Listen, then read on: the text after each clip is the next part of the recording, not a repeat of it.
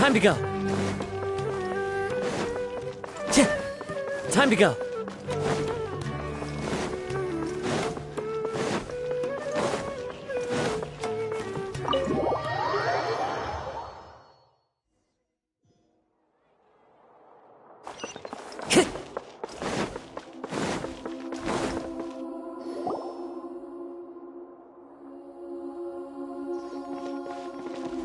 Traveler, Paimon, there you are. Nahida! Bad news! We just saw the balladeer strolling around in public! Did he escape or... Ah! It's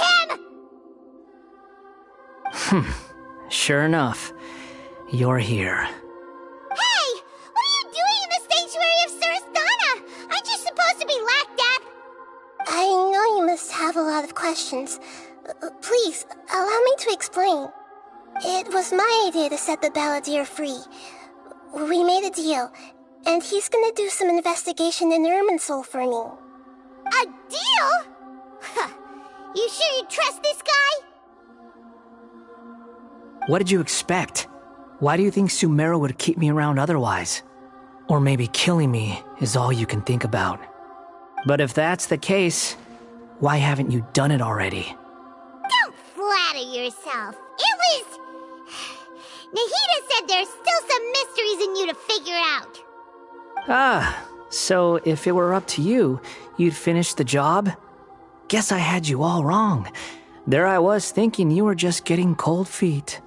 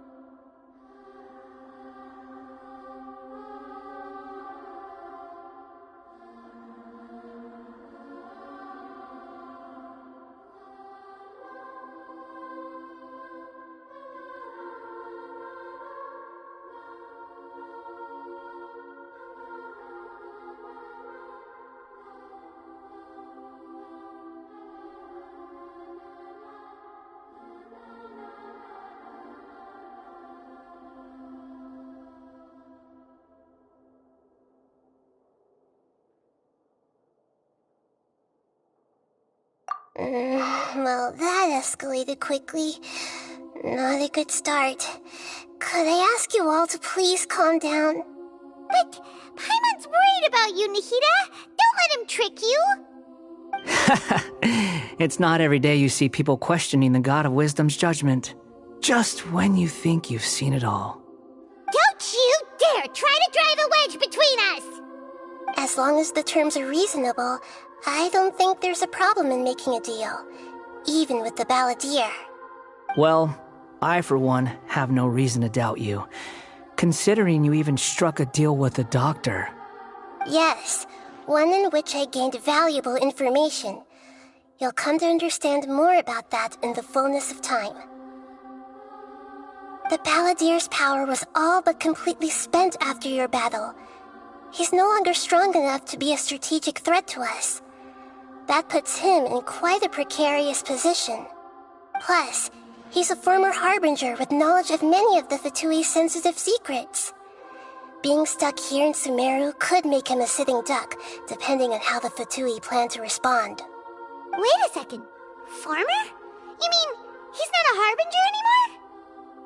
I take no pleasure in saying this, but it seems as if the doctor had no intention of welcoming back a loser, so...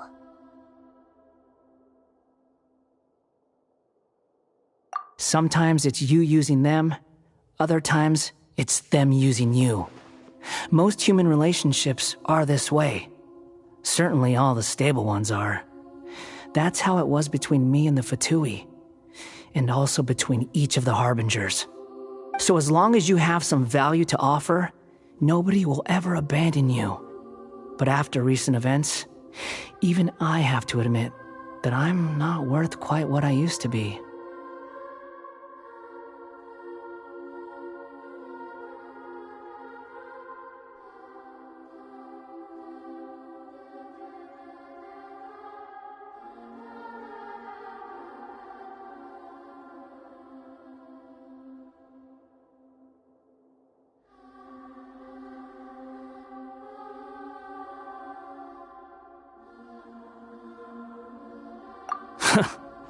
Well, if the Fatui are gonna reevaluate my utility, I need to have a backup plan for myself. As we discussed, I don't like causing harm to living beings, and you said you need protection. So, why not join forces with us? I think these two have made their objection to that idea fairly clear, don't you? And they're your friends, so I guess you'll be siding with them. Yeah, obviously! Nahida, don't listen to him! Then let's put that discussion to the side for now. We still have time. Today can be a trial run. Where we go from here will depend on how well we manage to cooperate today. All right, then I'll do what we agreed. Good. Go now, and keep in touch. Nahida, are you serious about this? Yes. I have my reasons for this decision. In fact, I'm largely doing it for your benefit.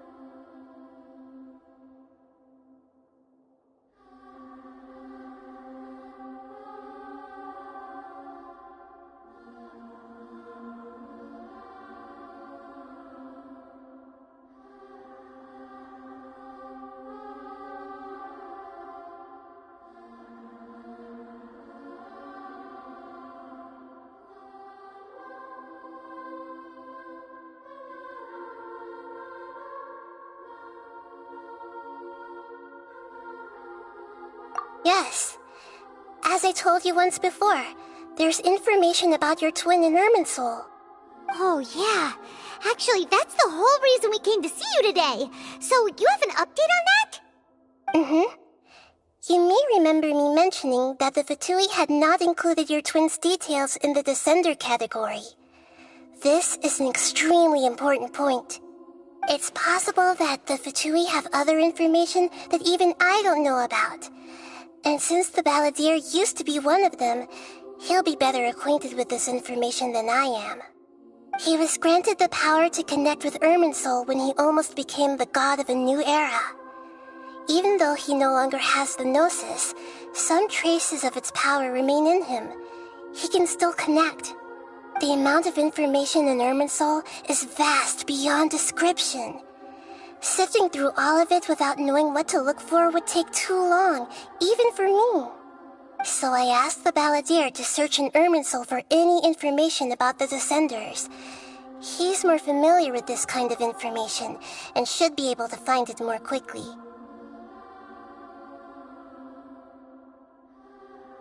Exactly! Or what if... Paimon just doesn't trust him! He's treated us as enemies every time we've run into him! I understand. But sometimes, everything is dictated by which side you're on. How things will go in the future depends on what information he brings back. And Traveler, I know what your heart desires most of all. Our minds have connected several times before. There is a corner of your heart reserved for an intense longing. A feeling of being all alone in the dark, searching for the one candle whose light still burns. As Sumeru's deity, it is my responsibility to be on guard against the Balladeer. But as someone who counts you as a friend, I want to do something for you. If this deal with the Balladeer can give you the answers you've been longing to find, then it's worth it.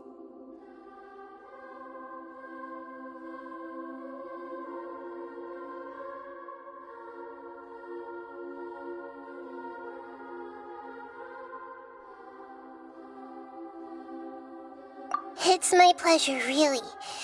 You're Sumeru's hero. You've more than earned it. Paimon's still worried about this idea. Is there anything we can do to help?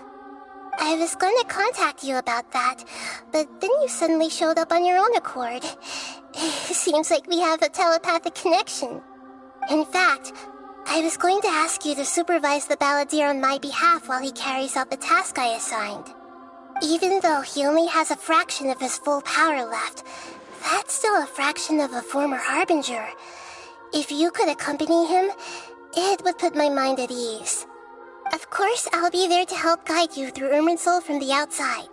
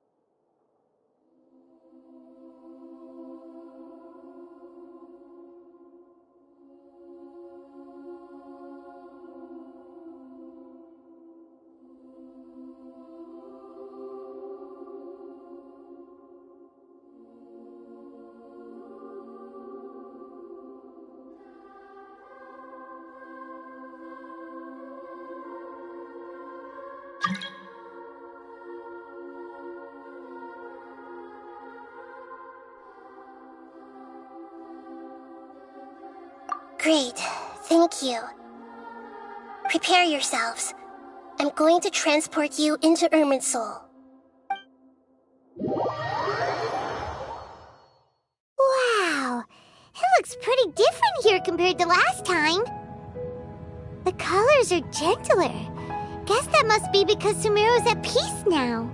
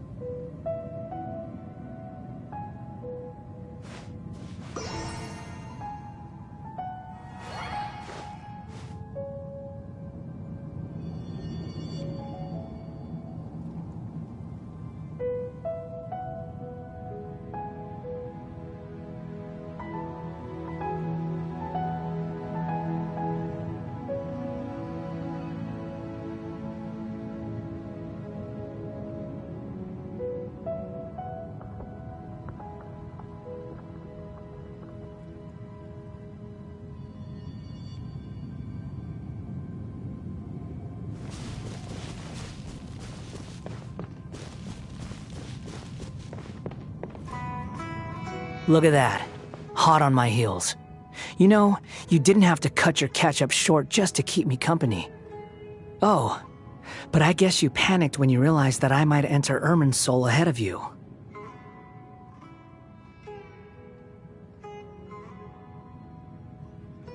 Shut your beak, jailbird! No way a prisoner gets to be so smug! I understand that prisoners have to put up with harassment from the guards, but right now, I'm on temporary release, so maybe you should think about backing off a little. Sounds like a successful rendezvous. I need to be quite clear about something. In a few moments, you'll be entering into the innermost region of Irminsul. It is an environment like no other, and the most important place in all of Sumeru. Unlike anywhere else, Irminsul's inner region consists exclusively of torrents of information. You must put aside your differences and be extremely careful as you navigate your way through. I know there are many grievances between you on both sides, but it is essential that you remain calm after entry. This is as much for your own safety as anything else.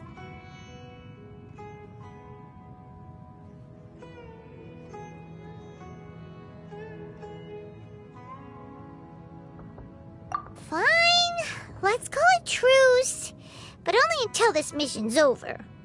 Let's cut each other a little slack, shall we? We are going to be traveling together after all. Per my agreement with Lesser Lord Kusanali, I'll be at the front. It's my job to lead the way and get rid of any obstacles in our path. All you have to do is keep your pretty eyes open and try not to fall behind. You sure are confident. Paimon will give you that. You make it sound like you're even more experienced at adventuring than us. If there are no further objections, I suggest we get going. Or did you need some time to mentally prepare yourselves? Ew! Ugh, the snark on this guy, it's unbearable.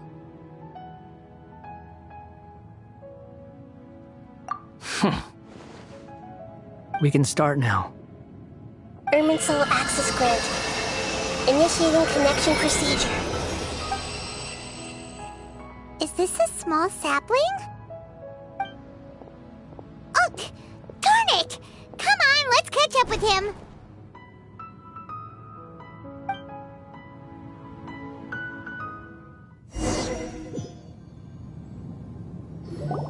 Wow. is the Ooh. Paimon's never seen anything like this. And it feels like a sacred place. Irminsul is closely intertwined with the entirety of Teyvat. Every bit of information flowing here means something. Pick your jaws up off the floor. It's time to go. Why is it that Paimon just wants to do the opposite of everything he says? Lesser Lord Kusanali, we will now proceed to the heart of Irminsul. Can you still sense where the heart of Irminsul is? Yes. Permission to begin searching for information there? Permission granted. Go ahead. Let's go. Stay close. Don't go running off. Hey, so... say we did go running off in here. What would happen? What are you smirking at? I was just imagining the look on your travel companion's face if you went and got lost. Anything's possible in here. You can't rule anything out. So if you want to stay safe, your best option is to stick close to me.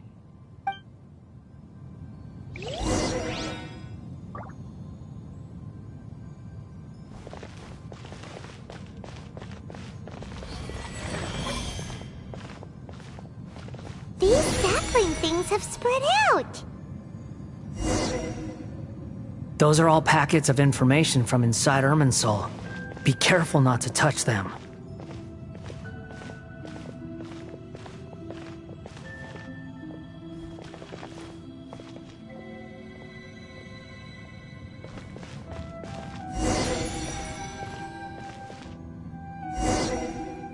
It looks the same in every direction.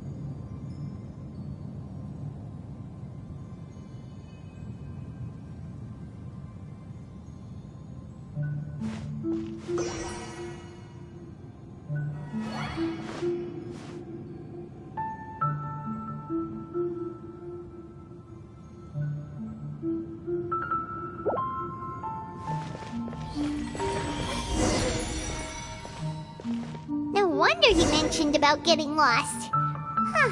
What do you know? He was actually telling the truth. Is he mocking me again? What is it this time?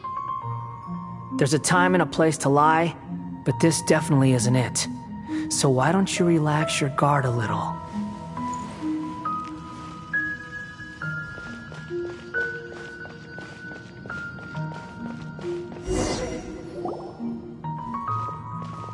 We're here. What a huge tree!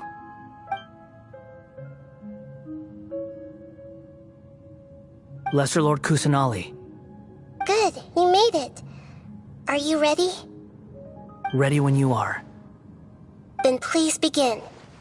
Preparing to access cognitive currents. Establishing waypoint. The Balladier's actually doing what Nahida tells him. Guess he must want to stay alive.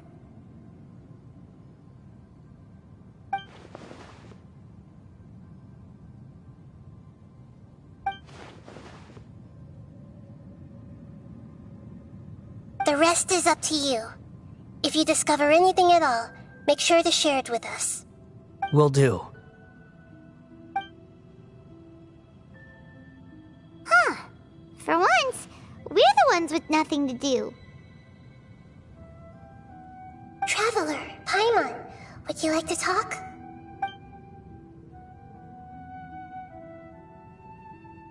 Yes, I've also invited Paimon to join.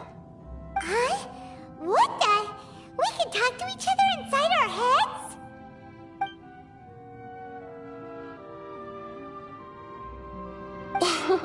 That's part of it. Plus, we're all friends. There's nothing wrong with us talking like this once in a while. Paimon's never tried this before. This is great!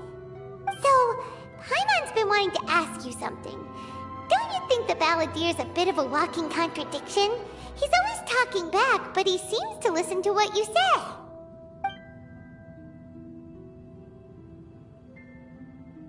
As I've told you before, there are still some mysteries for him to resolve. Things that are clear as day to me, but that he has yet to understand. Perhaps today will be the day that he finds some answers.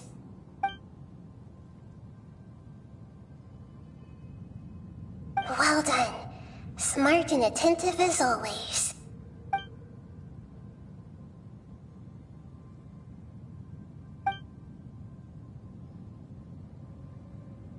So, you made contact with that part of his mind. Well, it's true. Betrayal turned the Balladeer into the person he is today. Huh. Paimon thought nothing could get under that guy's skin. Turns out, he can get hurt and angry just like anyone else.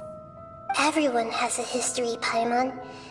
Even if you're a puppet created by the Electro Archon. Speaking of puppets, we ran into two people at the Academia today talking about an essay. Turns out their topic was about the Tatarasuna incident. Nahida, do you know anything about that?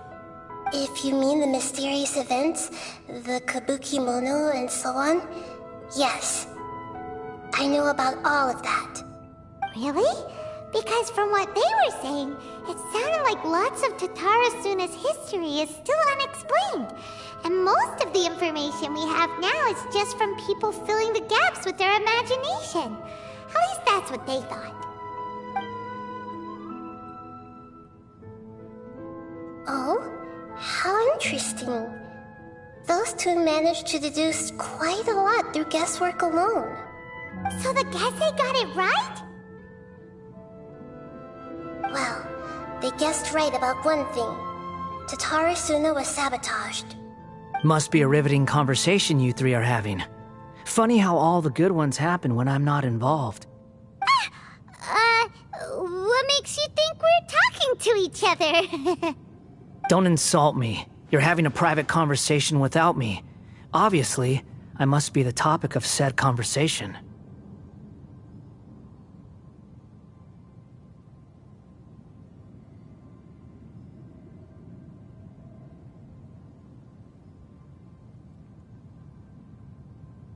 Of course you do. You can't have your prisoner knowing too much. So, have you found anything yet? Still looking. Don't get your hopes up, though. You and your twin come from outside this world. It wouldn't surprise me if there was nothing on either of you in Irminsul at all. Wait! How did you know about that? Did Nahida tell you? It's not like we've never met before. And anyway, you're world famous. It'd be more surprising if I didn't know a few things about you.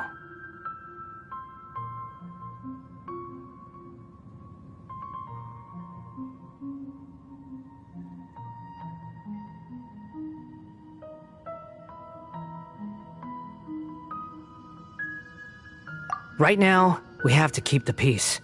I'm not interested in creating more misery for myself, and making cordial conversation is something I can manage. Huh? Wait. This light, it looks similar to those saplings. What could it be? Anonymous data. Hey, don't you forget the agreement! You have to share it with us! Shh. Just wait. Mr. Niwa, are you certain this is worth the risk? We are talking about Tatara Suna's furnace, after all. It may not pay to act rashly. There's no one else who can enter the furnace. It has to be me. Is that so? Well, since you insist. It's...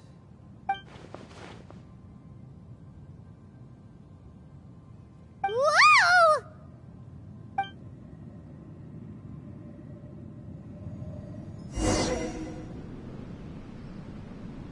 I have been in Tatara Suna for some time now. You have shown me great hospitality, as has Mikoshi Nagamasa, and indeed, everyone else. Under your leadership, Tatara Suna is a warm, welcoming place. Like a giant village. People are gainfully employed, their lives have purpose. They are motivated. As I understand, the Raiden Shogun has, in recent years, eliminated much of the evil that plagued Inazuma. As for Tatara Suna, it was originally established as a means of safely disposing crystal marrow. The forging industry with crystal marrow as a raw material has since flourished, giving rise to generations of swordsmiths. Some world-renowned, others unknown, all passing on their legacy. Skills, blood, dreams. Every smith brought into this trade looks to find their purpose between steel and blade. That is why you accepted the proposal brought to you by myself and Akame. Yes, well, were it not for you coming to Inazuma and happening to make Akame's acquaintance, the two of you never would have joined forces. And he would be the first to admit that there's no way he could have revolutionized our forging process like this on his own. At least not on the same timescale. You allowed Akame to take all the credit for a method that you jointly developed. He sold it to me, and now every piece of ore here is smelted using the new technique. Even now, you remain one of Tatara Suna's key consultants, working right here alongside us. I believe it is you, sir, who are truly responsible for the changes in our manufacturing and forging methods. You flatter me. From the outset, I saw much that was commendable in the forging industry of Inazuma, and it has been my great honor to befriend you all. So you say, Escher. But is this really the truth? My good sir, what do you mean? I tried to resist thinking it was all connected, because I didn't want to speculate, and I didn't want to believe that things could turn out this way. What have we gained from adopting your new technology? Ominous black smoke, mounting production problems. Worker fatigue and casualties are up and continuing to rise at an alarming rate. And recently, as you well know, someone died because of that strange filth inside the furnace. We've kept the truth from spreading outside, but still, I suspect you understand it better than I do. None of the people who went out to get help have come back. Now, our mutual friend, the Kabuki Mono, is taking the Golden Feather to Narukami Island to seek an audience with Shogun. This is our last hope. But that doesn't faze you, does it, Escher? Nothing does. Otherwise, why would you still be standing there with that smile on your face? I'm just surprised that you finally chose to be so sincere. I'm sure you've been harboring these suspicions for quite some time. Mikoshi Nagamasa may have noticed that there was one common denominator among all these events. Namely you, Escher. But Mr. Mikoshi is more cautious than I. He does things by the book. After all, Nagamasa is the adopted son of Mikoshi Torichio, the yokai struck down by the Shogun's own hand. If he truly seeks to redeem his family's honor, an abundance of caution is well advised. You're well informed on the subtleties of his situation for a mechanic all the way from Fontaine. Are you sure you're not a little overqualified? Why, Mr. Niwa, are you suggesting I find a job as a diplomat? Sadly, I am so very attached to my craft. Enough, Escher. I'm here because an evil force is raging inside the furnace. And someone needs to take your new device inside the high-risk zone so we can absorb it and put an end to the problem. I'm in charge here. And I'm about to take some responsibility and head inside. Probably to my death. But what about you? What are you still doing here? Judging from the look in your eyes, you don't seem to trust me. Drop the act! We're past that now. Whoever you are, it looks like your plan to destroy Tatarasuna has worked. I just want to know what you're still doing here. What's left? Don't you have all your answers by now? Honestly, I'm just waiting for the right moment. A moment like this, where you finish talking and I stop you from entering the furnace. You...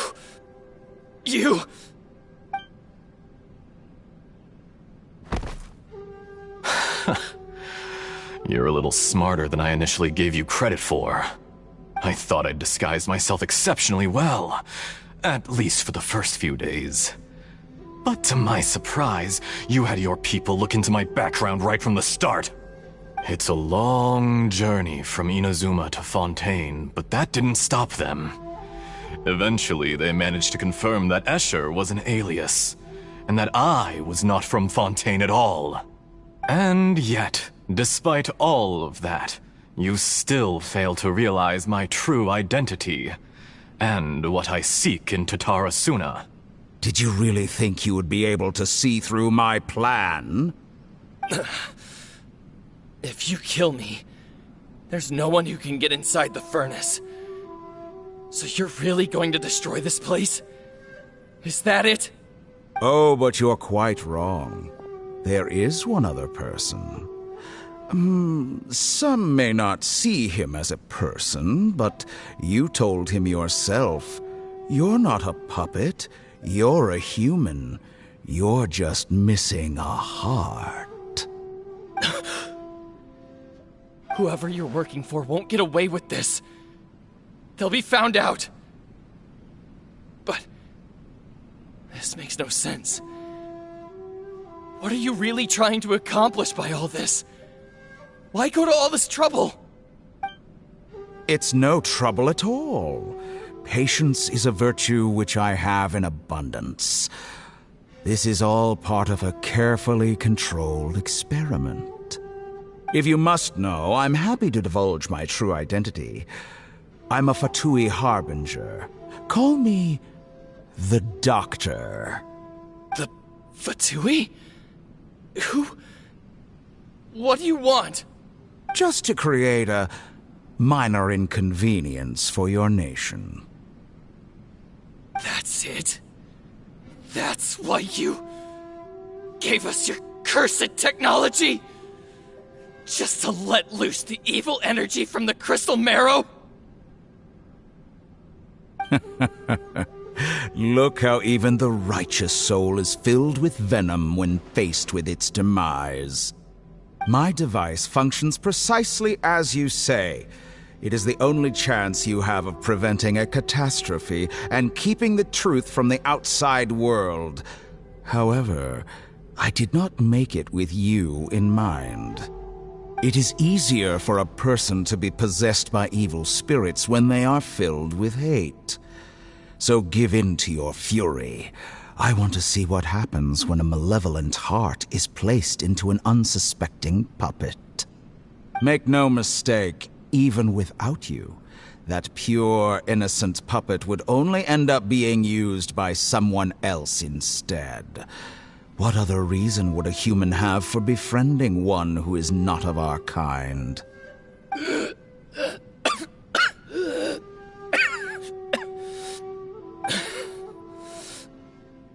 If you give him my heart, tell him that both Nagamasa and I see him as one of us. He has nothing to prove to anyone. Because not everyone just wants to use other people.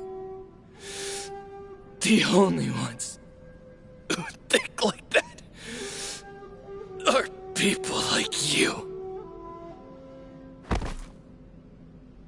What a beautiful way to see the world. It almost makes me feel a little guilty. Then out of respect for you, I shall redefine myself.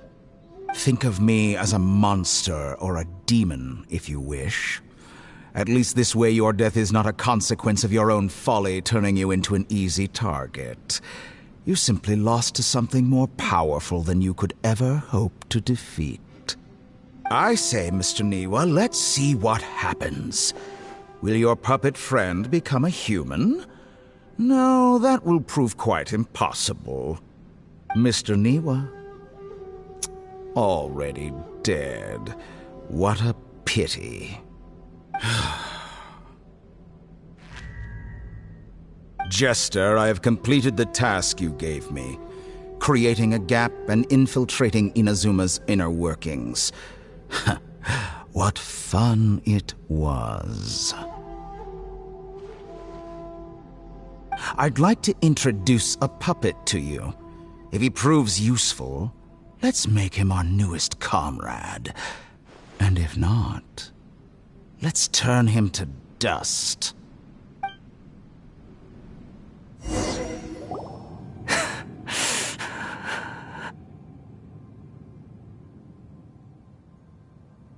Hey, are you alright?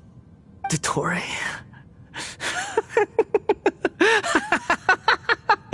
Dottore!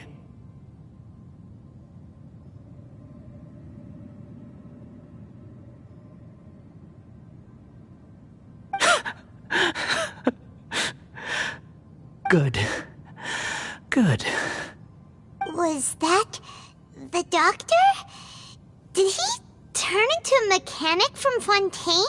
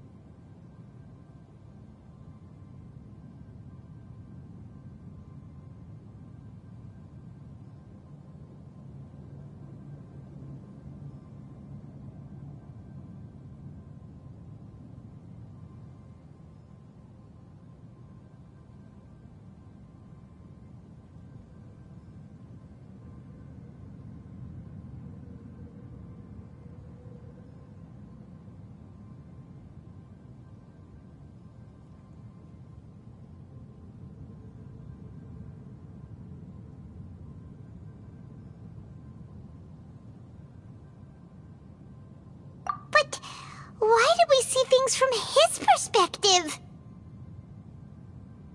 When I touched the doctor to confirm whether he'd eliminated all his segments, I read this memory in his mind. You have to admit, it must be the truth. Maybe so, but it means nothing. Does it? But this memory shows that Niwa didn't betray you. He never meant for you to be the one to take the device into the furnace. You know very well what that means. Even more so than I.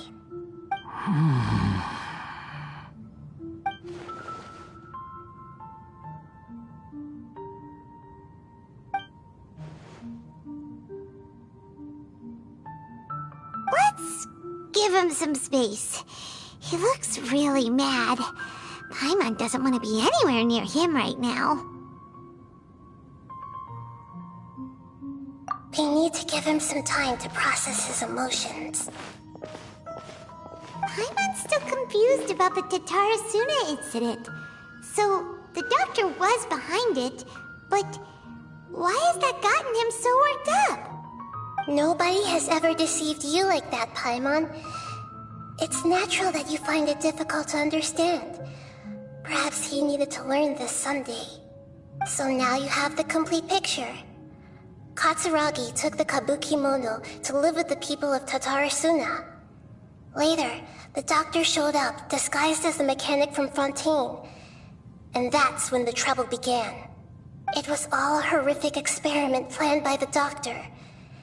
Everything he did was just to plant seeds of disaster in Inazuma that would bear fruit in the future. Of all the unwitting participants in the doctor's experiment, the balladeer became the main test subject. After the events you just saw in that memory, the doctor put Niwa's heart into the device and handed it to the balladeer. Then, he instructed him to enter the furnace and absorb all the filth caused by the smelting process.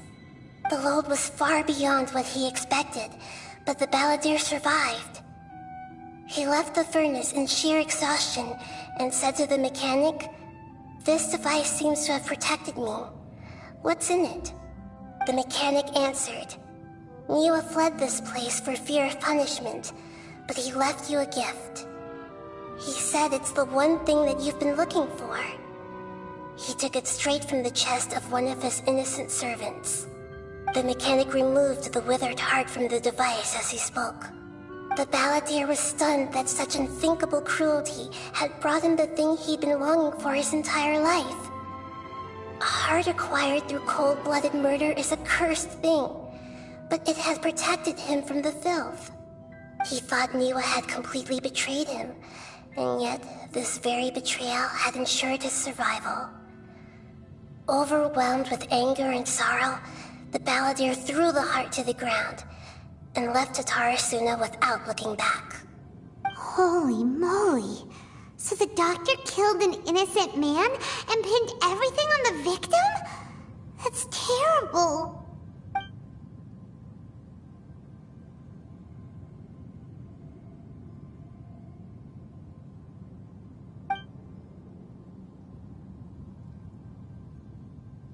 Yes.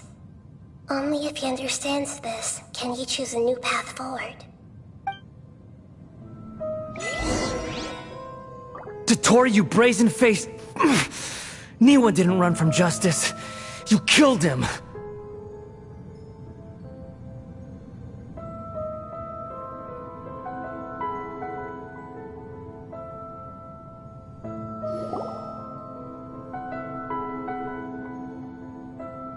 Shall we see how he's doing?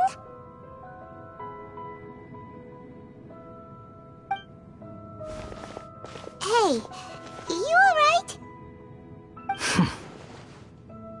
That's a scary expression. Are you worried about me? If we didn't have such a history, I'd almost think that qualifies me to be your friend.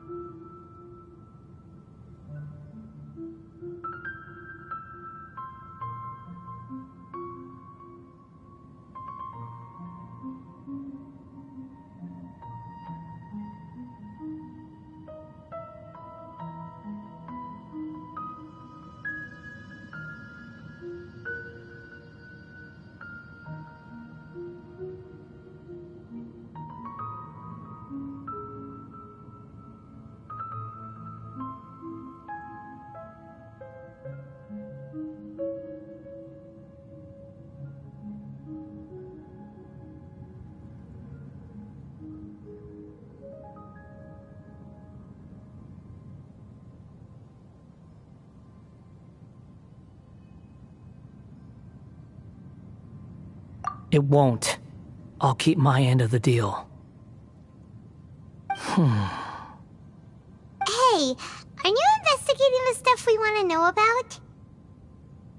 That's why we're here.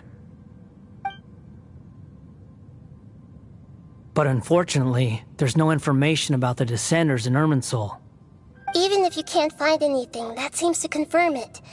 Irminsul does not keep records on the Descenders. Anyone who comes from beyond this world is not counted as part of Teyvat. Oh, does that mean we have to leave empty-handed?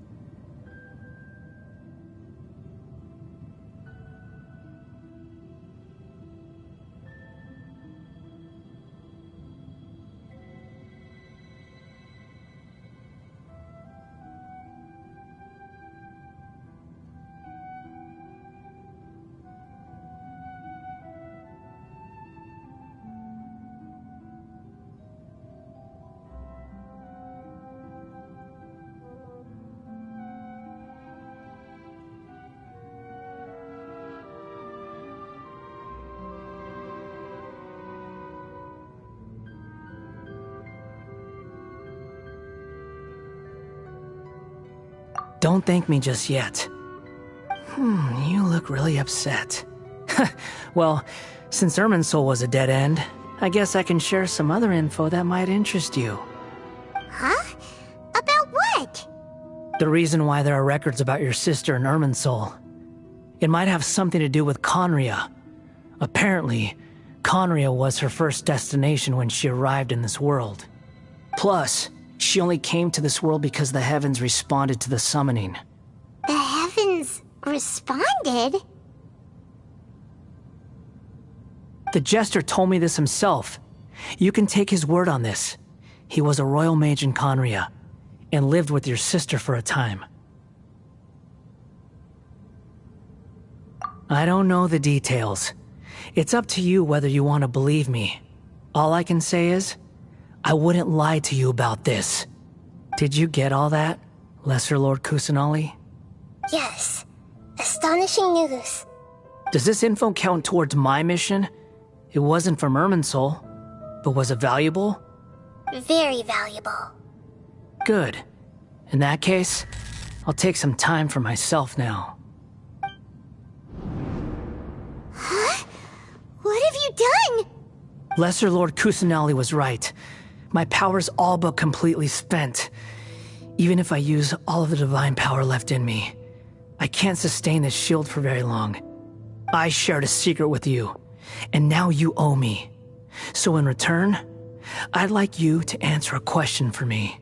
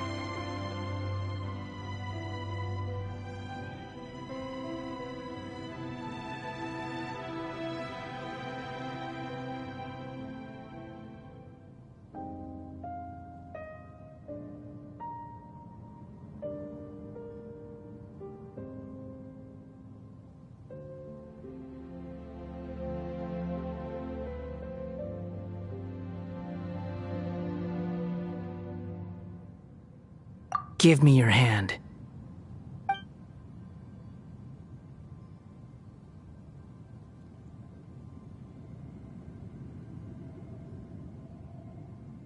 Can you hear my voice inside your head?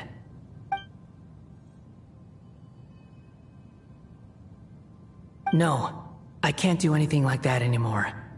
At most, all I can do is exchange a few words with you. So tell me, in this world, is it possible to change the past?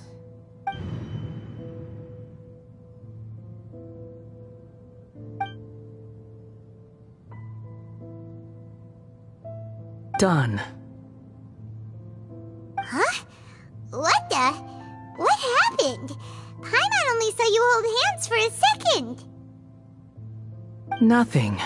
I was just thanking him for helping me.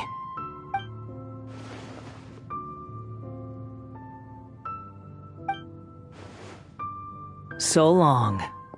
I suggest you get yourselves out of here quickly. Where are you going? Hey, wait up! Didn't you say not to go running off? fast reaction time, but I don't think we'll be seeing each other again. From this day forth, the names Balladeer and Kabukimono will cease to exist.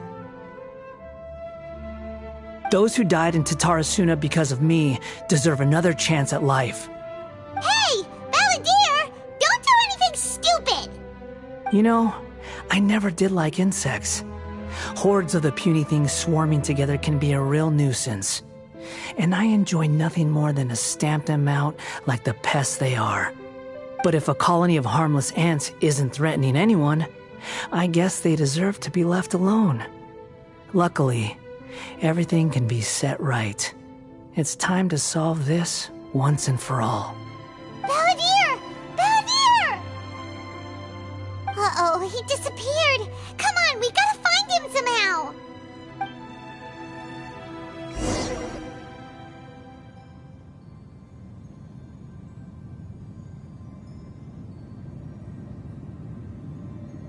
Oh no, he's really gone. Oh, can you hear me? Nahida! Traveler, Paimon, Balladeer, what happened just now?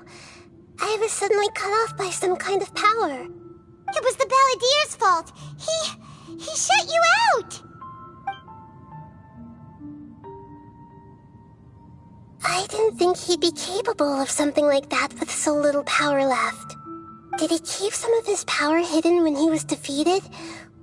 Or did he achieve something beyond his abilities, and it took everything he had?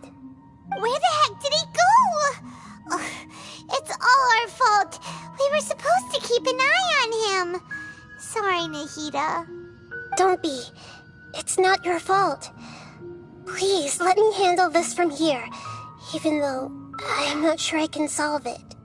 We're running out of time. Follow my lead and get out of Irminsul as soon as possible.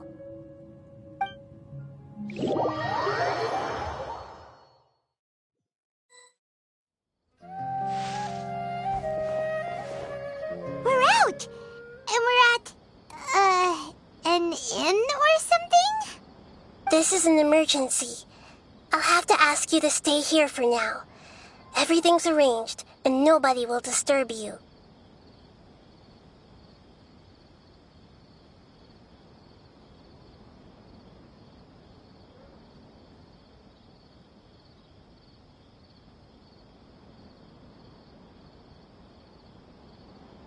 I'm sorry, but this isn't something I need your help with. Leave this one to me. An emergency? How bad is it? Nahida, will you be okay? Don't worry. If my assessment is correct, though there may be some minor disturbances, it won't lead to a disaster. Please rest and recover your strength here until I say it's safe. Her voice has gone. Paimon can't shake the feeling that something really big has happened. What do you think the Balladeer meant? And why did he suddenly grab onto you before?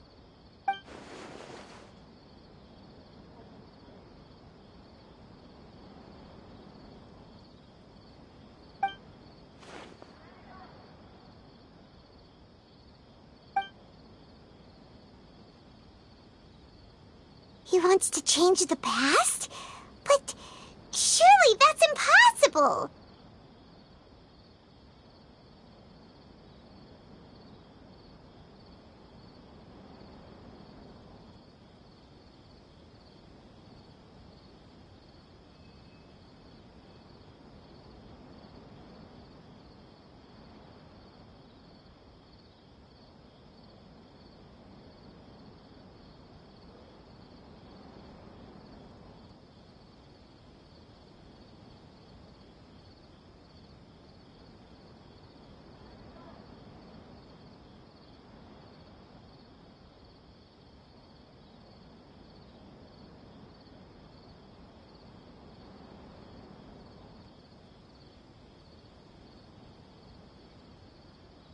Right!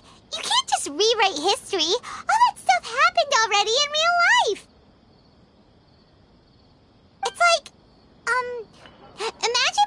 drink all the water in this inn.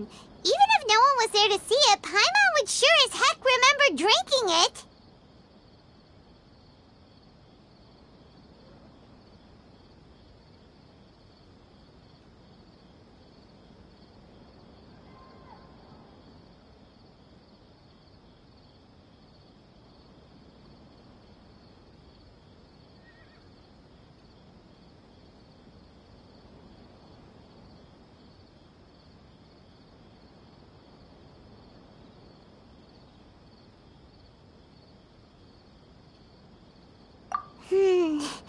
So, why does Paimon still have a bad feeling about this? Paimon can't help but feel scared about what he might do. Oh, Paimon's so confused.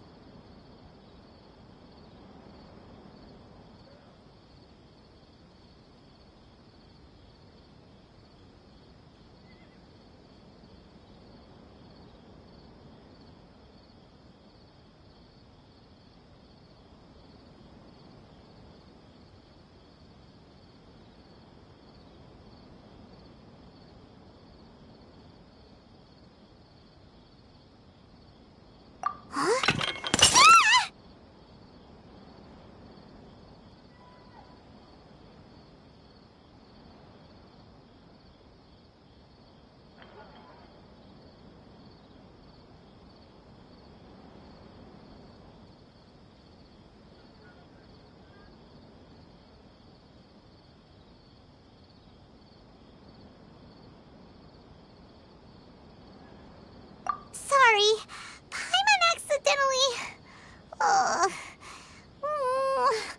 It's the Balladier's fault for causing Paimon all this mental stress.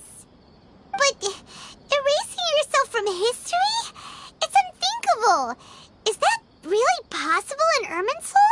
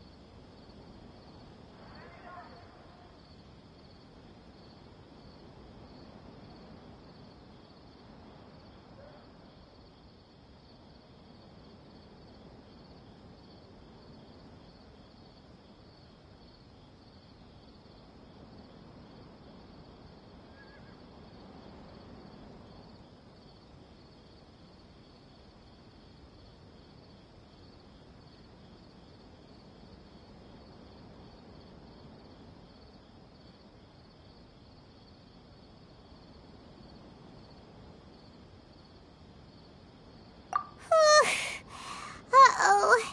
Paimon's head is overheating from trying to understand what he's up to. And it's still not working. Ugh! Paimon's had it with that little brat. He's been nothing but trouble ever since we met him. There's no way he'll actually succeed, right?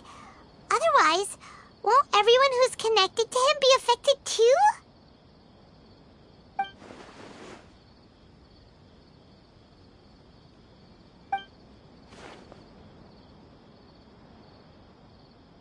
There's nothing we can do about it at this point. Hey, have you got any ideas on what we should do next? Seems like now there's nothing left for us to do but to go to sleep. But Paimon's still so worried. Paimon won't be able to sleep a wink tonight. So, how about, we list all our favorite foods to take our mind off things? Heck, if that doesn't work, Paimon's probably gonna collapse of anxiety here. Alright, Paimon will start. First dish. Munstack grilled fish. Oh, and chicken mushroom skewers. Tea break pancakes, cream stew, sauteed matsutake, and Dragon chili chicken, almond tofu, satisfying salad. Oh, also Adeptus Temptation, golden shrimp balls, triple layered consomme, lotus seed and bird egg soup, and...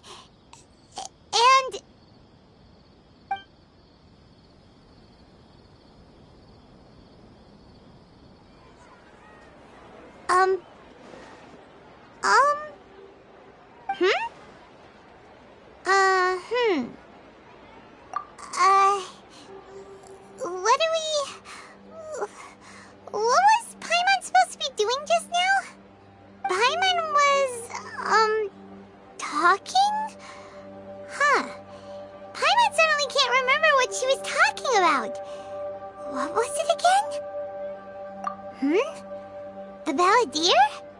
Is that a food too? Huh. Weird name, though.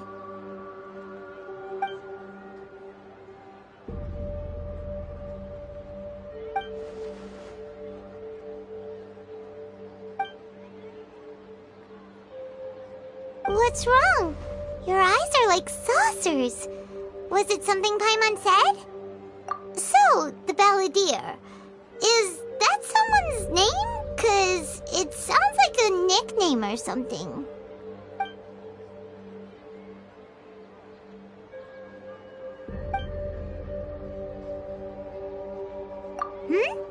Okay, sure. Where are we going?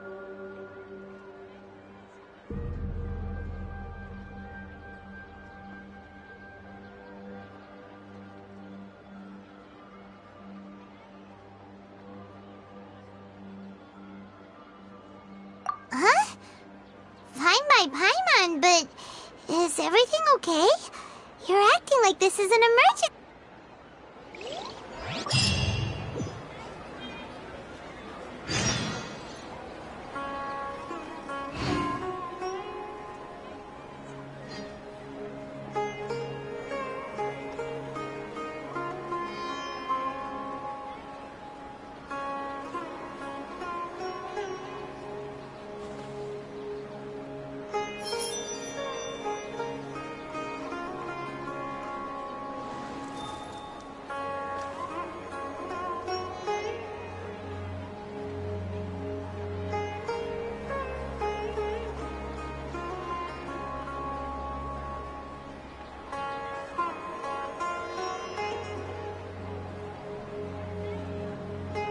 There are leaves around, and I know just the tune to accompany them, if you wish to hear it.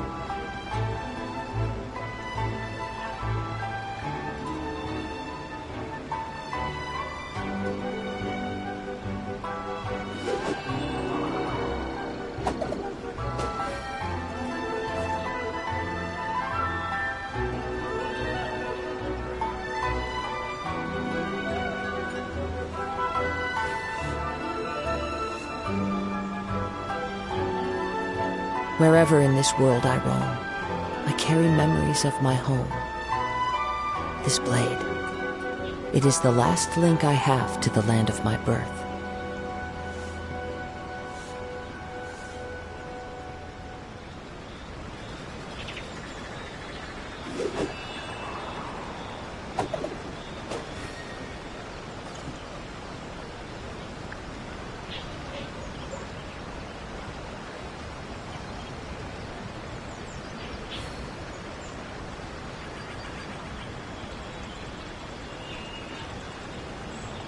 There are leaves around, and I know just the tune to accompany them, if you wish to hear it.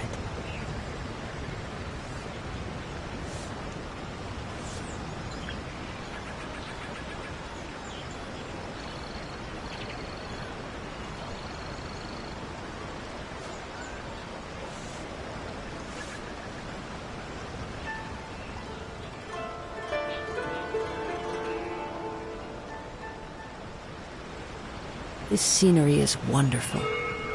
Surely enough to convince anyone to become a wanderer.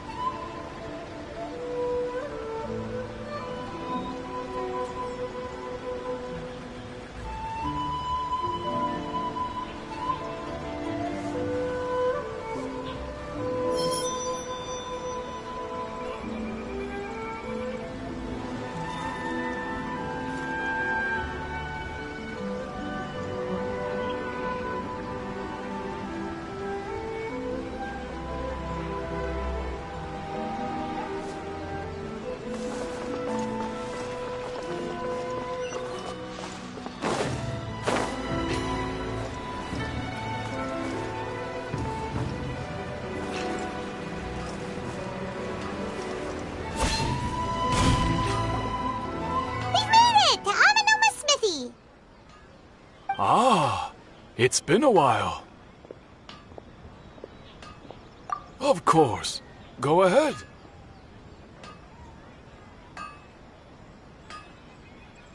Oh.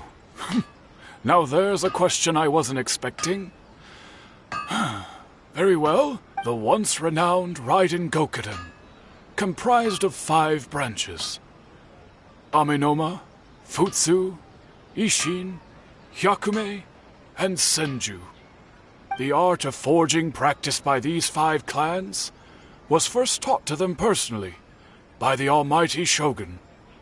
Over time, the 5 branches diverged from one another as generations of bladesmiths honed and perfected their craft until they became 5 distinct traditions. Most of the great swordsmith clans of old have since fallen into decline, and for a long time, only the Amenoma branch kept its art alive. But fortunately, Kaedehara Kazuha recently returned to Inazuma and took up the mantle of the Ishin art. Now, 2 clans remain of the original Gokuden 5. If my memory serves me right, you yourself were present when he forged the Ishin blade. Oh, yeah, we were! Paimon remembers that now. We learned a bit about the decline of the Raiden Gokuden then, too. It seems like such a shame.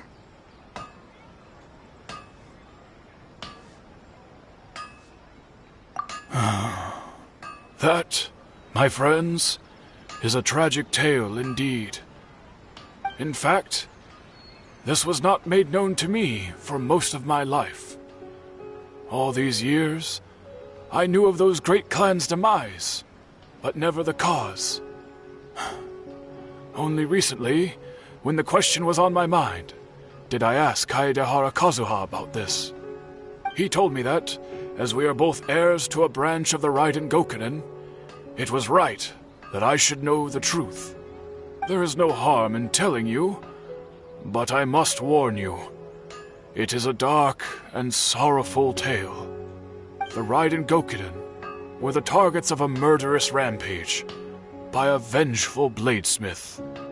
Vengeful? Why?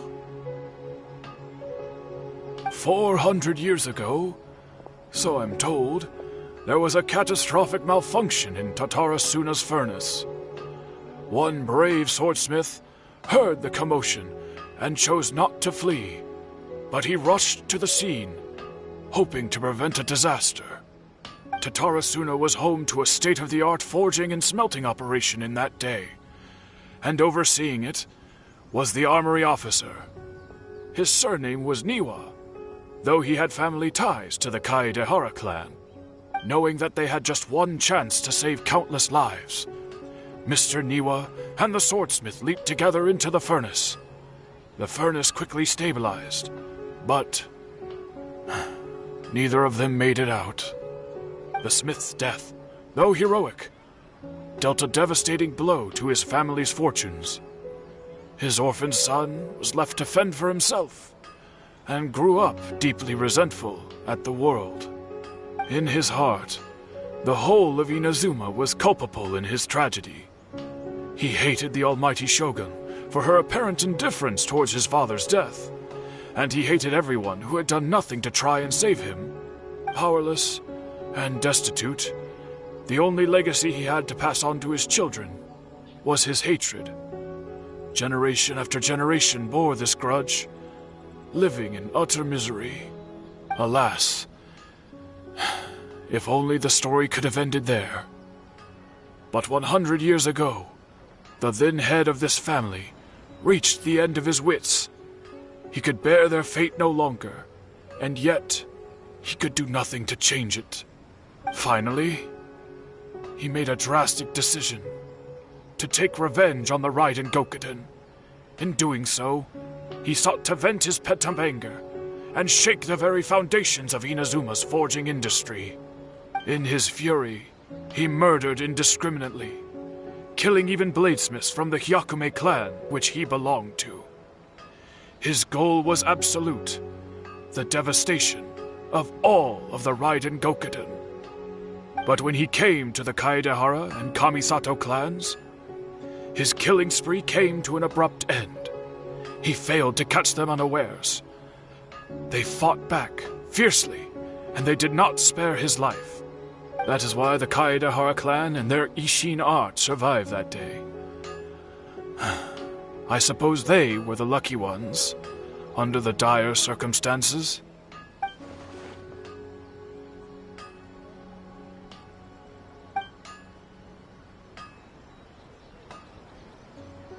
Was there anything else you wanted to ask?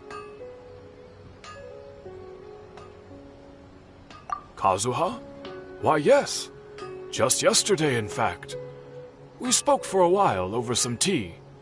He seemed well.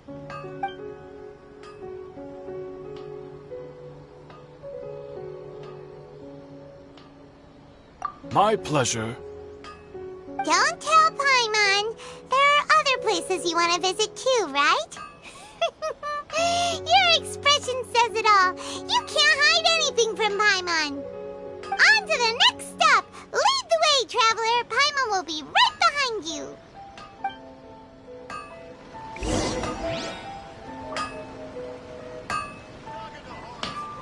Okay. Unrelenting patience and willpower to move mountains. How can I...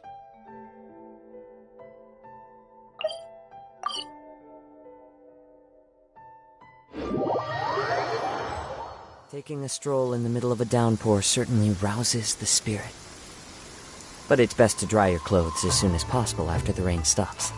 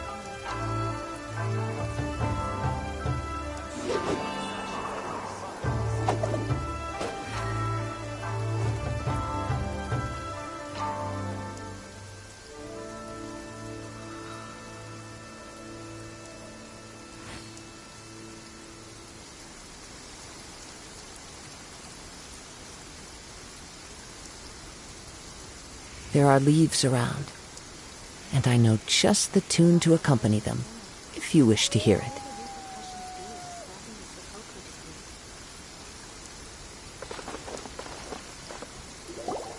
We're here!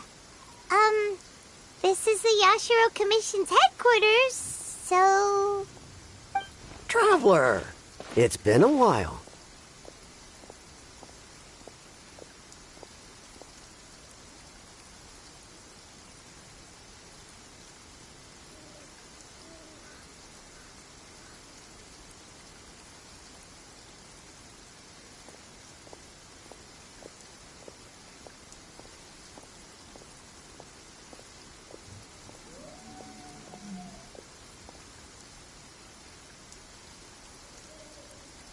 If you're looking for the Commissioner and Miss Kamisato, I'm afraid your timing is unfortunate. They're not here right now. Are they out on business? The Commissioner is out on business, and Miss Kamisato is standing in for some meetings in the Commissioner's place. If it's urgent, you're welcome to wait inside until they get back. What do you think? Shall we go in?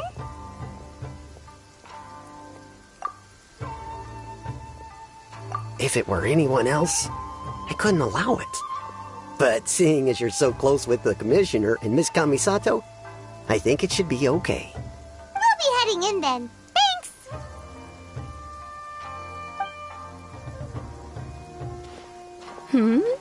Hello, dears. Is there something you want to say? Of course, traveler. Yes, I know who you are. Miss Kamisato has told me about you. What would you like to know? Oh, they're both very well indeed. Lately, Miss Kamisato has been rather busy attending all kinds of meetings and occasionally paying visits to some local organizations on the Commissioner's behalf. As for the Commissioner himself, well, you know, busy as ever. That much hasn't changed. Although he does seem to be in a rather good mood these days. So pretty much business as usual on the Yashiro Commission, huh? Very much so.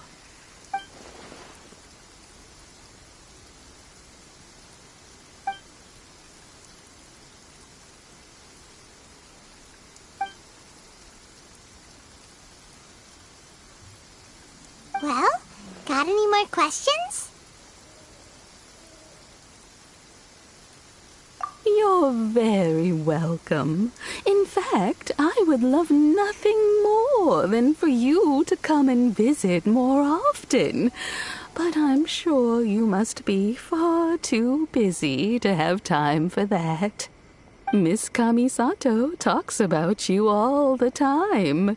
She seems so thrilled to have you as a friend, and she's always saying how talented you are and how much she admires you.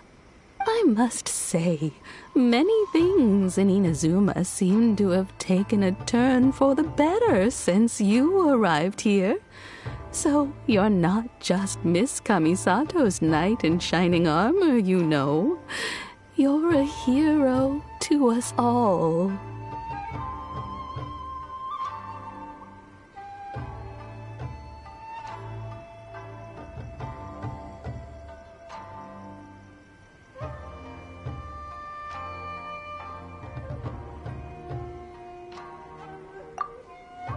I mean it. Whenever the Commissioner dines at home, Toma always joins him.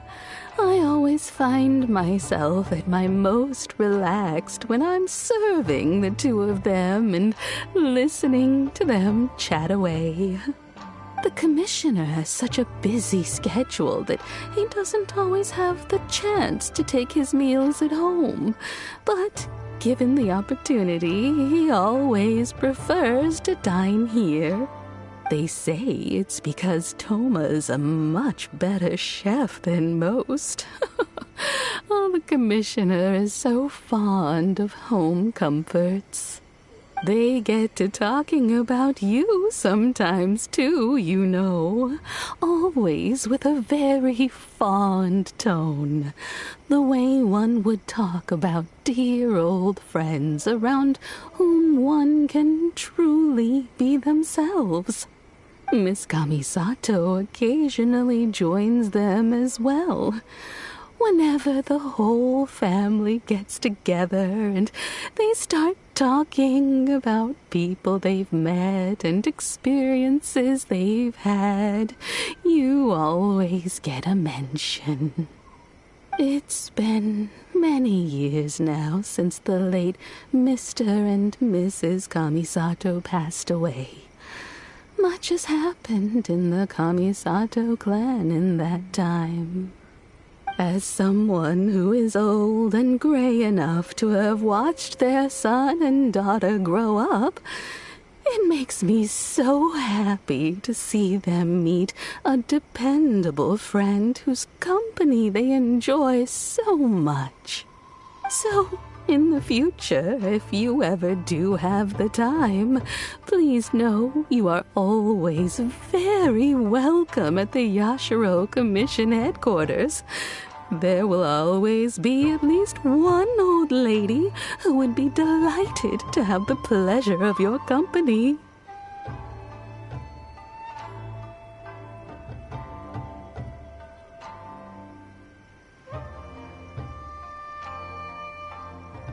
Wonderful. Thank you. Paimon likes it here too. Also, you were saying something about the food here being really great. Paimon's itching to try it. We may just have to invite ourselves around for dinner sometime. Paimon meant we should come pay a visit again real soon. Ideally around dinner time. Of course. You're always welcome. Alright, goodbye for now. Where are we going next?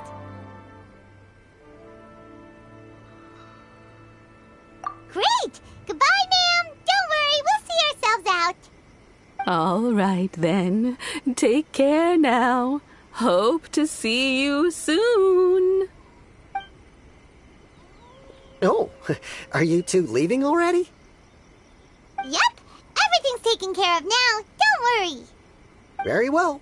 Safe travels. Goodbye.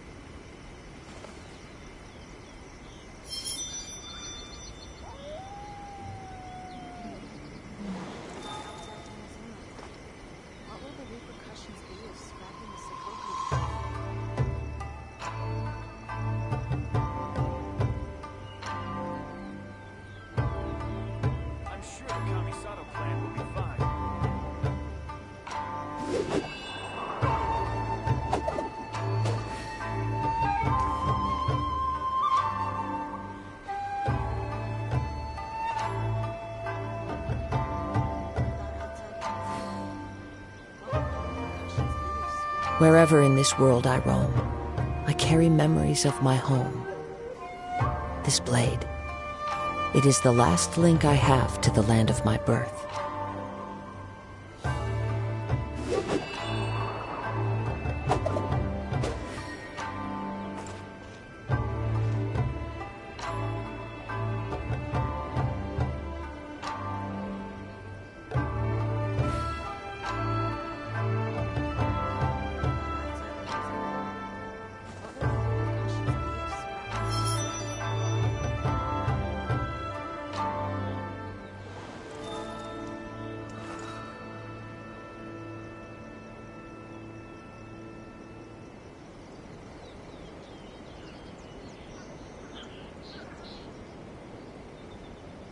There are leaves around, and I know just the tune to accompany them, if you wish to hear it.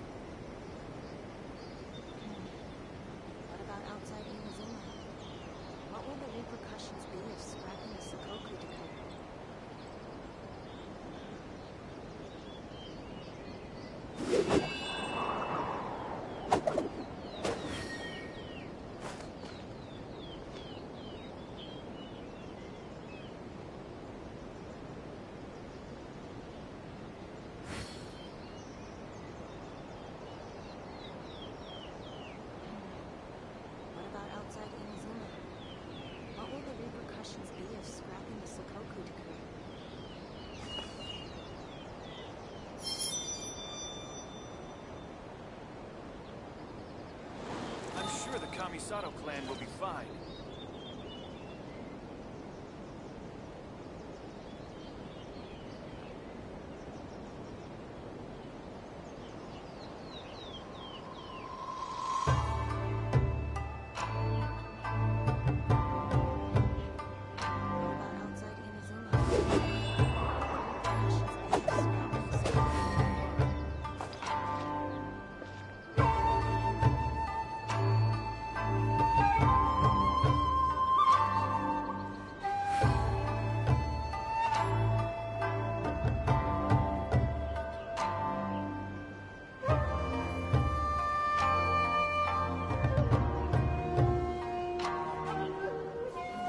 Wherever in this world I roam, I carry memories of my home.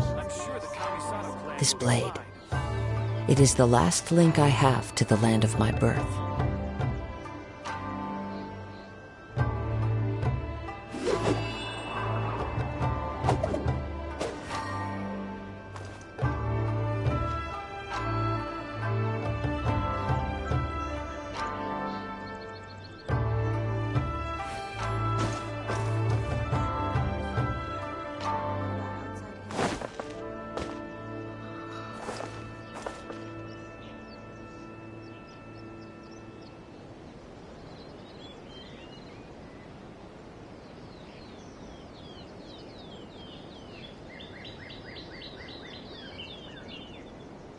There are leaves around, and I know just the tune to accompany them, if you wish to hear it.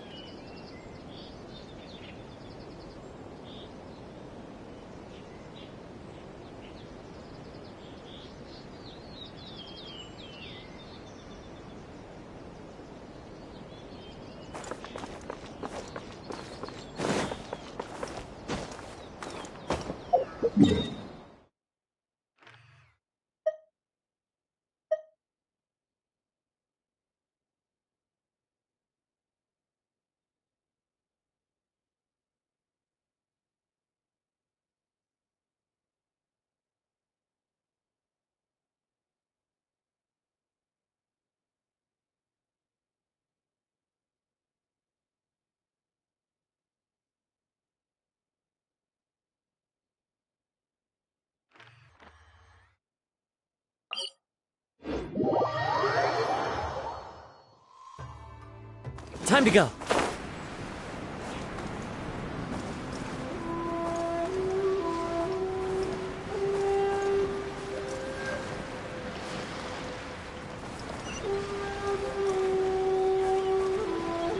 Yeah.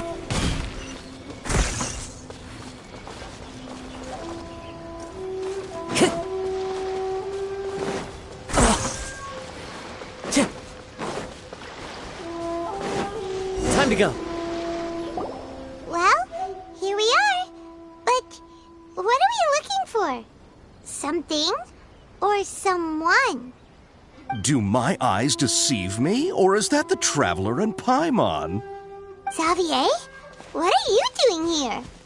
I was in the general area, and now I'm in this specific area. There, that's me. So what about you two? We have some questions and thought you might be able to help.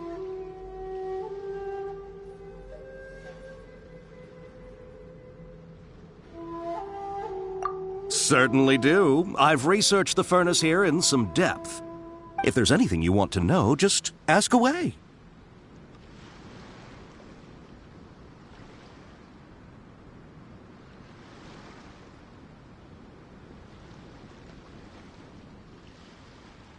Like the back of my hand? Make no mistake, I have been here a good many times before. Not only that, but I've met people in Inazuma whose families used to live in Tatarasuna years ago. They said it's all true, the history here.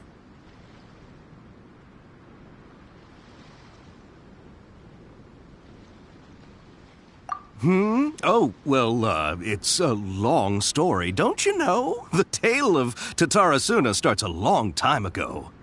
I'm told that its history is one of the most foremost forging and smelting operations in the nation, goes back around 1,000 years. Still, the furnace has had a couple of serious maintenance issues along the way. A couple? When exactly? One was just in the last few years, the other was several hundred years ago. A fun fact, I'm not the first Fontaine tech guy to come and work on it either. There was a guy back then, too. They say he was a mechanic who consulted on a technology upgrade. It seems like the technological collaboration between our two nations goes back a long way. How about that?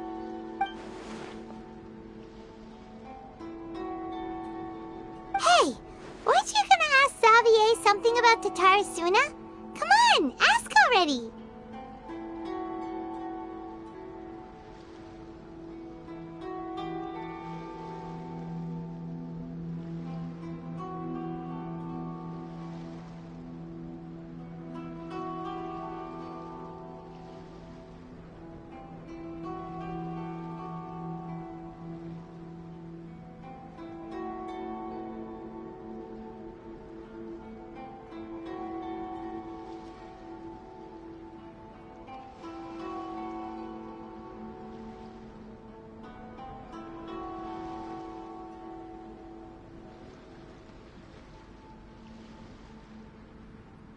Oh, I didn't realize you two were here for a history lesson. Me neither. Paimon doesn't know what's gotten into this one today. What brought this on? Did you just wake up? Sure, go ahead. A kabuki mono? No, I can't say that I have. I do know the word. Inazuman for those eccentric types who always go around dressed to the nines. Just the sort of person that I'd like to meet, actually. But sadly, I've never had the pleasure, nor have I come across anything to do with a kabuki mono where Tatarasuna is concerned.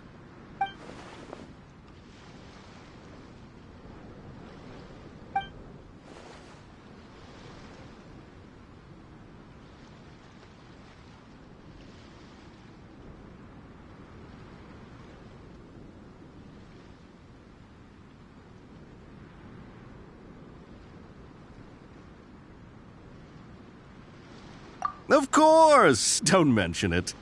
Oh, we're leaving? Okay, bye, Xavier. Oh, you're most welcome. More than happy to help. Farewell. Looks like you got all the information you're looking for.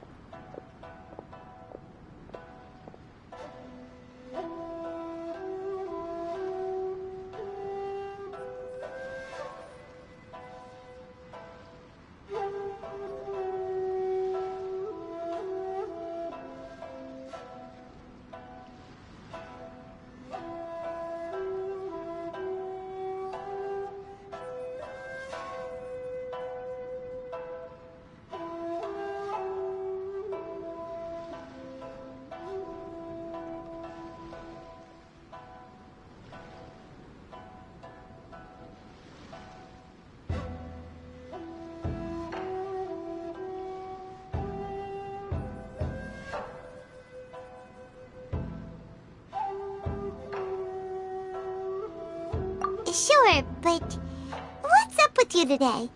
Whatever it is, it seems like it's really troubling you. Keep your smile, Spinal Crocodile. No matter what happens, Paimon will always be there for you.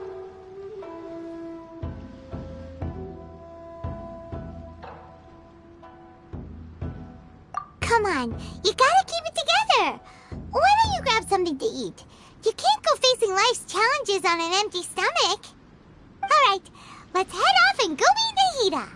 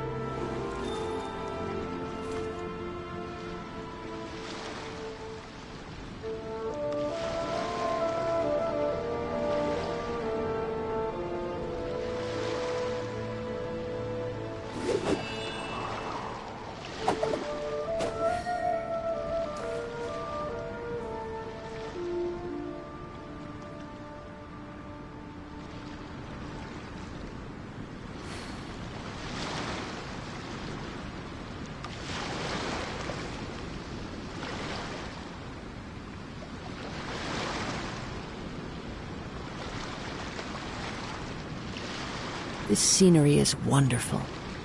Surely enough to convince anyone to become a wanderer.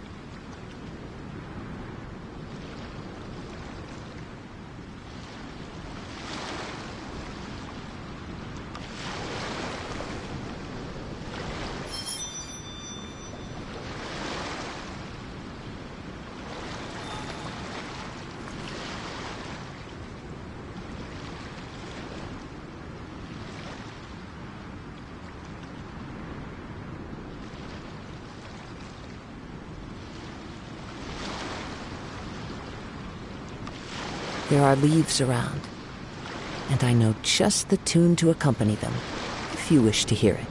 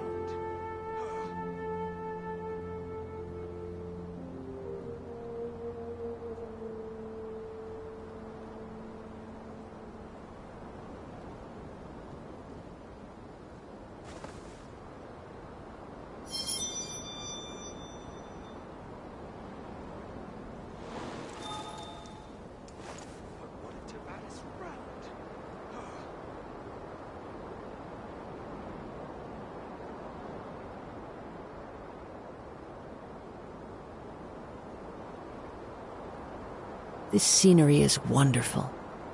Surely enough to convince anyone to become a wanderer.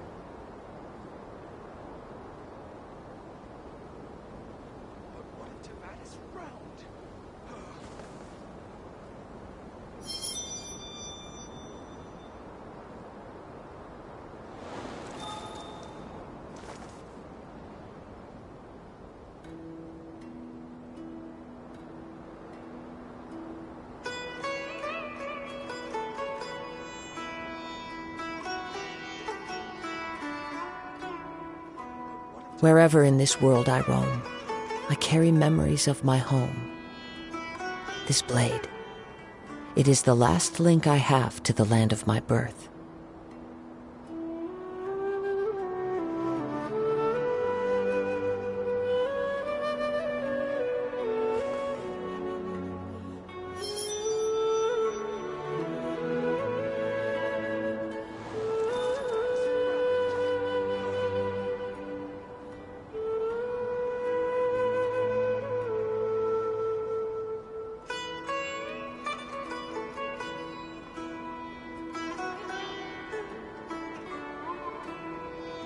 This scenery is wonderful.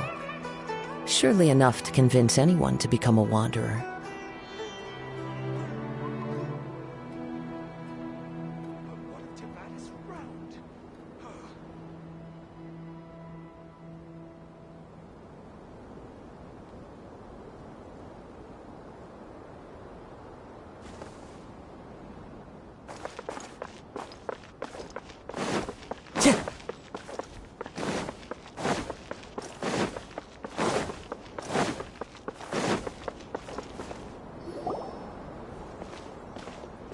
Hey, it's them!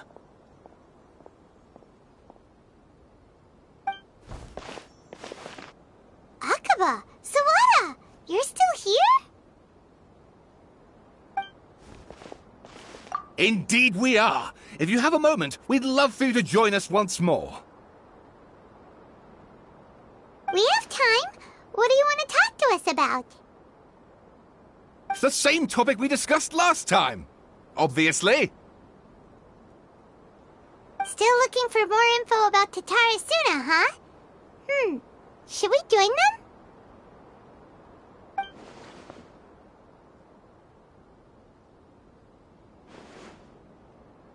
Unfortunately, we haven't made any real progress.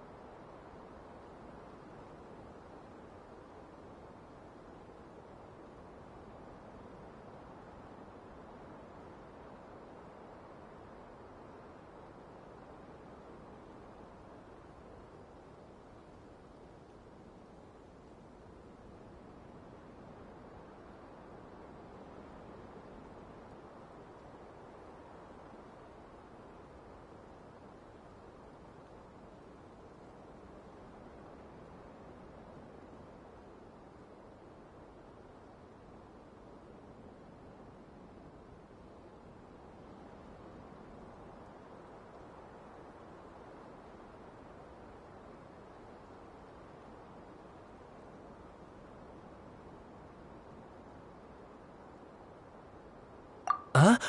Oh, of course. I presume you'll want to read mine as well. Here.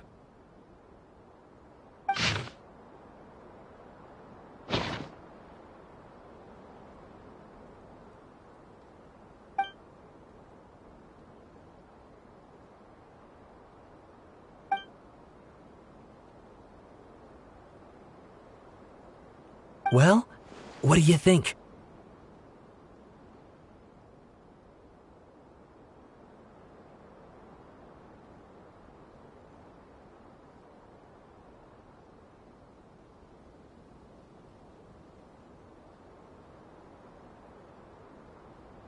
Hey, Traveler. Remember how last time Akaba was saying how he wished he could gather more information about— What did you find out? Something big? It's a long story. Basically, we have some friends in Inazuma, and—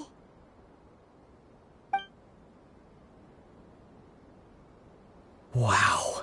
So So many new details. Thank you so much for sharing that with us. Well, well. So it all comes down to one man's desire for revenge. Huh. You heard this from a member of the Aminoma clan, you say? Then I guess it must be true. Ugh. So there's no ghost story here after all. This new information actually lends further credence to my hypothesis. Evidently, swordsmiths were seen as having an incredibly prestigious role in society those days, to the extent that harming them was conceived of, at least by the perpetrator, as a way of exacting revenge against those in power. Yes, okay, point taken, you were right. But that doesn't mean I can't carry on with my novel. And they're back at it. Oh, so sorry. Look at us, prattling on about our projects and ignoring you. Thank you so much for the information. You're welcome. See ya. Keep us in the loop if you find out anything else. Will do.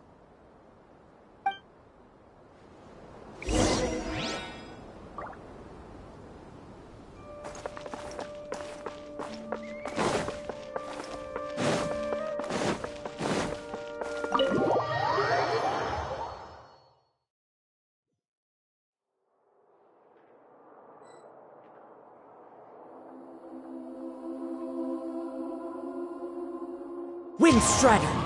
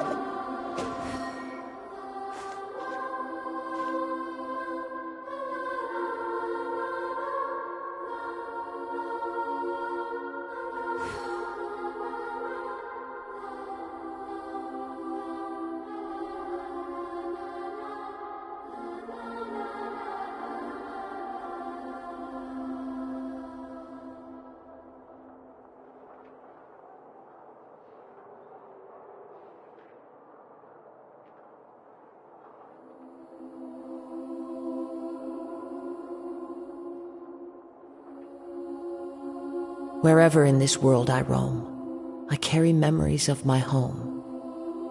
This blade, it is the last link I have to the land of my birth.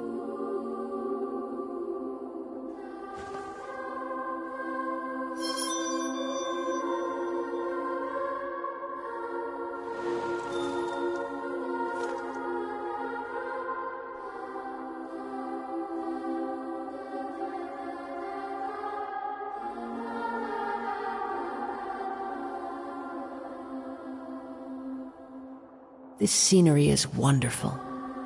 Surely enough to convince anyone to become a wanderer.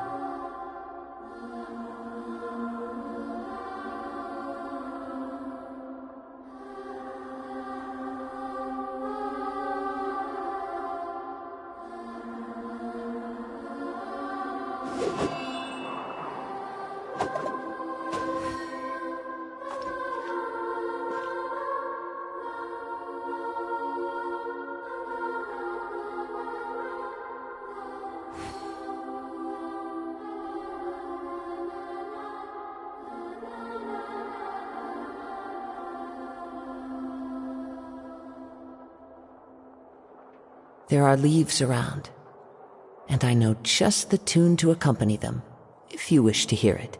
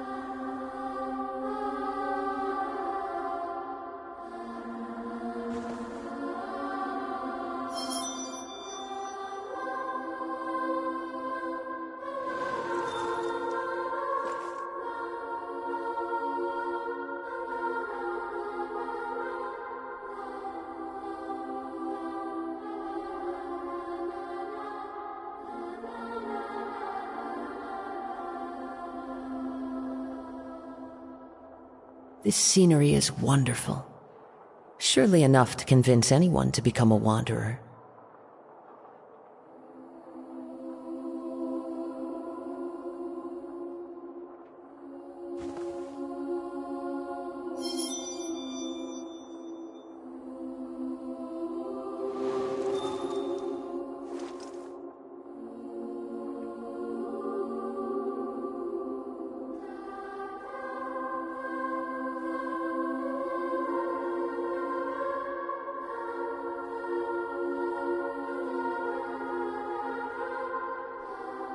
There are leaves around, and I know just the tune to accompany them, if you wish to hear it.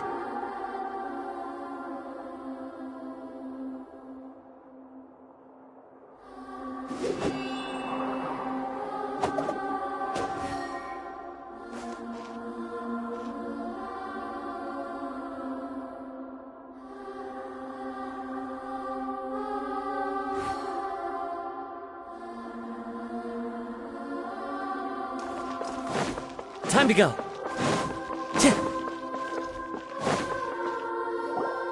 Nahida, we're here! Traveler, Paimon, how have you been? Ugh, where to start? Paimon hasn't had a moment's rest this whole time.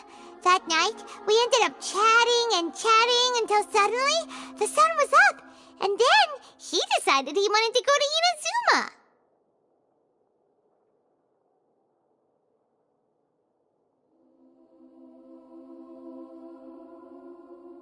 The Balladeer? This sounds like some kind of code name.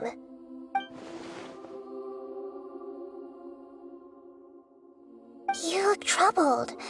Is there something you need to tell me?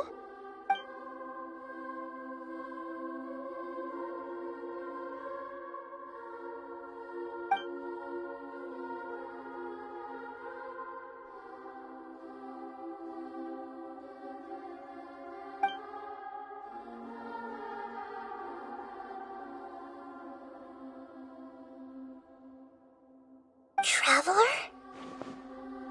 Hey, what's wrong? You look so upset.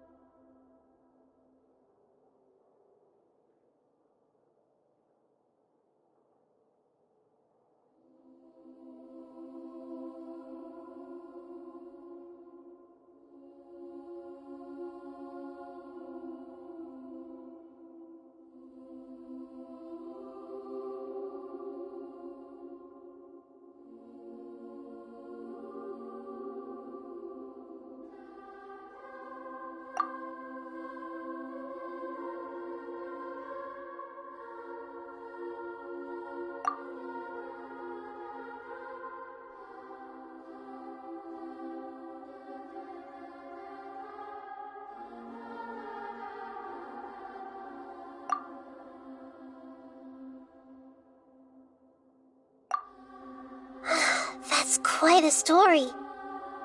So, this puppet known as the Balladeer erased himself from Irminsul, hoping that... But how was he even... As the traveler said, he very nearly became Sumeru's deity. Admittedly, I remember it a little Nevertheless, it does make sense. If someone were to success... So, you believe this person really existed, and we just don't remember him? Yes. Theoretically speaking, it is possible to do this. The traveler comes from a world beyond Teyvat. That's why there's no information about him in Irminsul, and it also explains why any changes to Irminsul wouldn't affect him. So if there's anyone in the world capable of retaining memories from a past that has been rewritten, it's you. It's quite incredible when you think about it.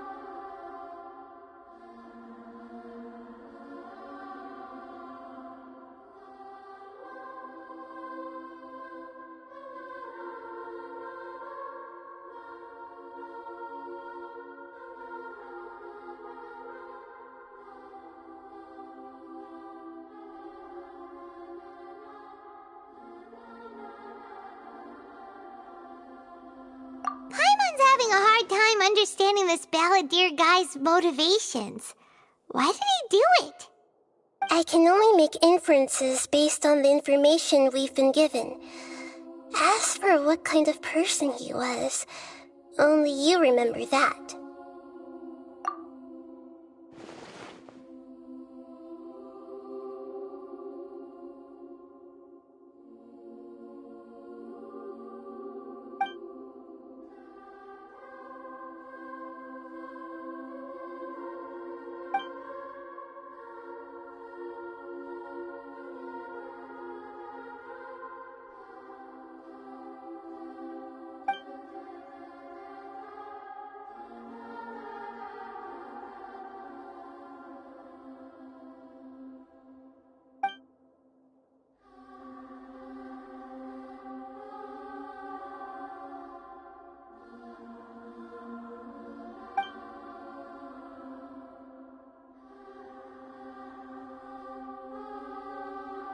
Something else worrying you?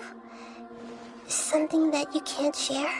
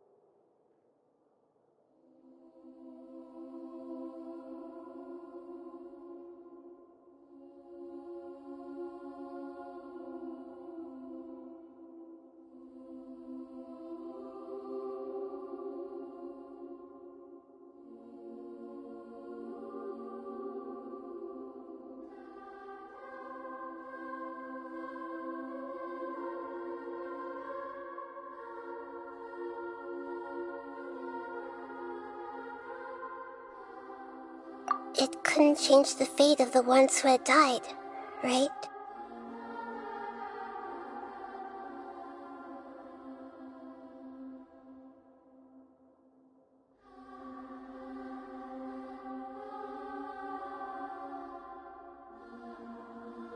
Once the Balladeer realized he hadn't been betrayed after all, It must have completely changed his view of the people of Tatarasuna. Now he saw them as friends again. He couldn't keep hating humans after that. And if he thought there was a chance he could save his old friends, it would be hard not to try. This story makes sense, every part of it. The balladeer tried to achieve godhood with the doctor's help. He was unsuccessful, but retained the power to connect with Irminsul. That power then enabled him to change what was recorded in Irminsul and erase himself, even though he didn't have much strength left. Yeah, it does make sense, but it still ended in tragedy for his friends. It just feels so hopeless. He gave everything to do this, but it seems like he got nothing in return.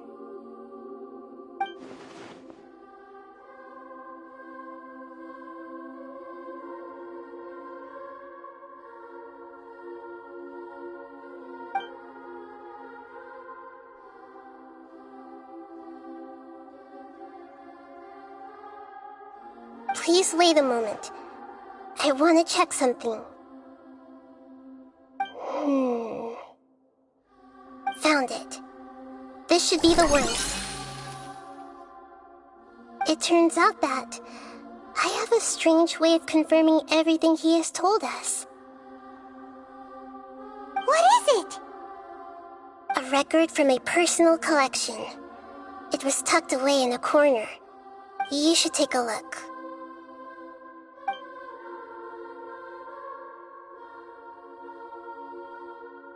Is this a fairy tale?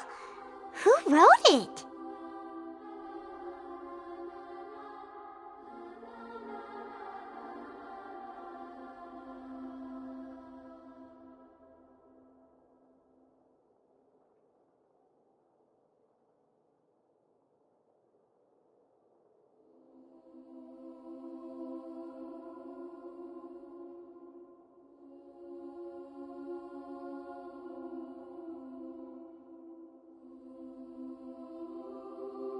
I authored this record myself. Huh? You wrote a fairy tale that somehow has something to do with the balladeer? When combined with the traveler's narrative, it's clear that this story is an allegory. Everything in it is a symbol for something else. Hold on. So this record survived from the past? Yes. Any information about the balladeer or the kabuki mono in other records will have been changed. But I wrote this story in a way that means it was left intact. Changing the information in Irminsul changes Teyvat. But Irminsul can't change information that was well hidden in advance. I guess I must have written this story as a backup before the balladeer entered Irminsul. That's incredible! What a great idea! And sending the traveler into Irminsul with the balladeer must have been a further precaution. I knew he'd remember everything. This story is abstract enough that it still resonates with the present information recorded in Irminsul. But if we connect all the different pieces together, the true story that emerges is the one he told us, the now erased life of the balladeer.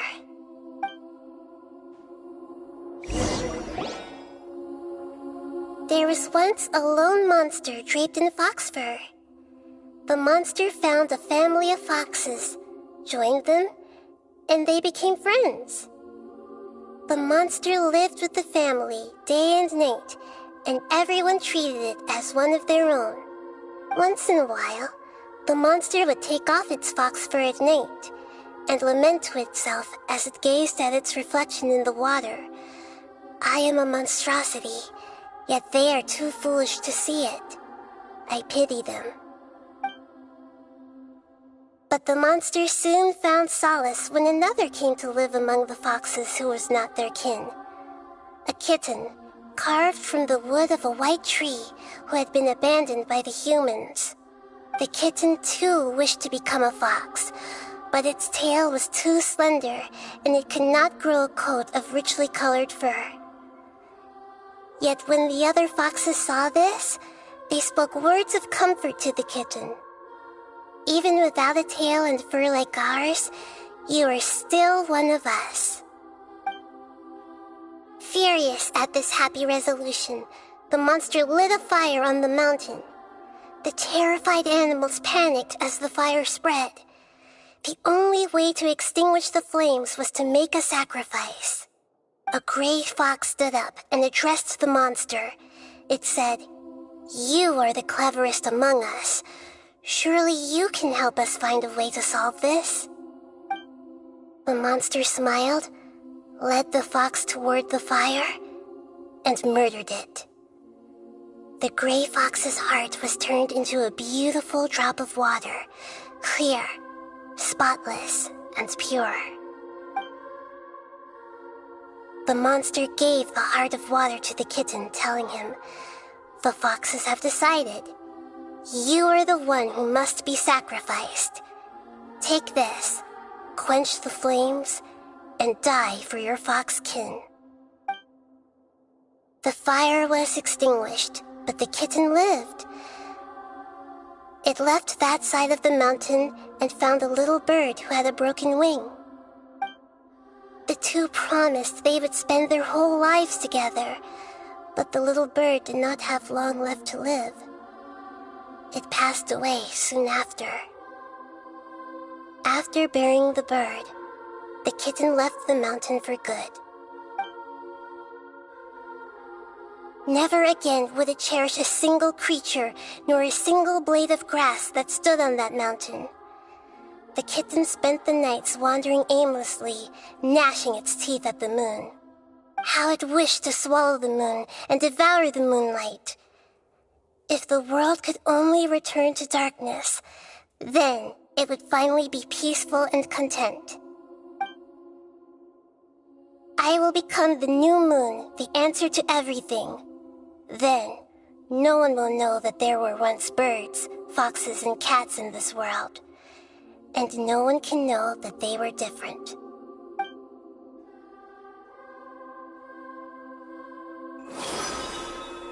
We solved it! I remember now. This is not just the Balladeer story. It is his very own memories. I made a backup so that it would be preserved no matter what happened. To become a god, he was experimented on and modified countless times.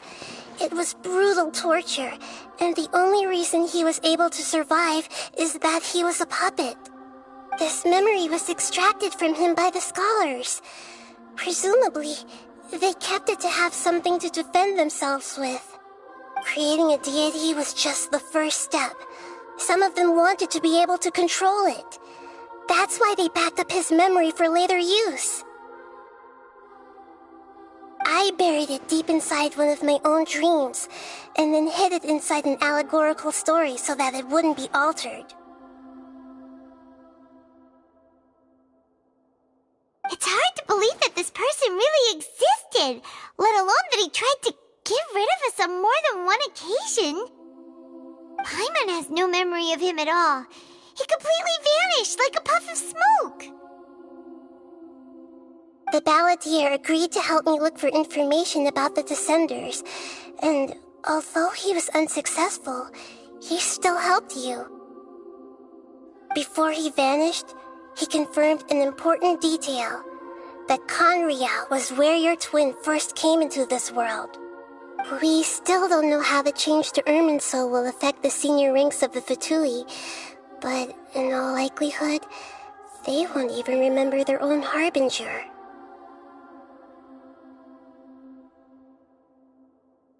It sounds like Paimon wouldn't like this guy a whole lot if he was still around. But still, Paimon doesn't like the way it all ended that much better. This is why wisdom alone cannot answer all our questions. We look, we see, and we comprehend, but the question still troubles us. So the answer is not everything. People yearn to find the truth and then conquer the troubles they face. When you give someone the truth, You give them a chance to choose their own destiny. To others looking on, this may seem like a pointless endeavor, but for him, the chance to act on his desire to disappear must have meant a lot. Never forget that even when we walk beneath dark clouds along a road filled with suffering, the light of wisdom is always there, guiding us toward a better destination. And that is what you have been doing all along. Yeah, Nahida's right. Cheer up. How about we go get something to eat? We can pick up this heavy conversation again later. Good idea. Paimon, why don't you take him out for a walk to clear his head? You got it! Come on, Traveler! You need to get out of your head for a while. You'll feel much better after taking a walk. Let's go get a snack from one of the stalls in the Grand Bazaar! That'll be sure to lift our spirits. It must be really tough being the only one who remembers all that, but Paimon's always here to help cheer you up.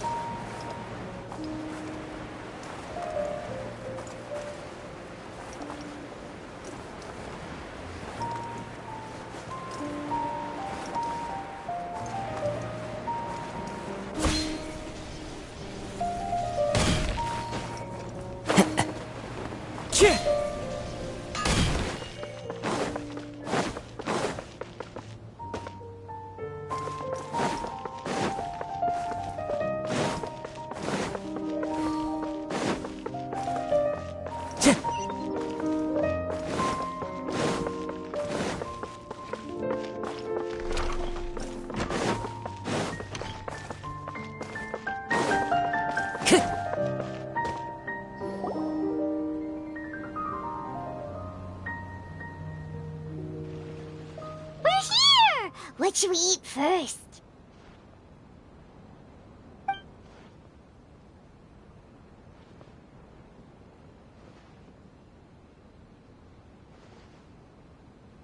Hey, are you gonna answer or what?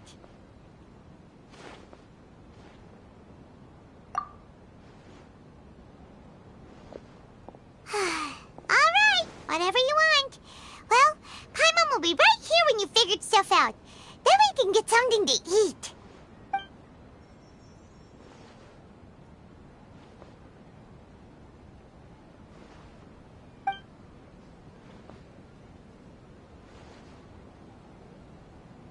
What is it? Have you figured it all out?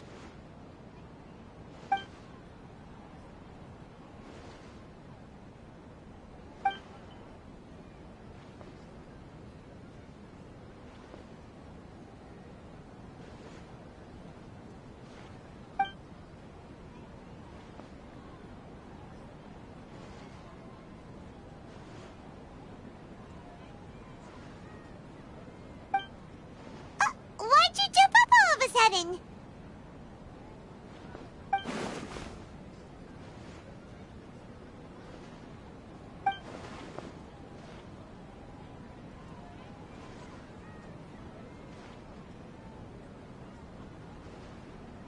Excuse me, boss. There seems to be a small problem with the last bill. Look, here.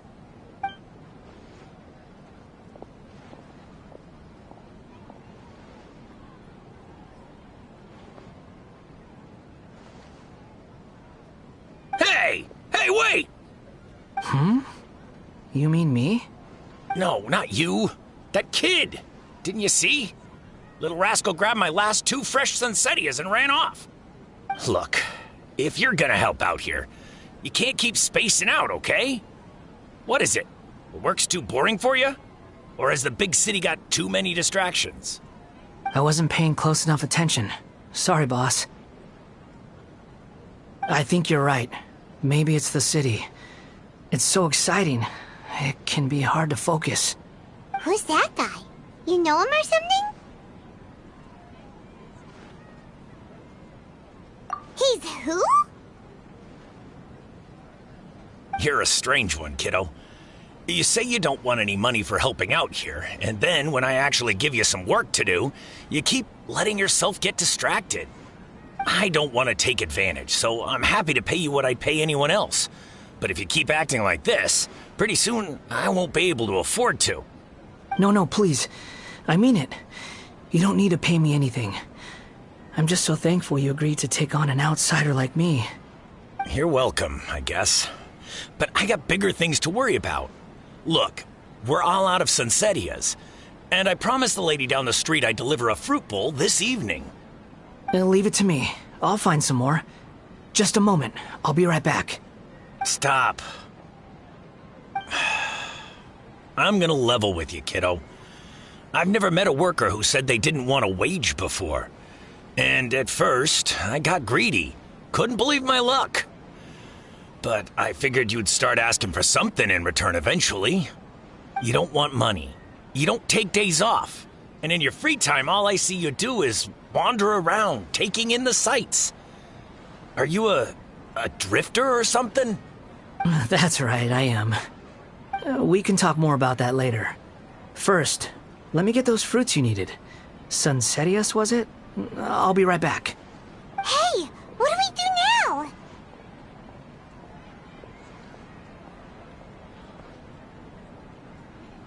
Okay, stay out of sight. Don't let him see you.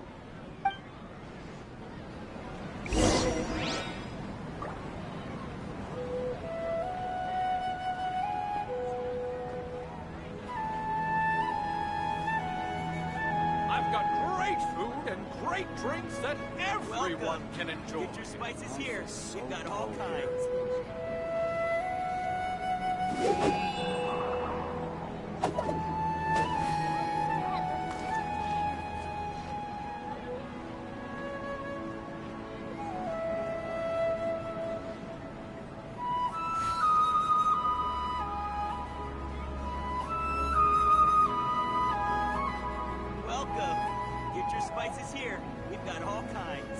This scenery is wonderful.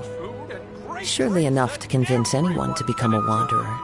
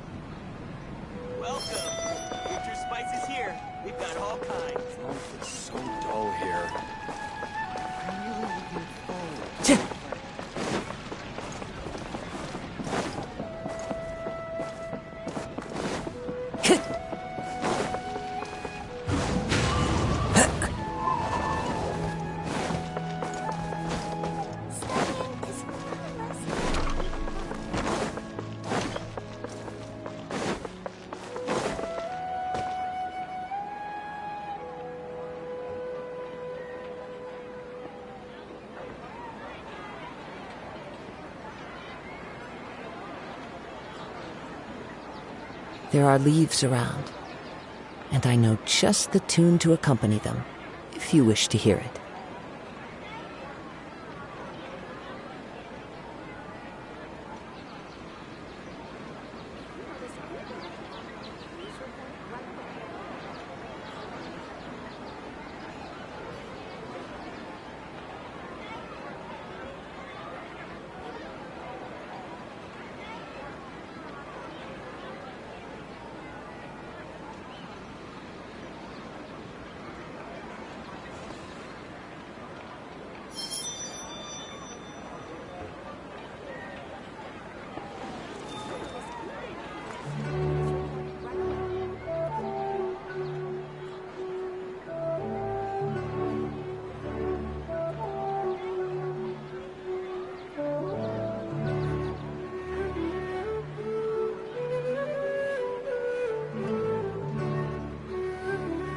Wherever in this world I roam, I carry memories of my home. This blade, it is the last link I have to the land of my birth.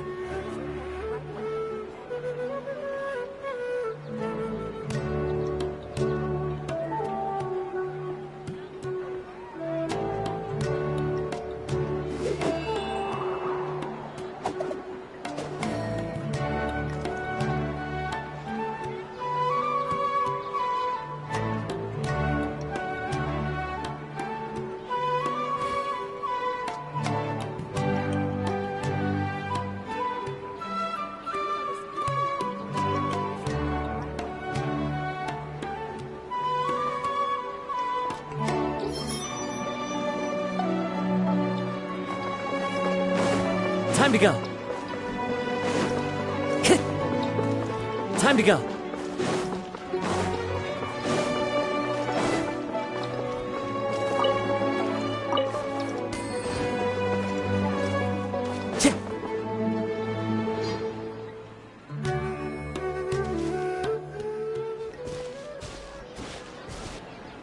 Yeah, this'll do.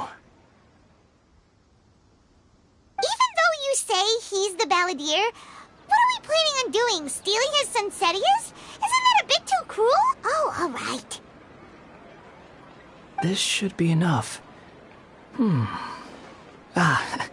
Guess I should wash them before I take them back.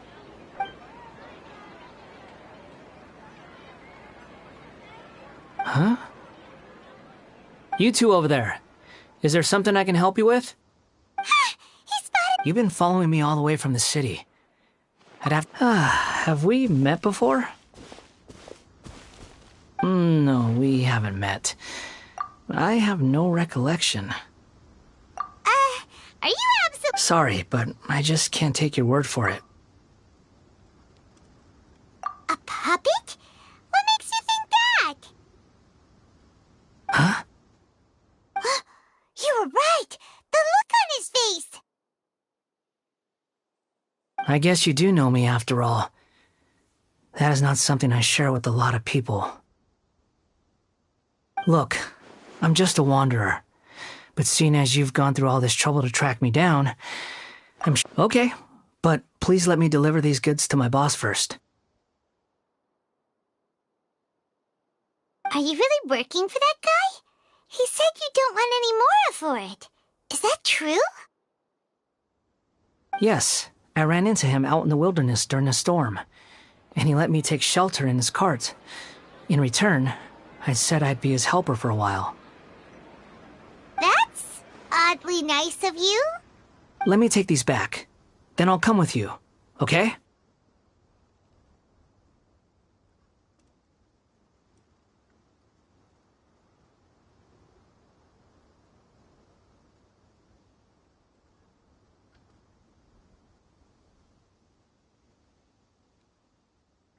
Then let's return to the city.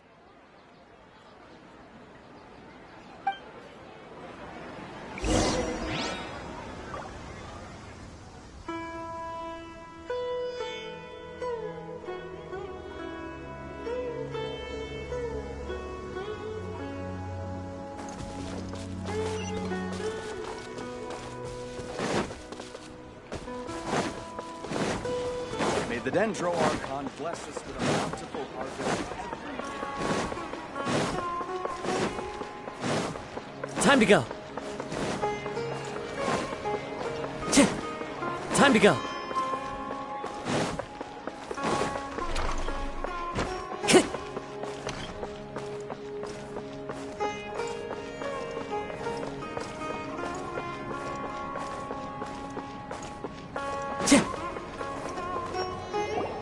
Here you go, boss. I'll leave them right here. Oh, you really went and picked some more. Who are these two? Something's come up, and they need to borrow me. Sorry, boss. I'm afraid I'll be away from the stall for a while. I was just about to pay you anyway. Go wherever you want, kid. Don't waste your time here. What? I get it, okay? You just wanted to help me out, to thank me for giving you shelter from the rain that day. Even then, I don't understand why you're so adamant that you don't want any pay for it. But look, it was pouring down, and there you were, sauntering along without a care in the world, like you had nowhere to be and didn't even care that it was raining. Imagine you were me for a second. It's a little weird, right? Why is this guy traveling during a rainstorm if he's not trying to get somewhere? And why is he taking a shortcut through the open country if he's not even in a hurry? But anyway, taking you in didn't put me out even slightly. You don't owe me a thing for it. Certainly not all this. Your time is valuable. You know, you should go live your life. But I don't...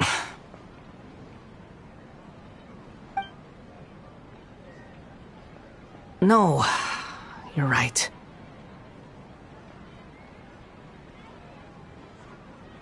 Then I suppose this is where we say goodbye. Don't mention it, kiddo. I've run into all kinds of characters over the years. Thank you. All right, done.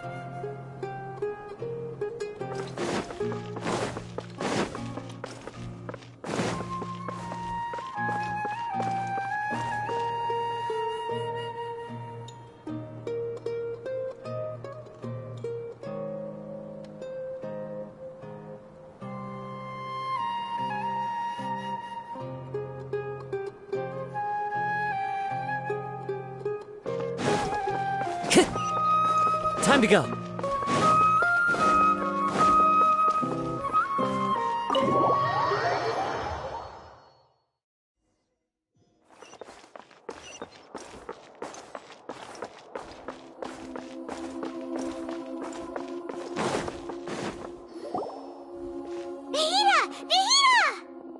What's wrong?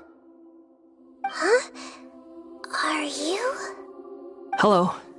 I do apologize for the sudden intrusion. We found this guy in the street, but he doesn't seem to remember anything. So, yeah, quite an eventful walk.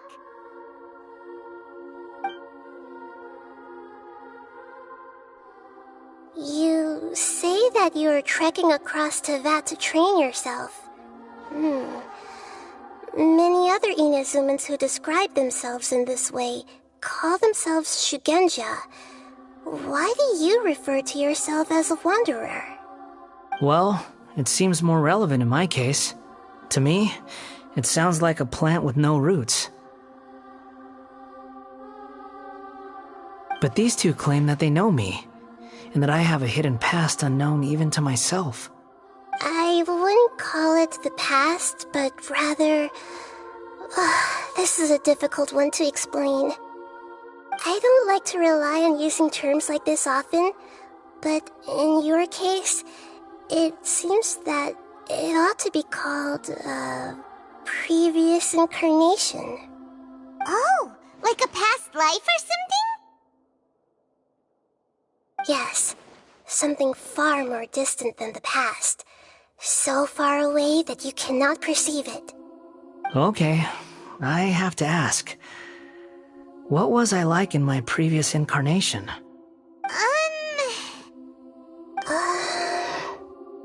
Oh, okay. I see. You want to tell me, but you can't bring yourselves to say it. Looks like I didn't have the most wonderful existence in my previous... If it's that difficult to talk about, I have no doubt it will be just as difficult to hear. But I'll be able to handle it. Please, tell me the truth. Is truth something you care a lot about? Yes. Then I'll be straight with you. In your previous incarnation, you did many things that would be considered evil. You nearly died because of what other people did. and many died because of you. As a non-human being, you hated gods and humans alike. You drifted from place to place, never able to settle, even where you found status and identity. You adamantly believed that you were missing a heart. Actions rooted in persistence sometimes bear bitter fruit. Sometimes, you have to let parts of yourself go, or you'll never be happy.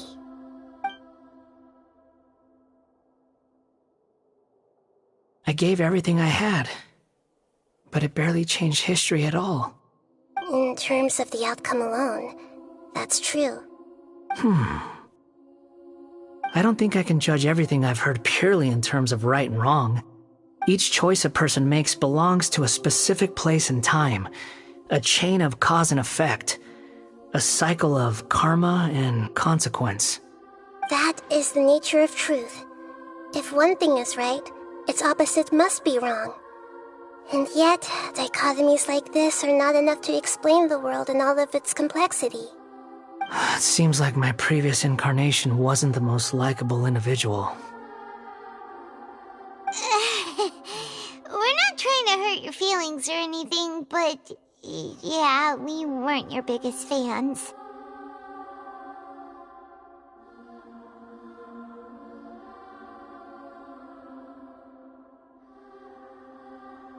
If we were enemies, why are you trying to help me find the truth?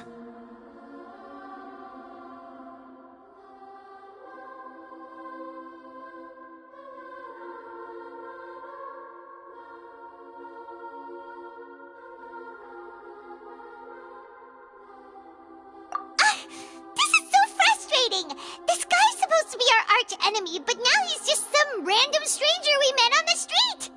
He's got so much to answer for, but we can't make him talk because he doesn't remember anything. What a weird situation. Lesser Lord Kusanali, as the god of wisdom, I trust that everything you told me must be true. Yes, it's all true. I can even show you the memories themselves, if you're willing. Please. I want to see them for myself. I want to experience my own transgressions. Even though it will cause your present self great mental anguish? I'm just a puppet, with no heart and no name. There is nothing in this world for me to cling to fill the void within me. Except maybe these sins that can never be undone. Very well. As you wish. Wait, shouldn't we go with him? This one's kind of on us for bringing him here. Don't worry. Whatever danger I might face, it's my burden to bear. Traveler, could I ask you to supervise him on my behalf?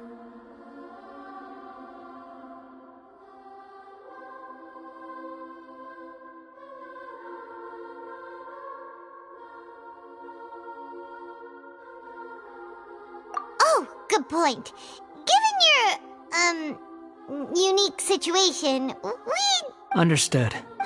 Thank you.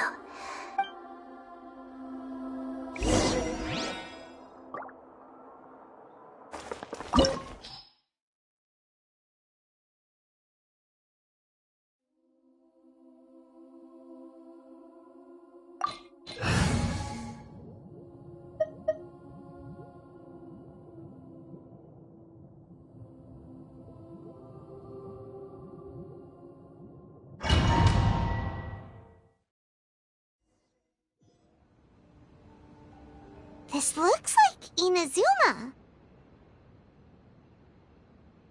Right now, you're in a dream I created using information extracted from your memories.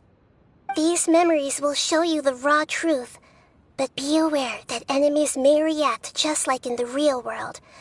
Please be careful. Sounds like an immersive experience. It's a good thing we came along. You don't need to do this for me. I don't deserve your protection. We never give up halfway. Well, we had to once, but that was your doing. All right. Thanks. Wanderer, this is the Shake Pavilion. In your Balladeer incarnation, this is where the Electro Archon placed you after your creation. You had a great many memories here. Is that because this is kind of like his birthplace? You could say that. I hear footsteps. This place is huge. I can't believe the landslide didn't fill it in. I wonder who built it. No, there's no way. Look at this exquisite construction work, and so well preserved. There's someone passed out on the ground. Who are you? You're awake. What happened? How'd you get stuck here? Not a scratch. This man is Katsuragi, deputy to Torichio's adopted son, Mikoshi Nagamasa. He found the Balladeer in Shake, and the rest is history. Well, in the original version of events, Katsuragi was ultimately killed by Nagamasa. Let me get you out of here. Our people are nearby. Hang in there. During the Tatarasuna incident, Niwa was murdered by the doctor, disguised as a mechanic. The Balladeer, then known as the Kabukimono, disappeared not long after. As the second in command at Tatarasuna, responsibility for what had happened fell to Mikoshi Nagamasa. But Katsuragi had sworn lifelong loyalty to Nagamasa after the latter had once saved his life. At Katsuragi's insistence, Nagamasa killed him to put an end to the Tatarasuna incident.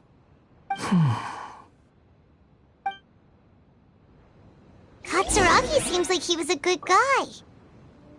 He looks like a warrior, but he has a kind face. Why couldn't he live a long and happy life?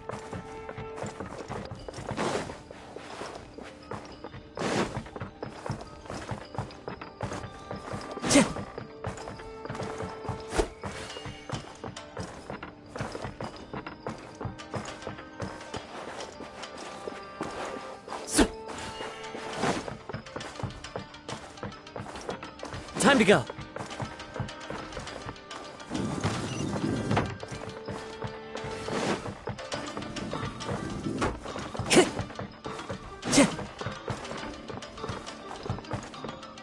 Nagamasa, I found this young guy in a cave sealed off by a landslide. He doesn't remember his name. Well, we need to call you something. I hear the workers are calling you the Kabukimono. That's fine with me.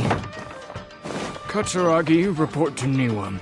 Tell him we have someone new joining us. Into the wind.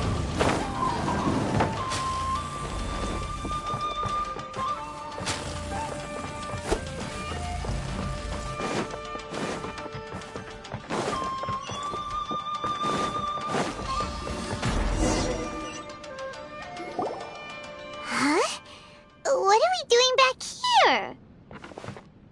Whoa, this is where you were born? It's pretty, but there's nobody here. I was abandoned, like you. I lived here for a while at first, but there's nothing for us here. Okay. I heard my mom and dad used to make swords, but the factory manager died. And then my dad he kept coughing all the time, just like me. Then. But you can't. You promised me. Yup, we're family now. We're gonna be together forever and ever. This child didn't have a name. Or rather, the Balladeer didn't. After his mother died, the child stayed in their straw hut alone. After leaving Tatarasuna, the Balladeer ran into this child who didn't have a name. What happened to the child then? He died from his illness while he was still very young. The Balladeer came home one. Hey!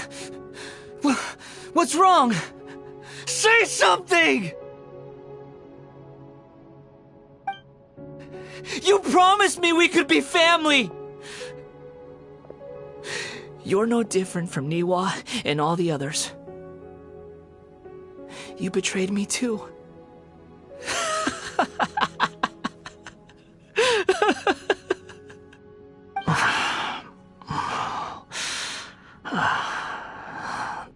The voices have gone. It looks like the... Let's keep going.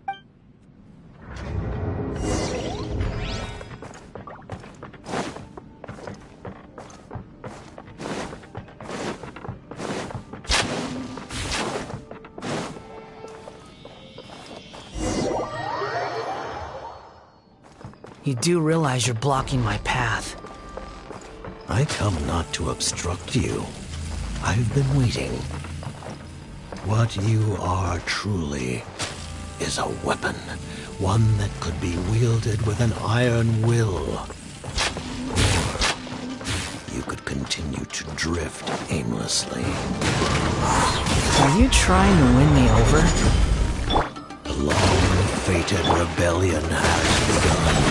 Why not take your place at the banquet and join those who shall feast?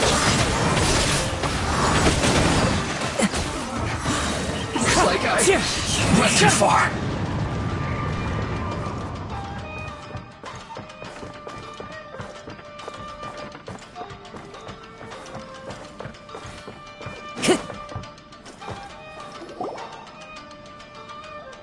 This place is dark. Paimon knows this place. In the original version of events, the travel... Such a creepy atmosphere. Hey, look over there. Well, well, my fair lady. Is this rundown factory and these incompetent fools all for me? Wow. You shouldn't have. Huh. What do you have to gain from belittling your subordinates? You might not want to admit it, but you are a part of this plan. Perhaps you find fighting in the Abyss to be a more meaningful use of your time? Oh, but of course, even this pales in comparison to being experimented on by the Doctor. What a sharp tongue you have. Funny how negotiating never seems to be your strong suit.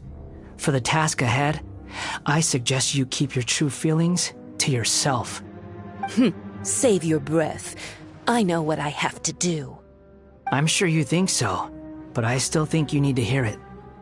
Don't start thinking you're invincible, and don't let your emotions get in the way. Surely you're not worried about me. I just can't have you getting in my way. You and Child never fail to find ways to complicate things. I'm merely lighting a little fire in this chaotic nation. But you, being tossed out like trash, must make you want to destroy it completely. Do you remember the last time you were here? That was a lot of swordsmiths you killed. I'm sure the descendants of the Raiden Gokaden are still suffering the consequences now. Look at you. Oh, don't get so sentimental. Now, give that poor little tongue of yours a rest and stop pretending like you're above everyone else. Bye then. See you at the victory feast. Poor little tongue? She's playing with fire talking to me like that. Who does she think she is? Forget it. Someone might find me here any minute now. I should prepare to give them a warm welcome.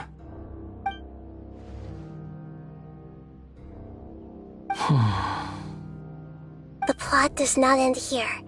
There is more of this story to come. Yes. Please don't... Why are you staring at me in silence? Can't you think of a nicer way to express yourself? I'm under no obligation to be nice to you. Besides, I thought nothing mattered to you except results in your own interests. Isn't that right, witch? Muddle-headed puppet. You're only number 6 because you can take more abuse than other humans. Do you really count that as an asset? You're about as much fun to be around as a raging inferno. But before we murder each other, it'd be best if we finish our duties.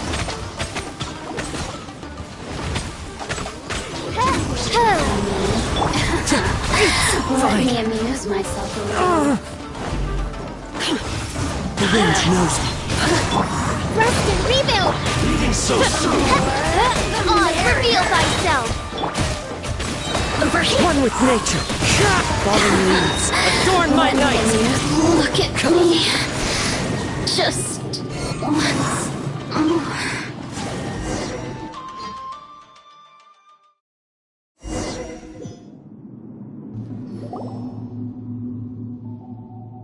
Looks Looks like we have arrived in Sumeru. Is that? Considering that Amorta's sage, Nafis, refused to join this project, I'll take part in the experiment in his place. Welcome. I look forward to a fruitful collaboration. When do we start? You seem impatient. You should know that becoming a god is far from a trivial affair. The biological transformation is a lengthy process. As such, I too would recommend that we commence as soon as possible. In the event that a successful connection is established, his body will become permanently bound to the machine, and he will be unable to move independently of it. Nothing worse than what I've been through before then, Doctor. You were the most resilient test subject I ever came across. Thanks to you, I was able to garner a great deal of information. Alas, after that, you were under orders to remain in the abyss. We barely saw each other, and it became difficult to further refine the knowledge I had gained. That was gracefully worded. Ever wonder what they think if they knew that nothing matters to you, apart from your crazy experiments? I suggest you speak to me in a more respectful tone, Scaramouche. The mere fact of your utility does not make you indestructible. The doctor again? That was uncomfortable to watch. That person gives off a very sinister energy. It's normal for him to give you the creeps. He scares the bejeebers out of Paimon. Let's move on.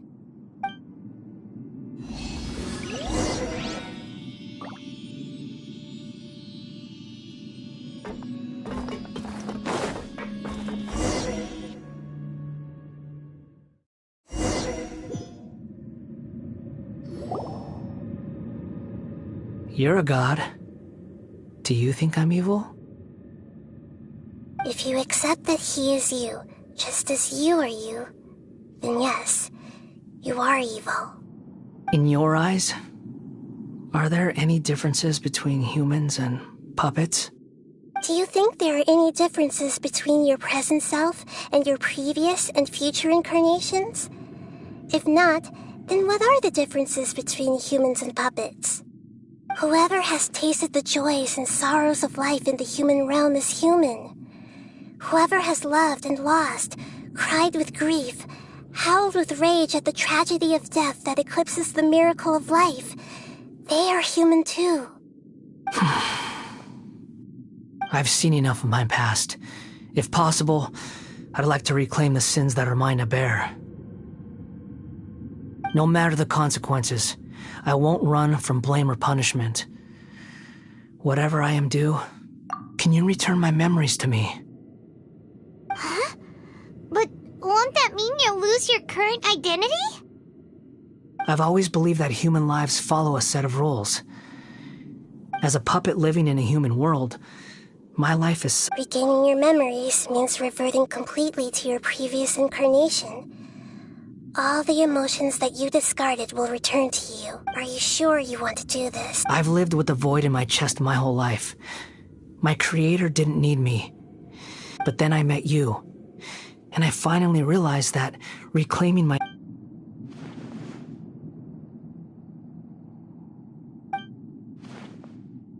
I've always felt I have an innate tendency to yearn for something more, in a way that goes deeper than for most people.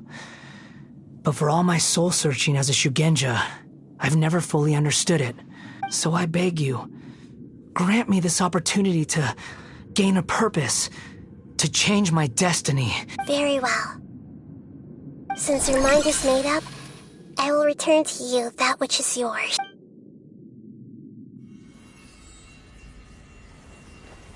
You have made your decision. Now, take this.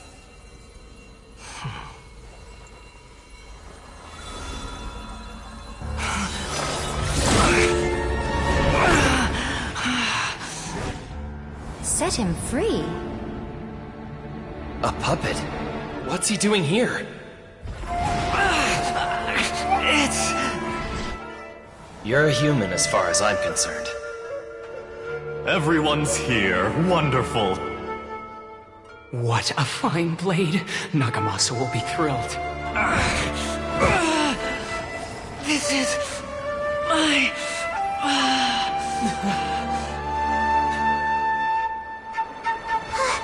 Is he alright?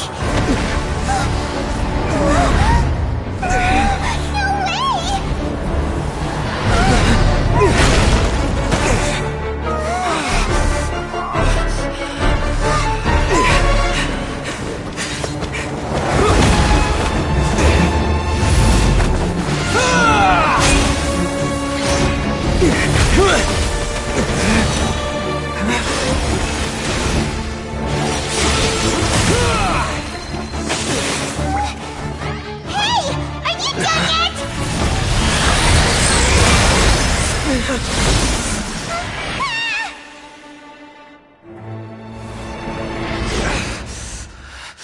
All worthless dross will be purged.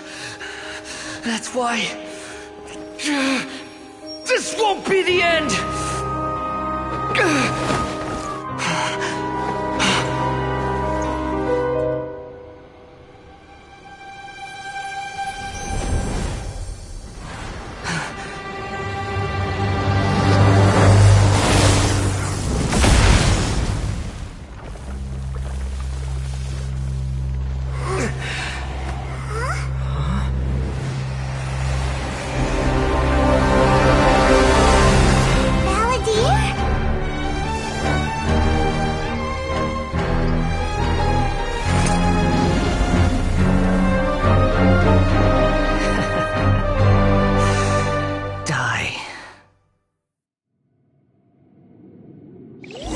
This is trying my patience.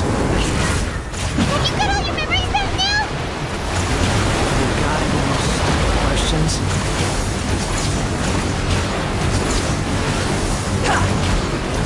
The wind rises.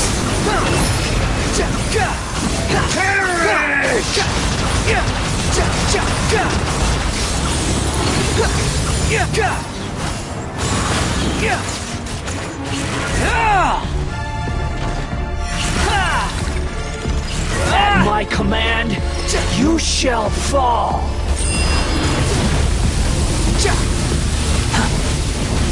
Squall Fury!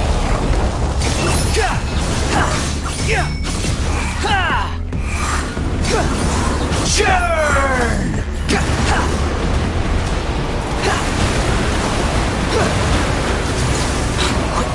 The wind rises. Feeble human! Bow your head!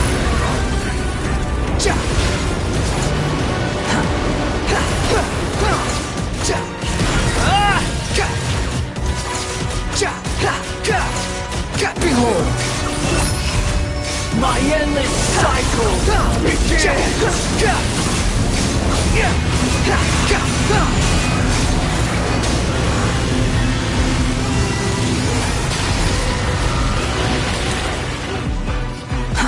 Too slow. The wind rises. Perish!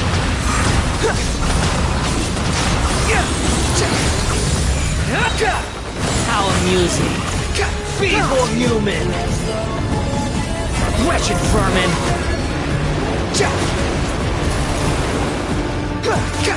Squall Fury!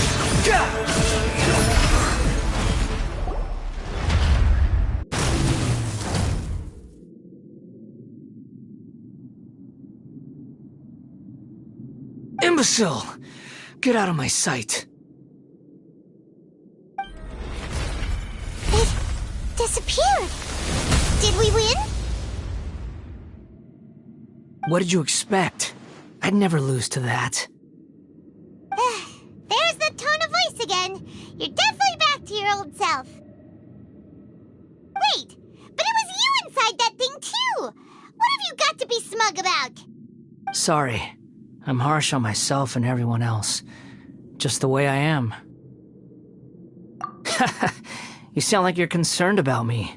But don't worry. Thanks to you, even if I didn't change a thing, at least I now know the truth. The memory recovery seems to have been a success. Come on. Let's continue this outside.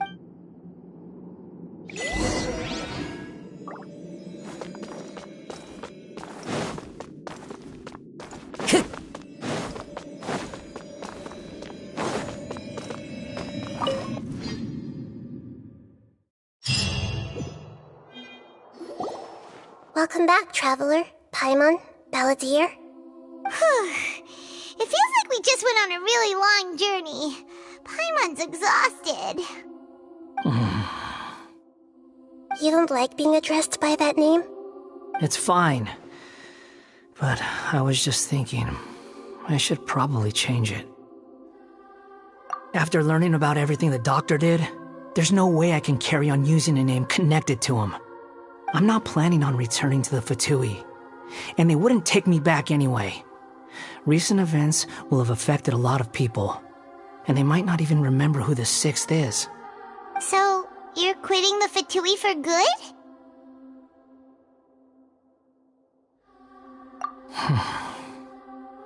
It's like you said, Lesser Lord Kusanali.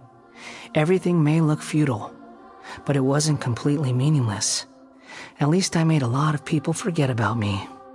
But that doesn't mean your own past has disappeared. Of course. And your main goal, for which you gave up everything you had, you weren't able to achieve it. I hope you can see and understand that. Changing the world, changing the past, changing the fates of other people, these are not simple things to accomplish. What you are looking for is complete annihilation. But this is just a fantasy.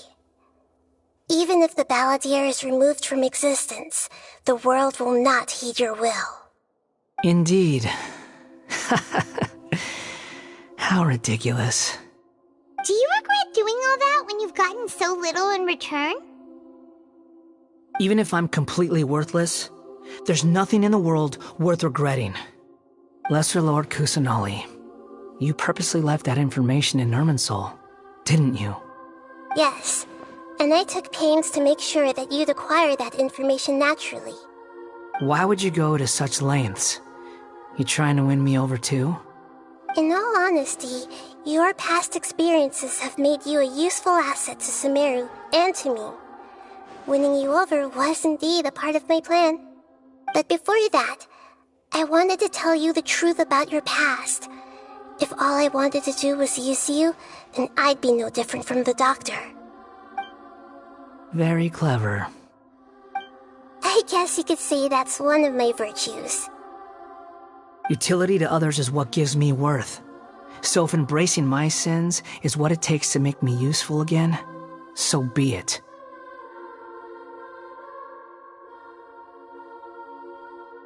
Oh right, I almost forgot. You're the good guys. You're into justice and all that. Sorry if I have a slightly different perspective on things, but I don't feel like I've been duped. The wisest leaders are fated to end up with the best helpers. I can live with that. I'm glad you're able to think of it in that way.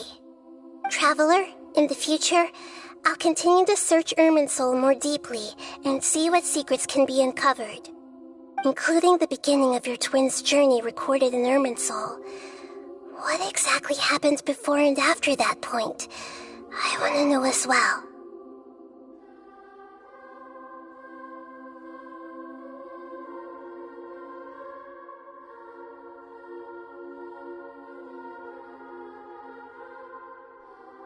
I will try. Traveler.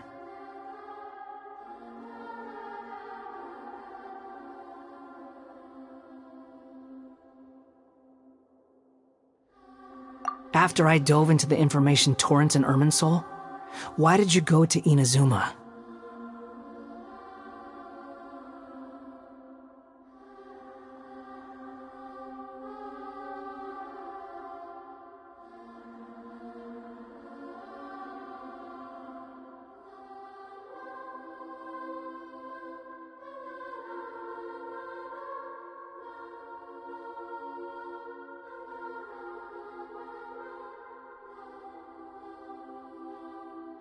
So that's how you found out whose fate had changed.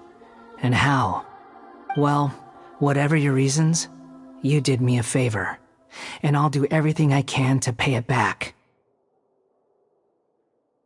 Borrowing and returning are the only real relationships between individuals. I'll balance the books one day. Don't you worry. That's not true. A relationship between two people is not simply a ledger that can be reset to zero. I think deep down you realize this. People who show up in your life don't just evaporate like water drops and leave nothing behind. There is no such thing as balancing the books. Some things in this world can never be brought back, and they can never be changed, which is why there is emotion in the human world. Everything that you feel is real and lasting, and whatever is missing in you will not be made whole. To be human is to live with imperfections. You can choose whether or not you want to be human. But humans can't live without a heart, can they? Anyway, I gave up trying to become a human a long time ago. You understand what pain is perfectly well, even without a heart. You're just bearing your feelings. The past is set in stone, but you can keep moving on. And the longer your future lasts, the shorter your past will become, until one day, it is but a tiny fraction of your life. Sounds like you've got a future planned out for me.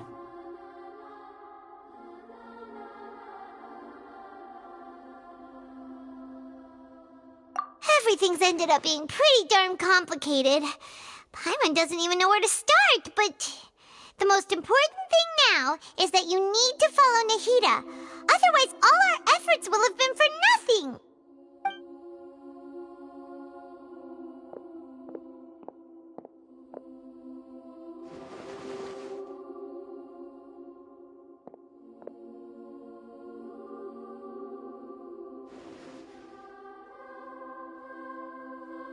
Then I guess I'll be helping you from behind the scenes from now on. I'm glad that you've accepted our proposal. Why don't you choose a new name to celebrate? Ooh! Paimon wants to pick an ugly nickname for you, too. Why? Because Paimon still doesn't like you that much. Then I hope we don't see much of each other in the future. A name is life's first gift. You didn't say it out loud, but I know that's what you're thinking. The Traveler and Paimon have helped you a lot. If you can't decide on a new name, maybe you can ask them for ideas.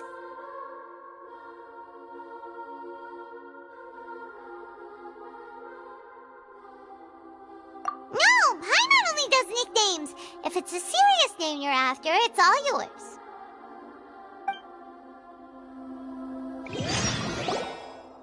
Have you got anything?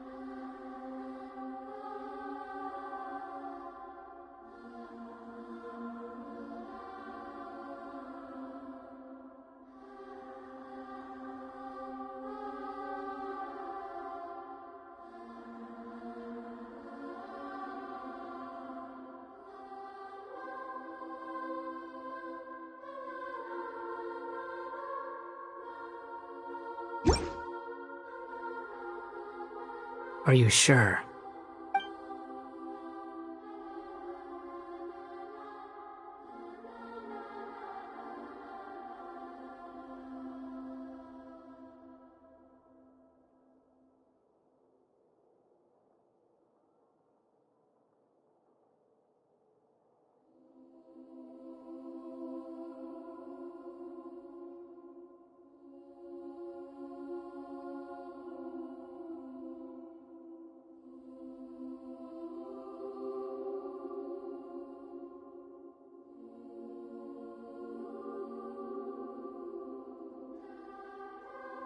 Oh, alright. If you say so. There. Now you have a name of your own. What about a nickname? Take your time. I don't need everyone who manipulated me and made... You mean the doctor. Now that your stance has changed... One more thing. There are still some descendants of the Raiden Gokuden living in Inazuma. Some of them know. Well, they ought to know about the connection between Raiden Gokuden and myself. I don't plan to leave Sumeru for the time being. If you see them in Inazuma, please tell them that I was the one responsible for the Raiden Gokuden's downfall. Even though the events have been erased from the world, they still deserve to know the truth. I see. That is up to you. Huh? But if we do that, then... It's fine. Let them stab their blades into my chest if they so desire. Maybe that's how it always should have been. What's that look for? Don't make that face. I know what I'm doing. That day will come. Alright. We're done here. Goodbye, wise deity. And you too. He's gone. What he went through today would have been like living an entire lifetime in an instant. He'll need some time to calm down. Yeah, true. But even so, after everything that's happened, he doesn't seem quite as fierce anymore.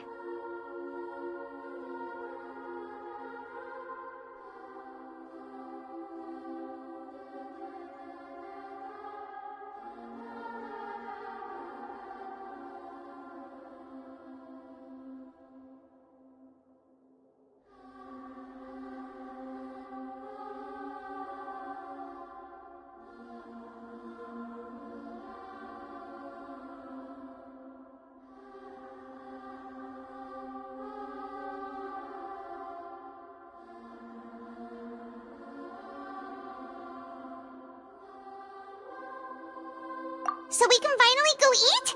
Paimon is starving. Thank you both. I hope you will find somewhere nice to go and relax for a while.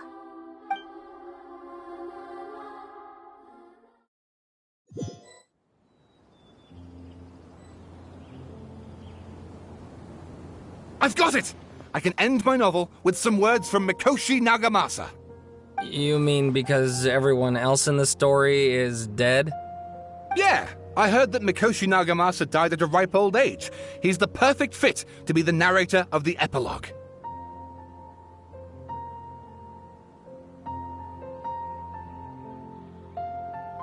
The dark clouds had dissipated, but they continued to cast their shadow in Mikoshi Nagamasa's mind for decades to come. Then, one night, as an old man, he had a dream. On the night when that prized blade, the Daitatara Nagamasa, was forged, the people rejoiced, and there was painting, dancing, and drinking.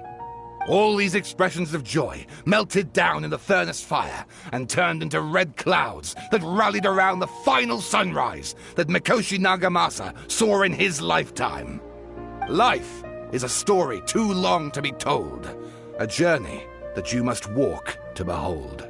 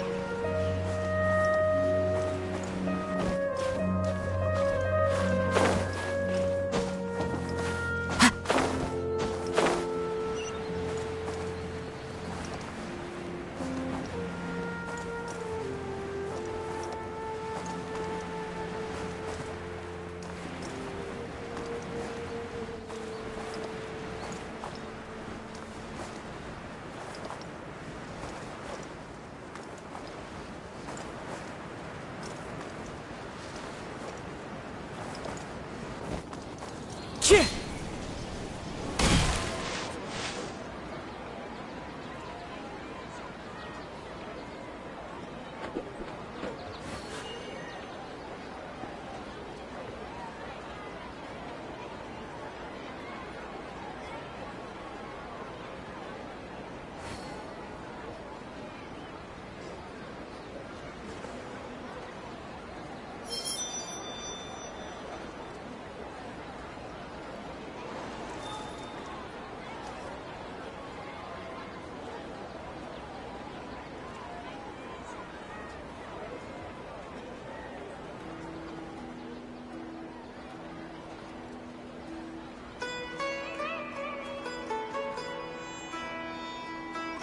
This scenery is wonderful.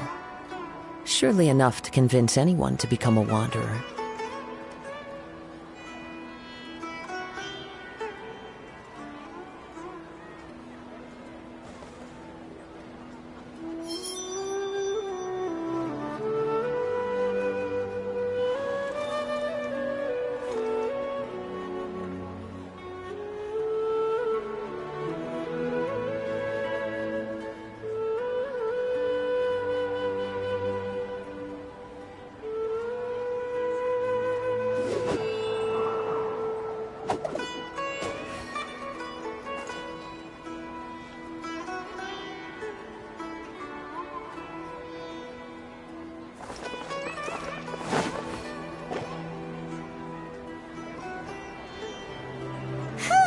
It's about time we had a break. As soon as you stop, all the tiredness and hunger comes rushing back. Wow, great! Huh? Look at the vase.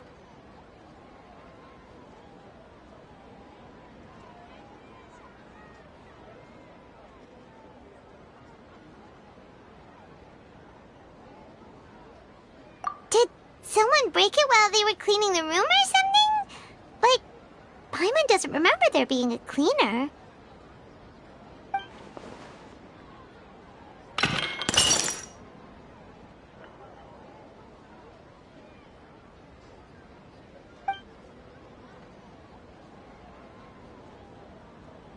You sound lost and confused. I know why you are troubled. Any who knew of this would find their mind overwhelmed.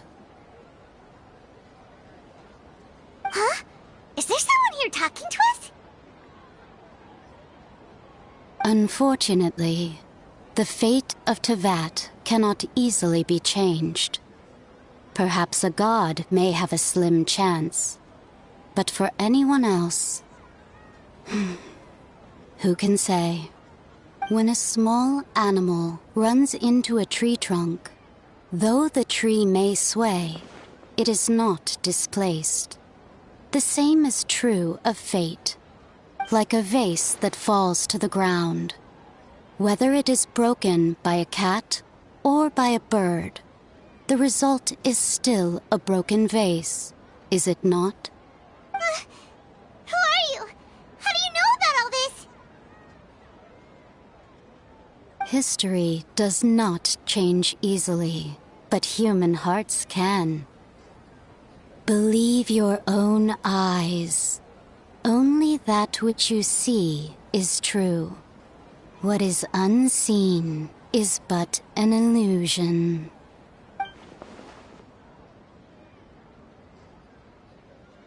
The voice has disappeared. And who the heck was that? And what were they doing coming out of nowhere and saying all that scary stuff?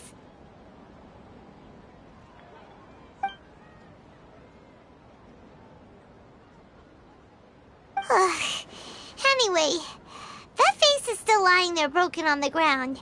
Should Paimon go get someone to clean it up? It feels wrong just leaving it there.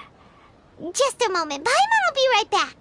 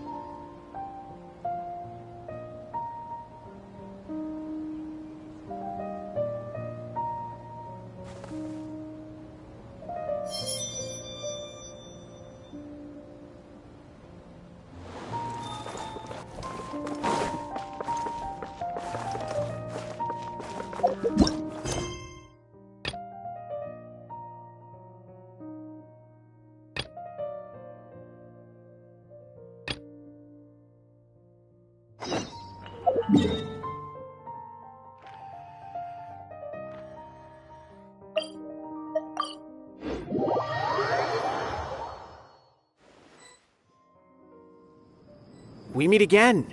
Thank you so much for all your help. Nabil, what are you doing here? Convicts from the desert are being escorted through Caravan Ribat, so I'm here to keep an eye on things.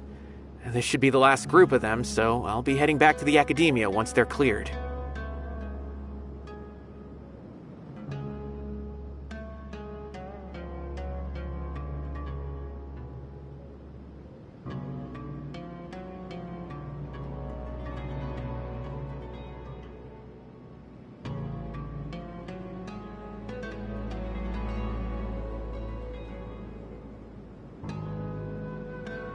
The last few days have been quite the ride, but fortunately, I can say with confidence that this case is finally coming to an end. At first, the mercenary groups on the list were putting up quite a fight. They made several desperate attempts to cover up the truth. However, Sino crossed the desert and took out their main camp overnight. After that, people on the list started to put pressure on the higher-ups within the Academia. Everyone was on edge, and the case came to a standstill. And? Then what happened? Well, then we received word that Taj Rudkani had sacrificed himself on the case. The news really stirred up the members of our ranks. The Matra then moved together against the enemy. We cleared out the traitors from within the Academia and arrested all the researchers on the list. Some of them managed to get out of the Academia, but still failed to escape. The scattered criminals were captured by Sino all across Sumeru. I even heard that someone was about to escape to Fontaine, but was still apprehended just at the border. Having more than 300 prisoners apprehended for interrogation has definitely shaken things up recently. Is Sino alright? He didn't get injured, did he? He seems fine, but nobody knows the real situation. He brought over 300 suspects to judgment all on his own. Among them were even some of our former colleagues. Not just the criminals are afraid of him. Even we start feeling a little nervous when he's around now. But even if we start feeling all self-conscious, thinking if we've done anything wrong, we're still always honored to have Sino around. By the way, are you guys here to see Sino? I think I just saw him walking in that direction when I was on watch nearby. He was walking with someone I didn't recognize, and then before I knew it, they were nowhere to be seen. If you happen to see him, please send my regards. Sure thing, Nabil. You be careful too. Don't let any of those bad guys escape. Don't worry about me. If anything happens, you can find me at the Academia anytime. Farewell then.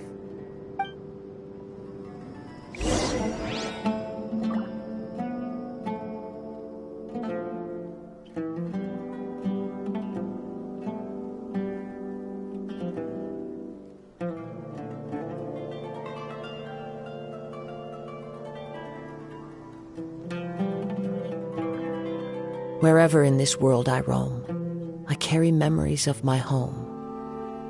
This blade, it is the last link I have to the land of my birth.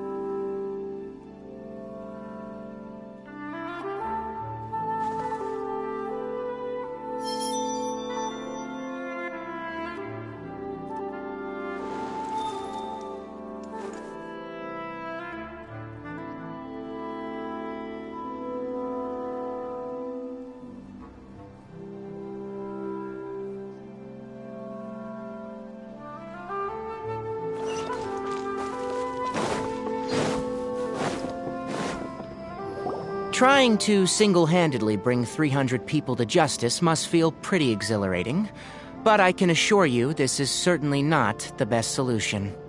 I'm aware. However, I learned something unexpected during interrogation. Apparently, someone had enticed Murtada Radkani into becoming interested in researching the Court of Desolation. Murtada had lived in his father's shadow all his life. Naturally, He wanted to conduct research that would seem groundbreaking and significant. After Mortada died, the organization tried to use Taj's shame regarding his son to add him to their ranks, toying with others' minds, treating lives like dirt, and doing anything for their own interests. This makes me angry. Fine, I understand. This is a type of trap I've been working on which uses plants. Here, take some just in case you need them next time. If thrown into the mud, the trap will grow rapidly and disperse a pollen that has a paralyzing effect. I don't have much use for the traps these days, but maybe you will, and can help me collect more testing data. Sino! Tighnari! Oh, so Tighnari must be who Nabil saw earlier! Are you also here to see Sino? That's right. Sino asked me to collect some medicinal herbs to treat a girl named Seemin. I also dropped by just to check for any injuries. He seems to be fine physically, but he looks a little more lonely than I remember. And Sino, relax. You don't always have to look so serious, you know. Why don't you play more Genius Invocation TCG, huh? Kale has always been a little wary of you, and your stern expression certainly isn't helping. How is Kale these days? She's grown a bit taller, but her grades could use some improvement. She still made many mistakes on her last test, even after I had marked all the important content in the book for her. After some time, I plan on having her go outside more. It just so happens that I have something she can help me with. Huh? You mean Kale is leaving Avidia Forest? What happened? I've asked her to host some ad hoc lectures to teach the dangers of canned knowledge, as well as how to use it safely. Although we've apprehended all the criminals behind the recent smuggling case, there are many people who are still curious and seek canned knowledge. So, I decided to ask her to work on increasing knowledge and awareness on the topic. Please be sure to keep an eye on her. I will. If anything else happens, the three of you can find me in the Avidia Forest. Take care. I've already caught those who were preparing to attack you in secret. Even if some criminals did slip through our fingers, they wouldn't know that you were involved in the case. So you can relax. But what about you, Sino? It's still not time for me to rest yet. Those who died have fulfilled their wishes, but those who are alive must continue pressing forward. I've been thinking about what Taj said in the Court of Desolation these last few days. His words were not empty. People do change, and no belief can completely resist the erosion of time. I just hope my own change will come slowly, so that I can press on a little further. That way, those who see me as their superior, and those who are following in my footsteps, will learn courage from my example, just as I gained courage from my own superiors, and my partner.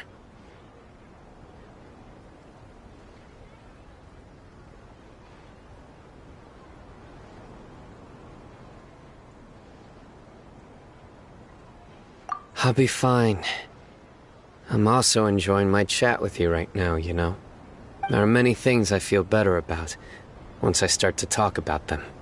Many people want to go to the desert to offer condolences for Taj. But I didn't share details with anyone. I'd prefer to avoid revealing the location of the Court of Desolation. One day, I'll gather some flowers that grow in arid desert conditions. And then, I was hoping you'd join me in planting them on the remains of the Court of Desolation.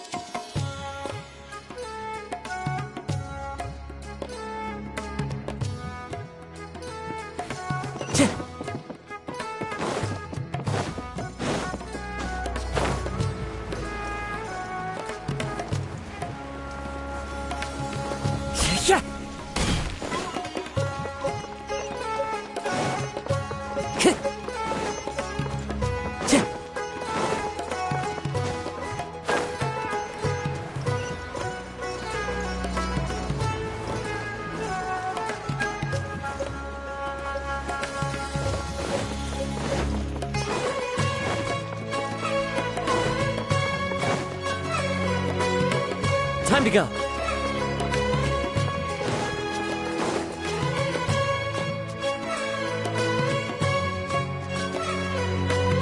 I'll have something I haven't tried yet, boss. Sorry, sir. I'm afraid you've already tried every type of liquor we serve. Oh? Well then, just the bill, please. That's just as well, I suppose. I do have other matters to attend to. Kaya, you're really here! Paimon half thought you were playing some sort of prank on us. Hey, Paimon, traveler. Looks like the gods smile upon me after all. And come now, I wouldn't joke about wanting to see my good friends. Wait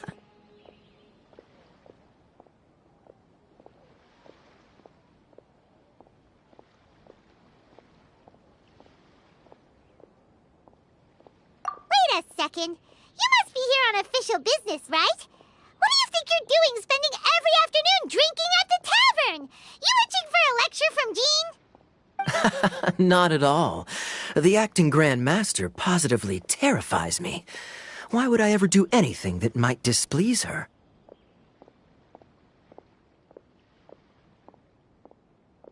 The truth is, I'm in Sumeru to learn about the alcohol industry here. So despite how it might look, I'm actually at Jafar Tavern for strictly business purposes. Sumeru's spices are famous the world over, and it's long been rumored that this fine establishment was where a certain very popular spiced cocktail was invented. That's why the Knights sent me, their foremost expert in alcoholic beverages, to come and see if it is as good as the rumors say. And how did that go? So far, so good. I'm already in talks with some spice merchants in Port Ormos about some potential collaboration. Yeah, that does sound like a great business opportunity. Guess Don Winery and Master D-Luke are gonna make a tidy sum from this one too, huh? Well, let's not get ahead of ourselves. Whether this lucrative opportunity gets passed along to Don Winery or not depends on how nice I'm feeling. Hey! Using your job to settle personal grievances isn't very knightly, Captain!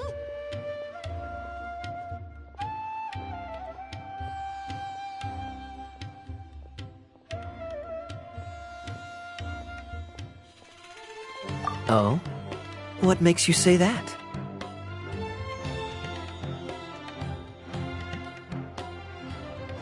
Very sharp of you. I wouldn't say I'm familiar, though. I just came here on the sly once, when I was very young. And? Do continue. Do I have to? When I said we could talk about the old time... Well, all right, since you're so interested. Like I said, I was very young then. Don Winery had only just taken me in. I overheard my adoptive father talk about sending a team of merchants to Sumeru during a business meeting. I'm sure you'll agree that everyone's curious about their roots on some level. And my roots? They're in Conria, which is said to have been located deep underground, somewhere near Sumeru. And so I stowed myself away amidst the cargo, and silently joined the merchant delegation on their trip to Sumeru. But it wasn't long before the merchant delegation received news that I'd gone missing. Their leader promptly found me, and before I knew it, my adoptive father was dragging me back home by the ear. It was a short-lived adventure. Sorry I don't have a more thrilling story for you.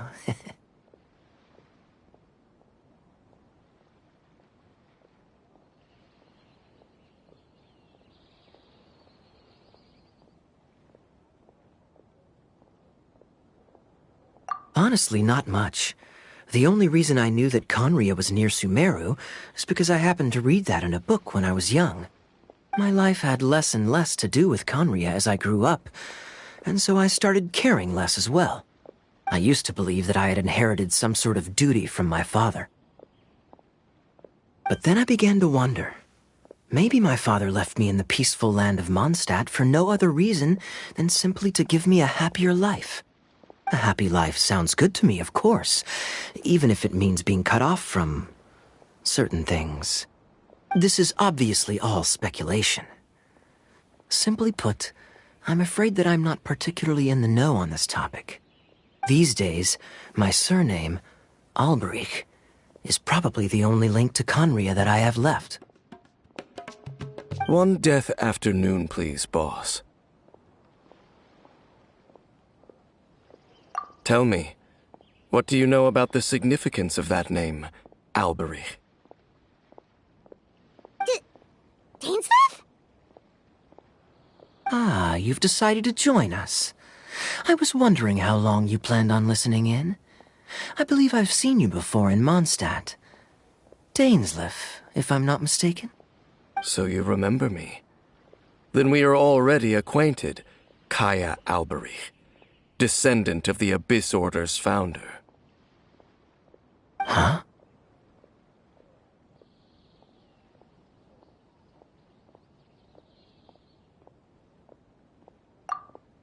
What? I take it that you weren't aware of this until now, Kaya.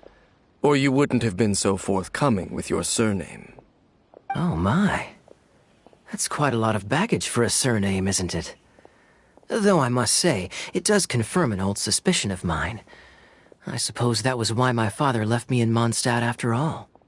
I'm surprised that you take me at my word without the faintest hint of skepticism. Well, perhaps what you told me just happens to answer some questions I carry in my memories. And in any case, I recognize your eyes. You're a pure-blood Conrian, aren't you? Very clever. Forgive me for being direct, but I sincerely hope this new knowledge doesn't change anything. If you've already let go of your ties to the past, then keep it that way. Kaya, you're not involved with the Abyss Order in any way, are you? Hey, hold on now. This conversation has taken a rather sudden turn for the deadly serious.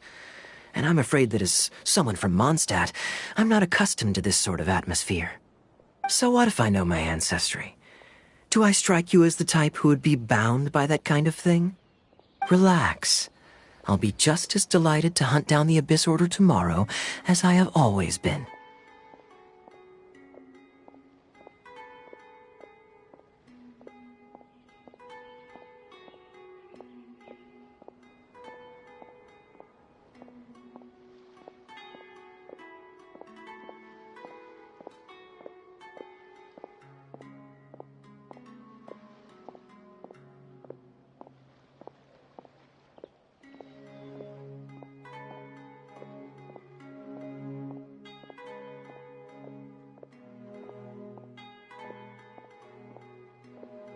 Either way, looks like we're out of time. I've got a spice merchant to meet in a minute, so I'll leave the three of you to carry on the conversation without me. Well, alright then. You go do your thing, Kaya. See you around. And Dainsleif, no need to listen in from the sidelines next time we meet. Let me buy you a drink. You don't really trust him, do you, Dane? You're both from Conria, but you get on like oil and water. The fact is, I still do not know him well. It would be meaningless for me to jump to conclusions. But can a person truly be unaffected by their ancestry? This remains to be seen.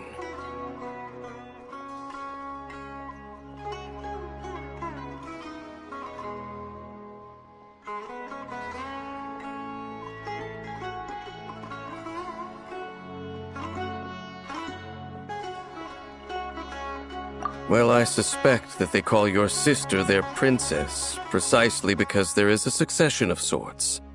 Oh, so if she was the founder, she'd be the queen, right?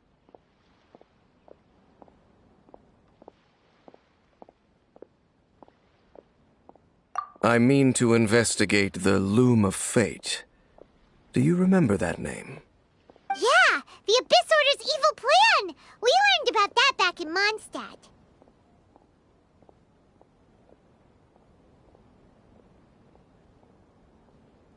Not new. Not exactly. My memories suffer from erosion. But while I was recovering my health recently, I suddenly remembered something. Your sister. She mentioned the Loom of Fate back when we traveled together.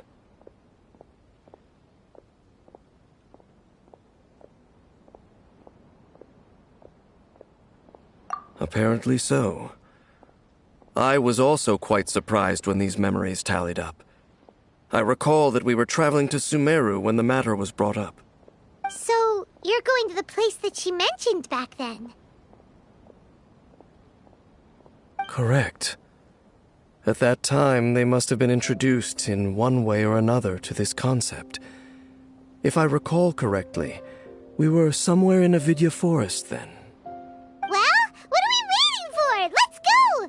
Maybe we'll discover some secret that's lain hidden for hundreds of years! No. Now is not the time.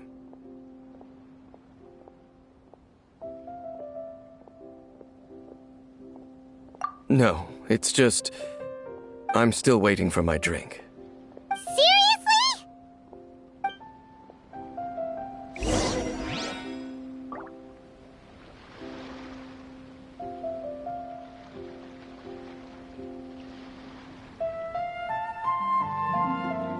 Everyone should check out Sumer Theater.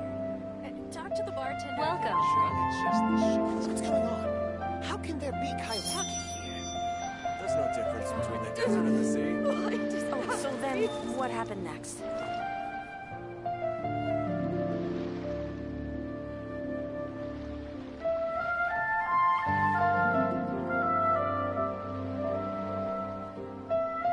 Everyone should check out Talk to the bartender if you want a drink. Welcome. What's going on? There's no difference. How can there be Kairaki here? It's just the shipping schedule. Why does it have to be this way? Got it. Oh, so then, what happened next? Talk to the This scenery is wonderful. Surely enough to convince anyone to become a wanderer. Should I adjust the What's going on? How can there be Kairaki the desert and the sea?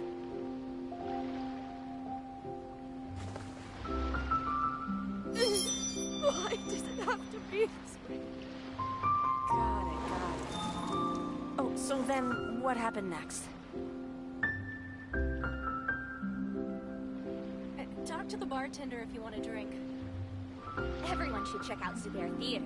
Welcome. There's no difference between the desert and the sea. What's going on? How can there be Kairaki here? Wherever in this world I roam, I carry memories of my home. This blade. It is the last link I have to the land of my birth. Got it. Oh, so then, what happened next? Everyone should check out Sumer Theater. There's no difference between the desert and the sea. What's going Welcome. on? How can there be Kairaki here? Should I adjust the shipping schedule? Why does it have to be this way? Got it. Talk to the bartender. So then, what happened next? This scenery is wonderful. Surely enough to convince anyone to become a wanderer. There's no difference between the desert and the sea. What's going on? How can there be Kairaki here? Why does it have to be this way? Talk to the bartender if you want a drink. Everyone should check out Sumer Theater. Got it. Oh, so then, what happened next? There's no difference between the desert and the sea. What's going on? Welcome. Wherever in this world I roam, I carry memories of my home. This blade. It is the last link I have to the land of my birth. Talk to the bartender if you want a drink.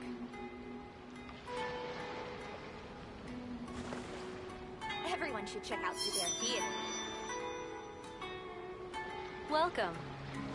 There's no difference between the desert and the sea. Oh, so then, what happened next? What's going on? How can there be Kairaki here? Why does it have to be? Should I adjust the shipping schedule? Talk to the bartender if you want a drink.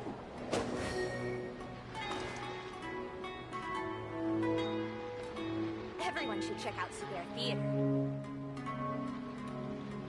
Welcome. There's no difference between the desert and the sea. So then, what happened next? What's going on? How could there be Kairagi?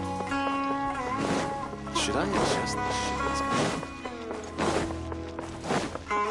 Time to go.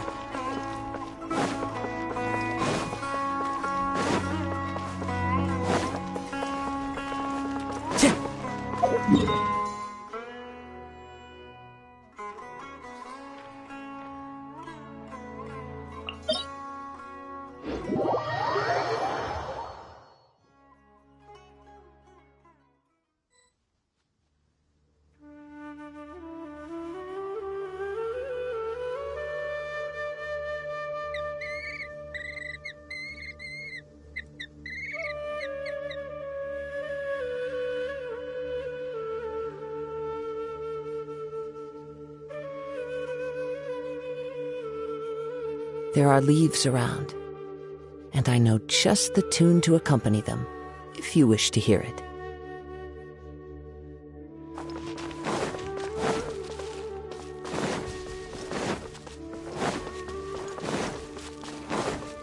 Time to go! Cheer!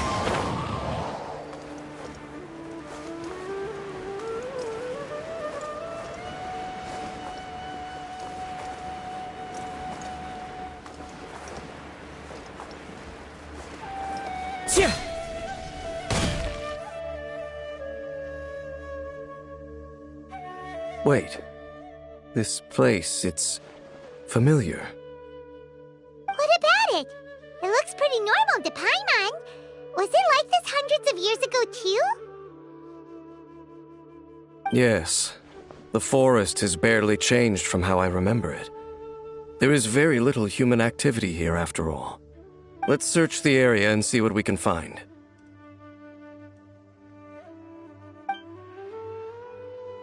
Is this a field? It must belong to whoever owns that house over there.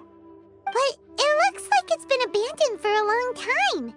You could be forgiven for thinking nothing was ever grown here. Or, wait, maybe nothing ever was grown here. It's an extinguished bonfire. Forest rangers, perhaps? Looks like it's been ages since it was last lit. And clearly they put it out carefully to prevent a forest fire, too. That's responsible. Nothing else stands out in this area. All that's left is that building. Come on. Wait, we're just gonna go barging in? What if someone's home? Unlikely. There are no signs of life in this area. We should be able to enter without incident. If you say so. Well, you lead the way then, Dane.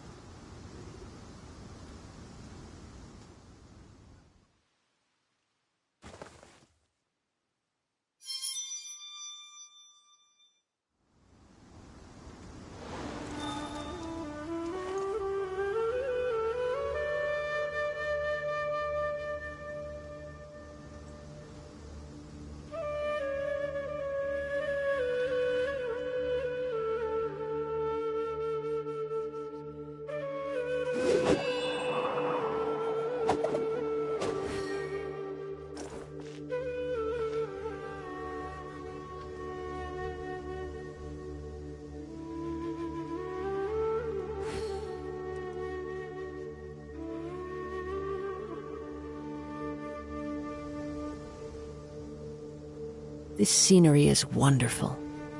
Surely enough to convince anyone to become a wanderer.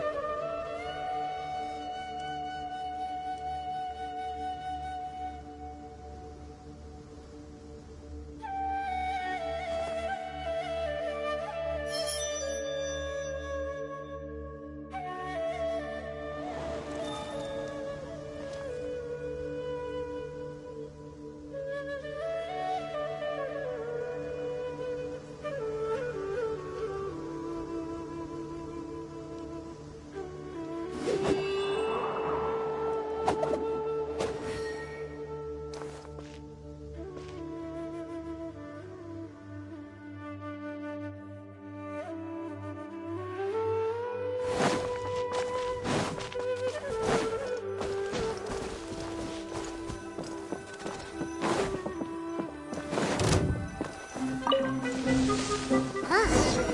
there really is... This bed looks pretty ordinary. Huh. There's nothing underneath it either. What sort of person would want to live here? It's so dark and damp. Can't be all that comfortable.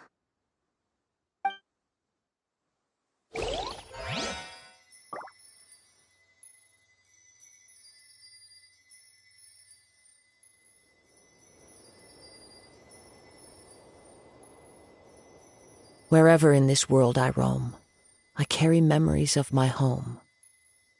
This blade. It is the last link I have to the land of my birth.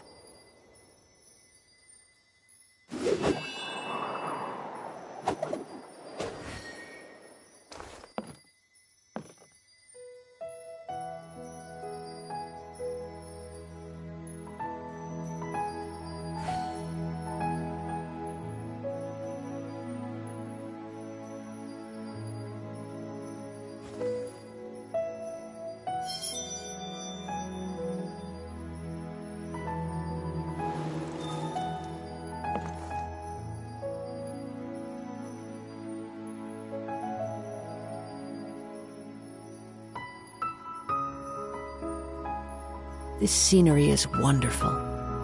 Surely enough to convince anyone to become a wanderer.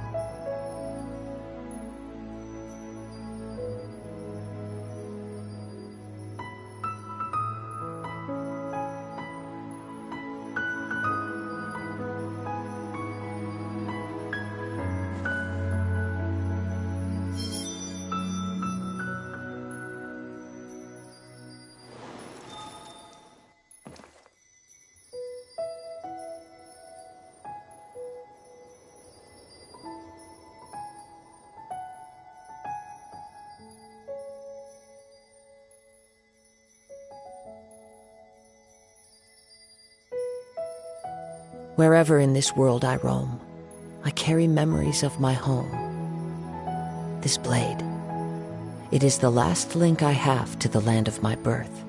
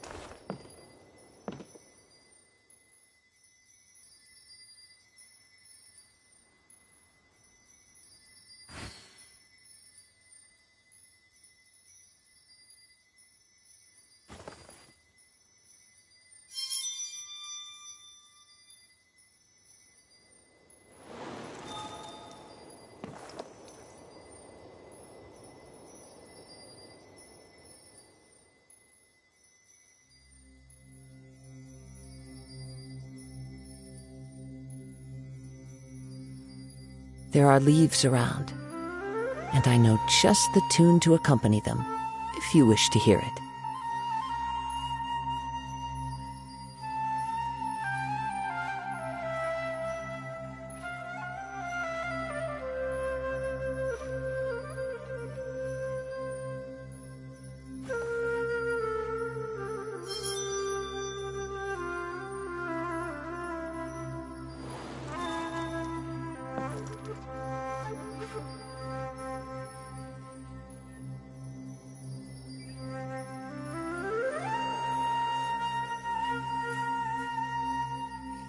This scenery is wonderful.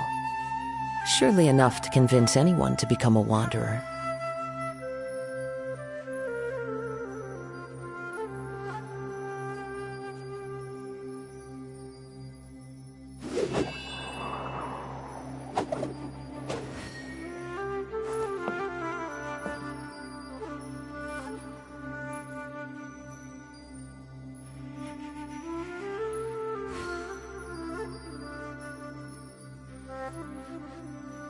Wherever in this world I roam, I carry memories of my home.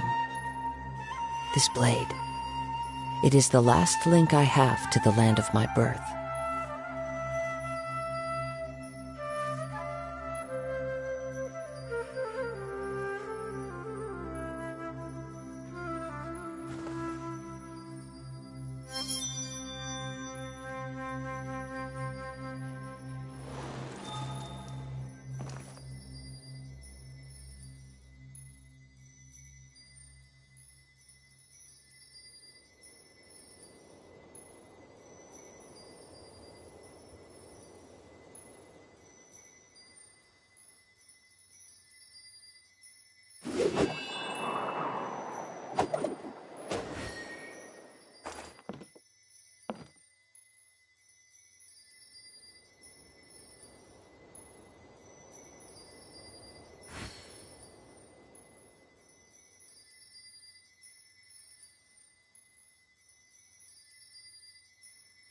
This scenery is wonderful. Surely enough to convince anyone to become a wanderer.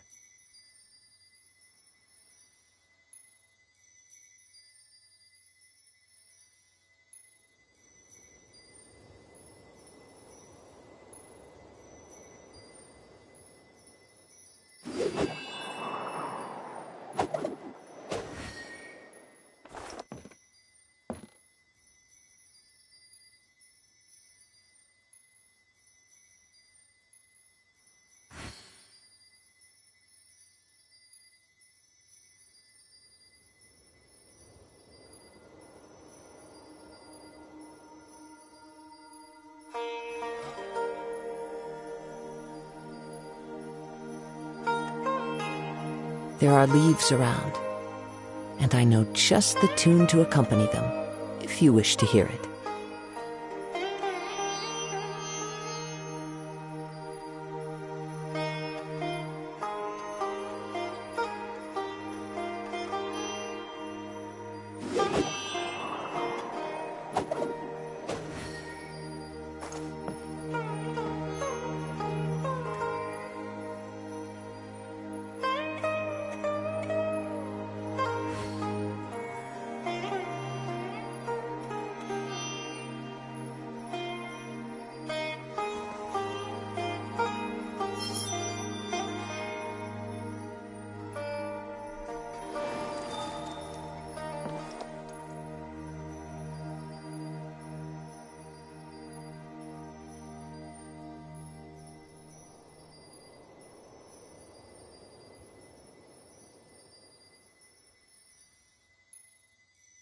This scenery is wonderful.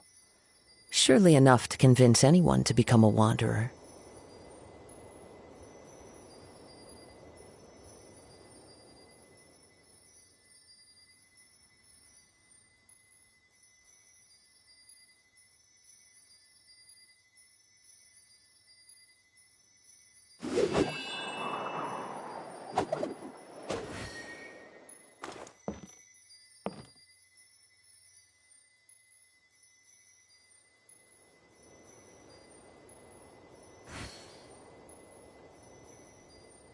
There are leaves around, and I know just the tune to accompany them, if you wish to hear it.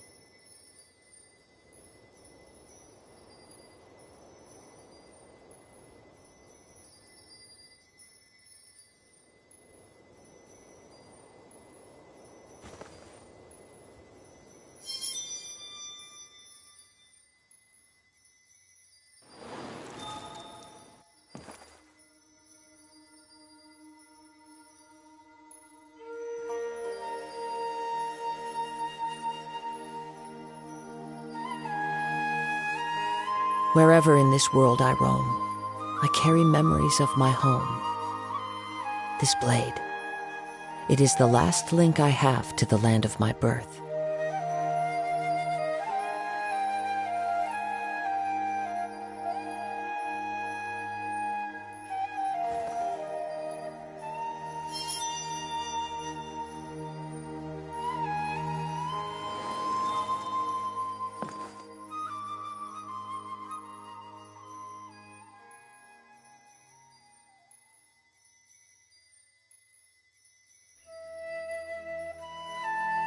There are leaves around, and I know just the tune to accompany them, if you wish to hear it.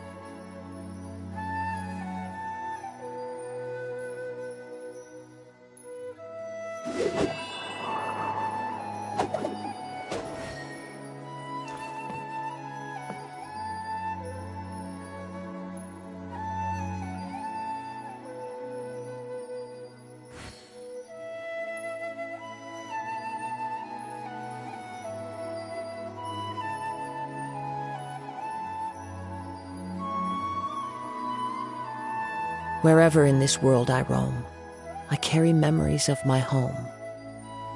This blade, it is the last link I have to the land of my birth.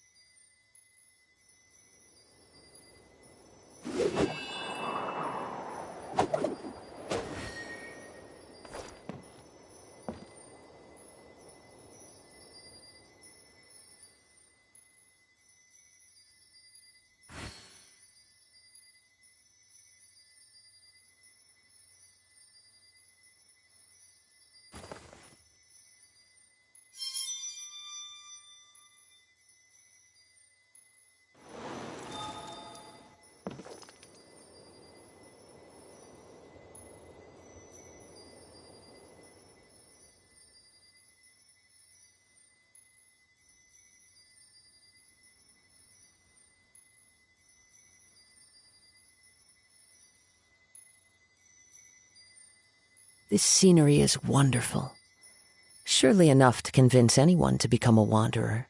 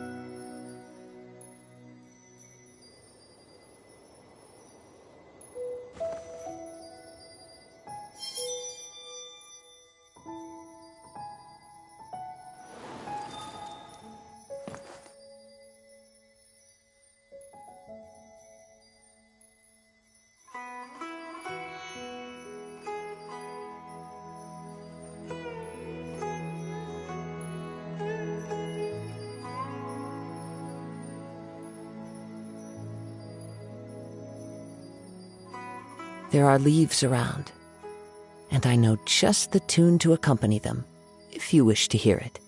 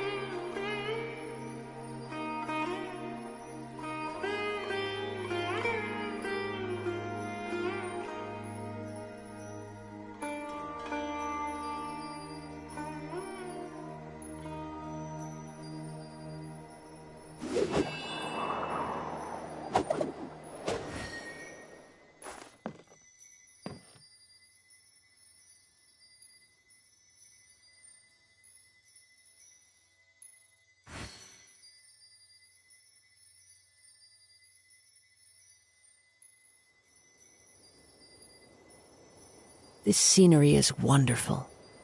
Surely enough to convince anyone to become a wanderer.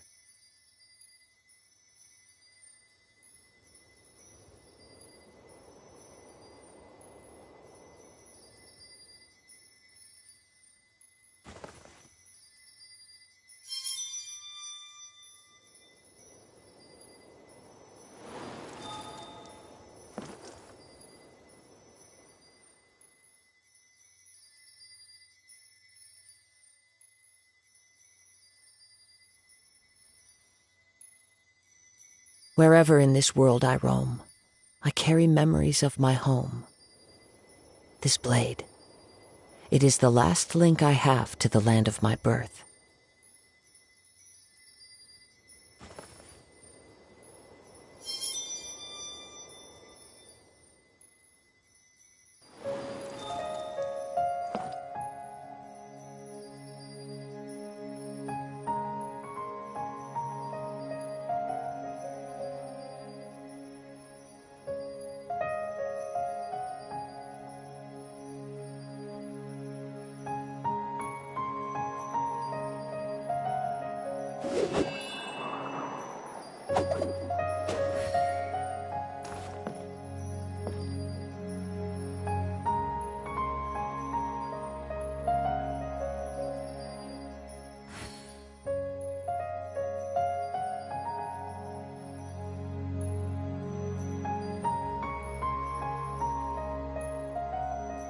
This scenery is wonderful.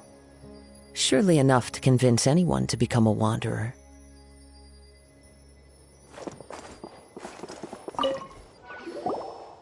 look! It's a bull! Guess whoever used to live here liked to cook, huh? Can't you smell it? There's a heavy scent of Oh, so it's a medicine bull?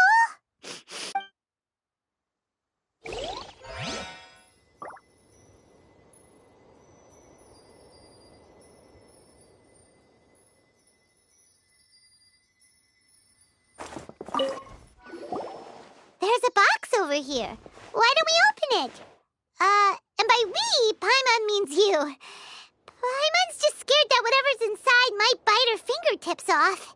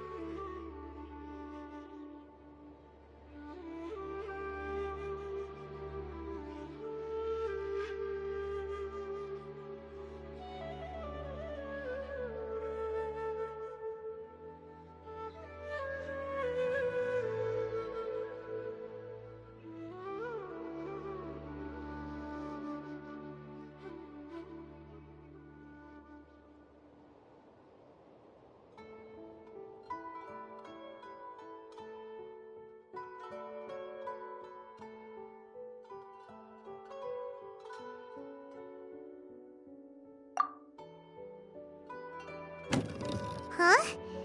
This is a mirror. It's broken, too. Was this a makeup box? That's kinda disappointing. Paimon was hoping we'd uncover some... Doesn't look like there's anything else worth our attention here. You sure we're in the right place, Dane? My memories are quite foggy, but my subconscious and instincts both assert that something once happened here. But we'll exhaust ourselves if we search aimlessly. I hear noises outside. Let's go and check. Noises? It's not much. Just some...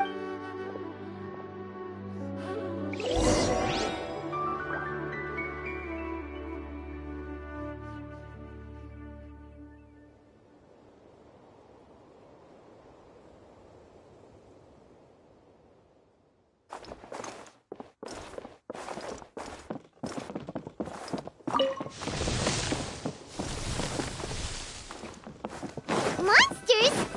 Wow, Dane's ears are sharp, just like his nose! In surprisingly good shape for a 500-year-old. Although for someone who's as full of surprises as Dane, it's hardly a big deal. Anyway, let's beat up these monsters! Clouds high. The birds come. The wind knows me. I will have order. Quake!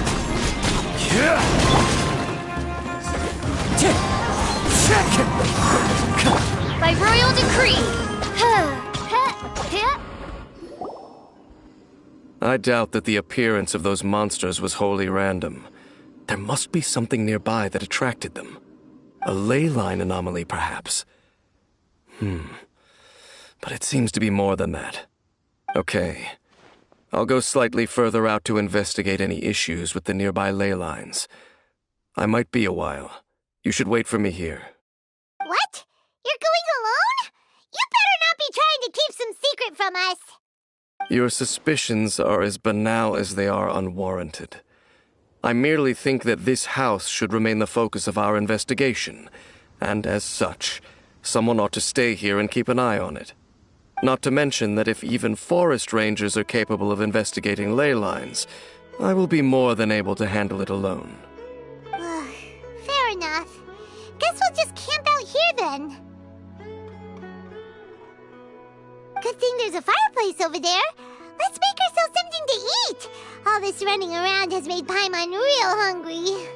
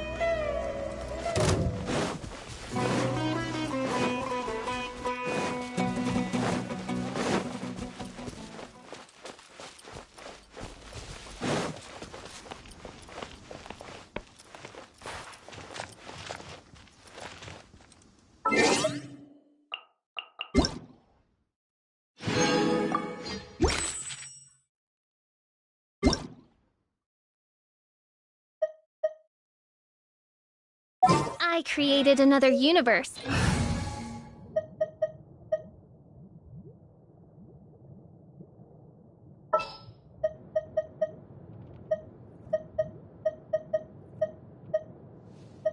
I won't hold you back!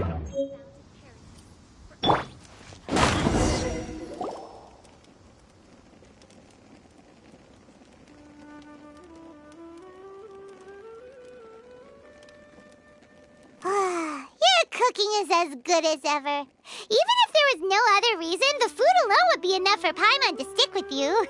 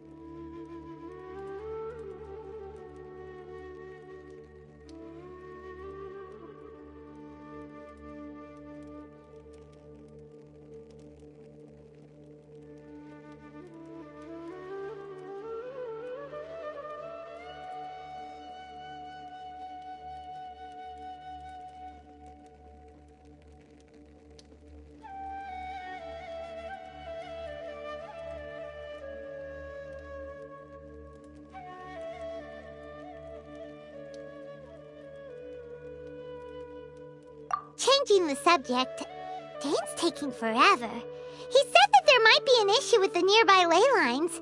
How bad do you think it could be? We came together, but now it's back to just being the two of us again. You know, now that Paimon mentions it, we really have spent lots and lots of time together, haven't we? So, don't take this the wrong way or anything, but, do you ever get tired of Paimon being around?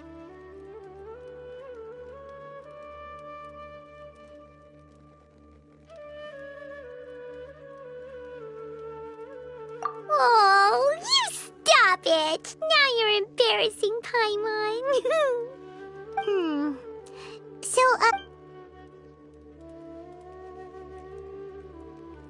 the stars?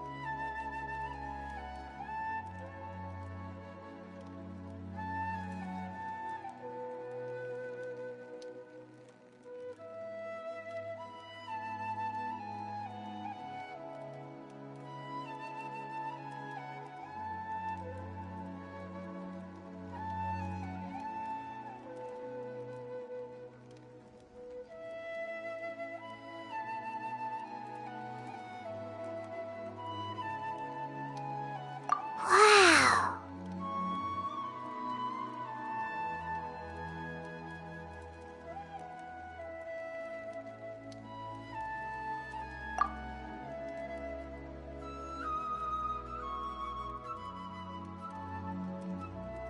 Yeah, Paimon understands.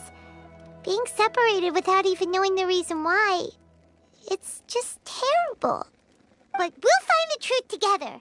Sure as Paimon's your guide. Just you wait, Heavenly Principles! And you too, Teyvat!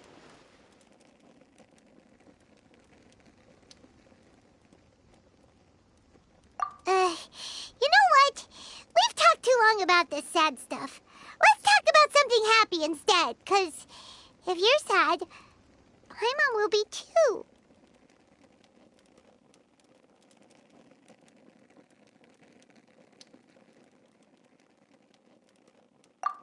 All right. It's getting dark, so why don't you rest? Paimon will take first watch. Don't worry, no monster's gonna come and eat you up.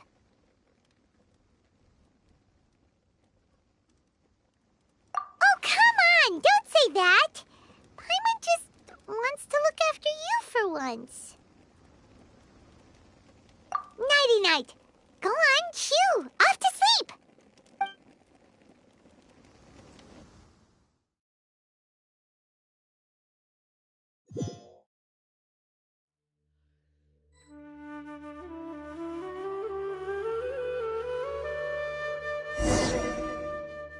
Hey, time to wake up. The sun has risen.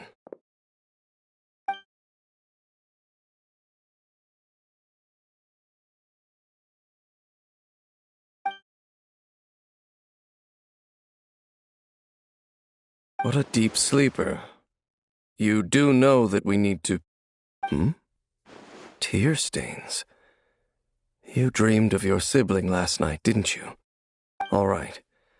Rest here a bit longer then. I'll head into the forest to investigate.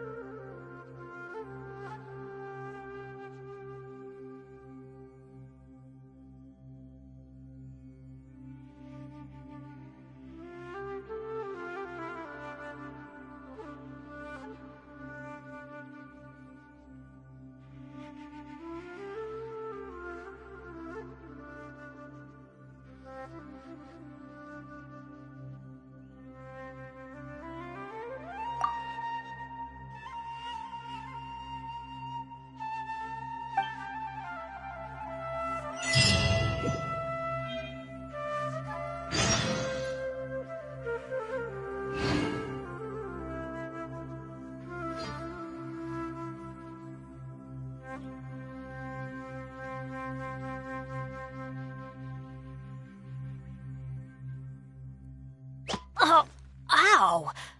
Where did that come from?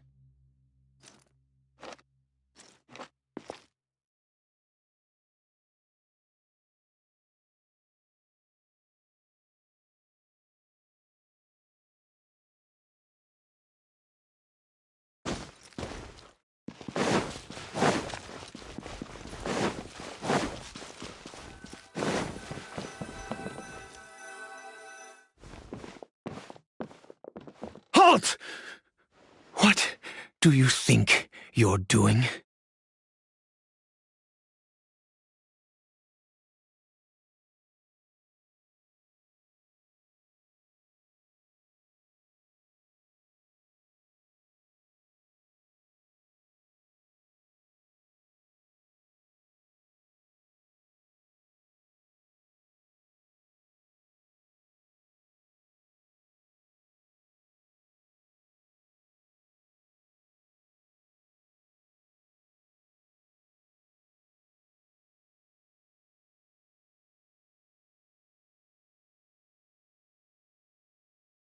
This place is not whatever you think it is, nor should you be poking your nose into my business. Begone!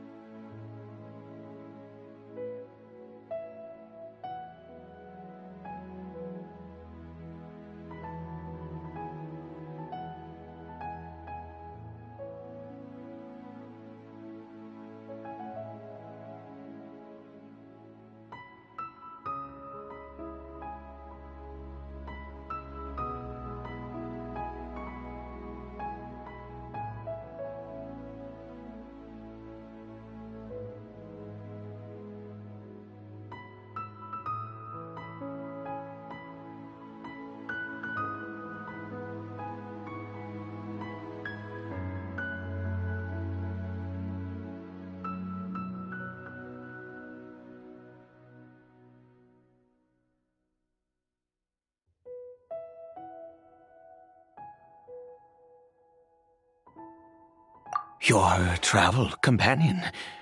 You mean the one that was keeping watch by your side last night? Your companion departed for the forest early this morning. That much I saw with my own eyes.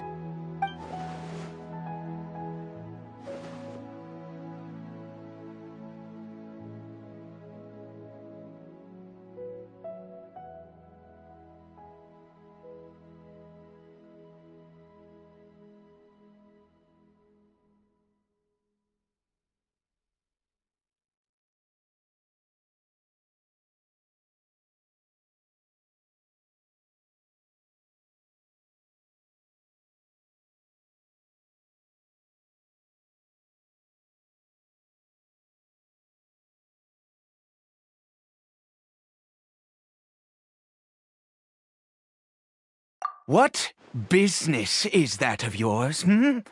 All you need to know is that I claimed this place first, and what I do here is none of your concern. Do I make myself quite clear? Leave!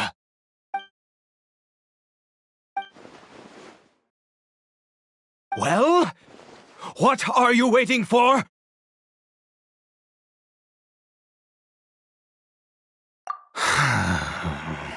If you must, suit yourself. I've been observing you. Still, I'm warning you. No. Okay, fine. Whatever. Just move aside. I'm heading in.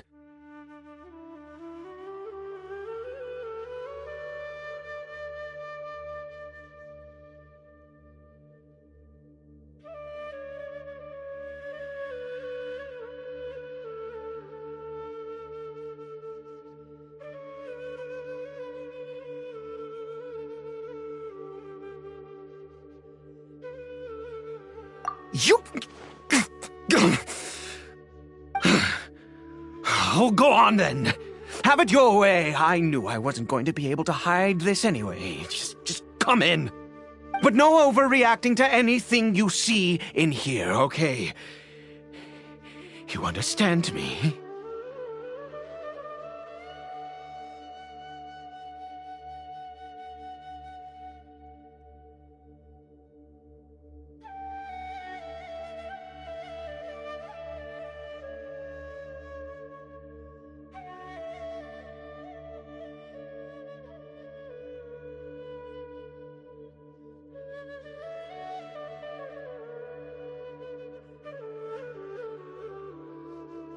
Come on, then.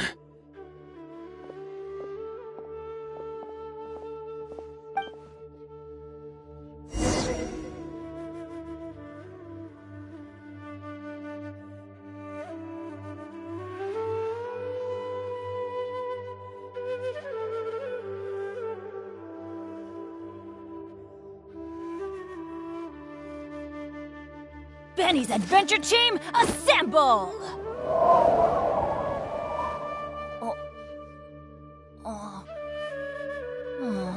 Or not.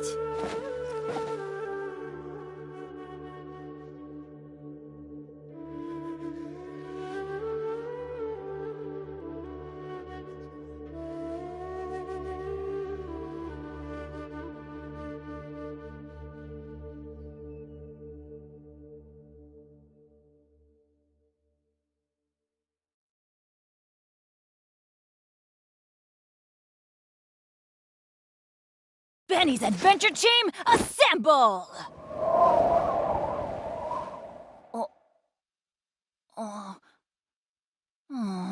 Or not.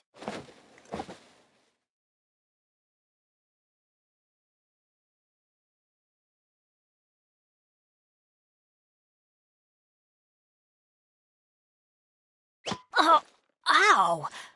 Where did that come from?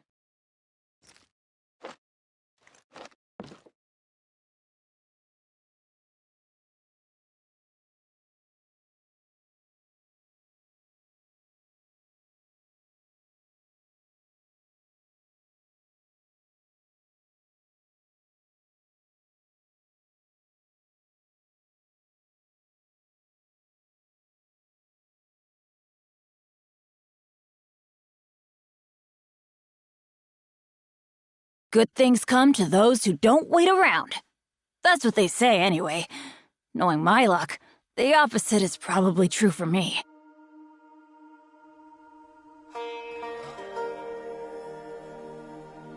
Oh, ow! Where did that come from?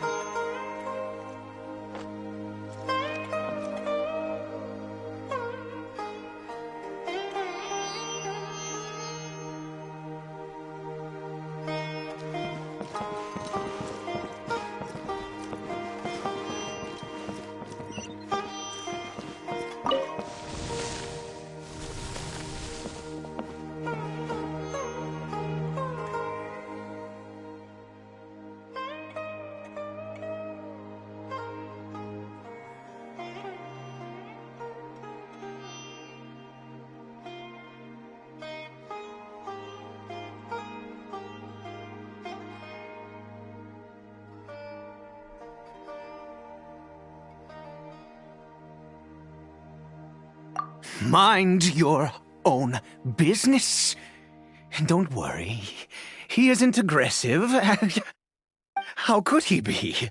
He was too young for anything like that. So don't you lay a finger on him. Just find yourself a corner. Huh? You know Conria?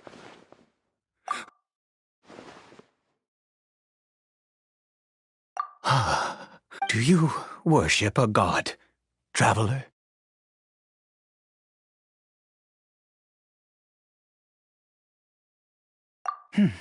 Sounds like you've had an eventful life.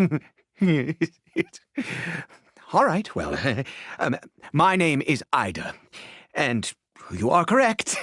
I was once Conrian.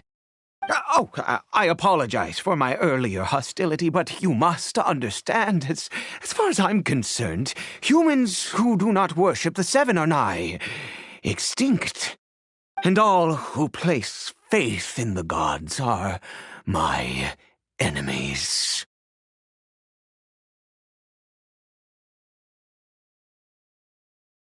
That may be. But the fact is that chances to talk to people like yourself have been few and far between since the cataclysm.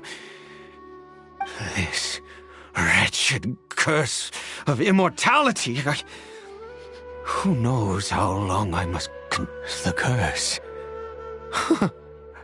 It was a little gift given to the people of Conria by those vile gods. We lost our home, our loved ones, everything. The agony of the cataclysm itself was already too much to bear, but then came the curse, robbing us any chance of release. All we can do is watch helplessly as our souls erode and our bodies decay.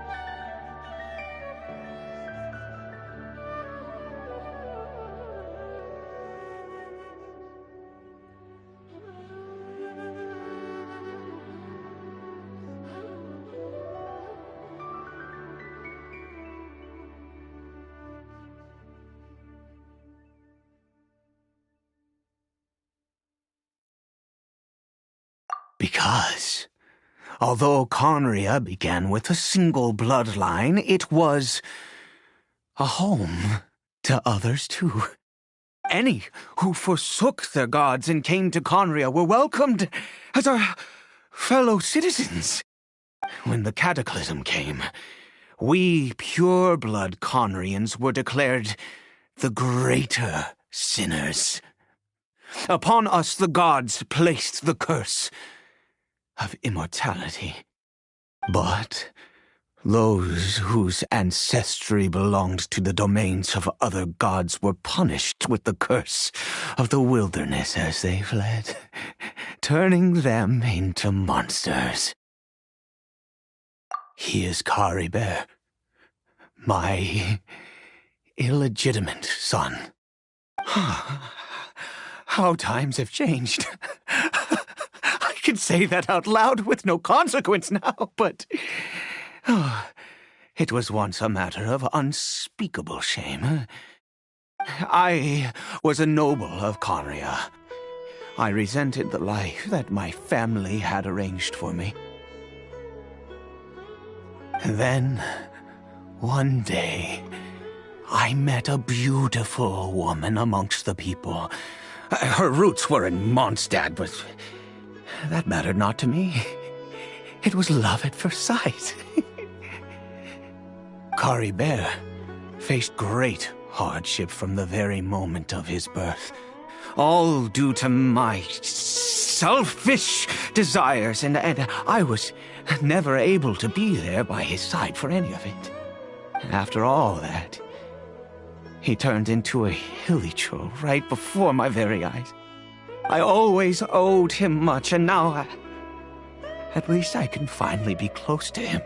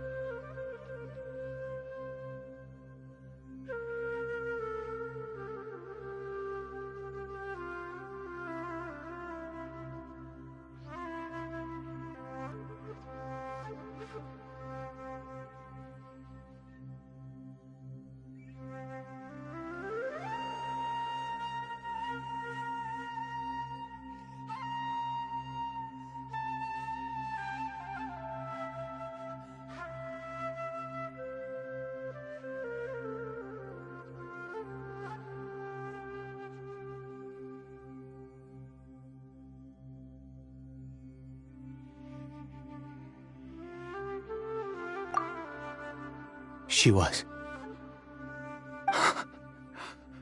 We were separated. I do not wish to dwell on it.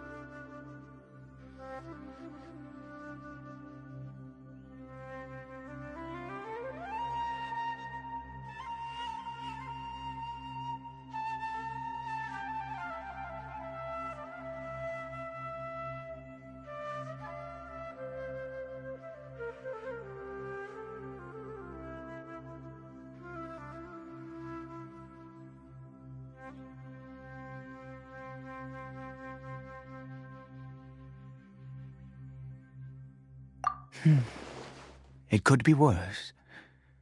I suffer the pain of loss because I once had everything I could wish for. And now that I have lost almost everything, the little that remains I see with new clarity. If nothing else, at least I still have Caribert.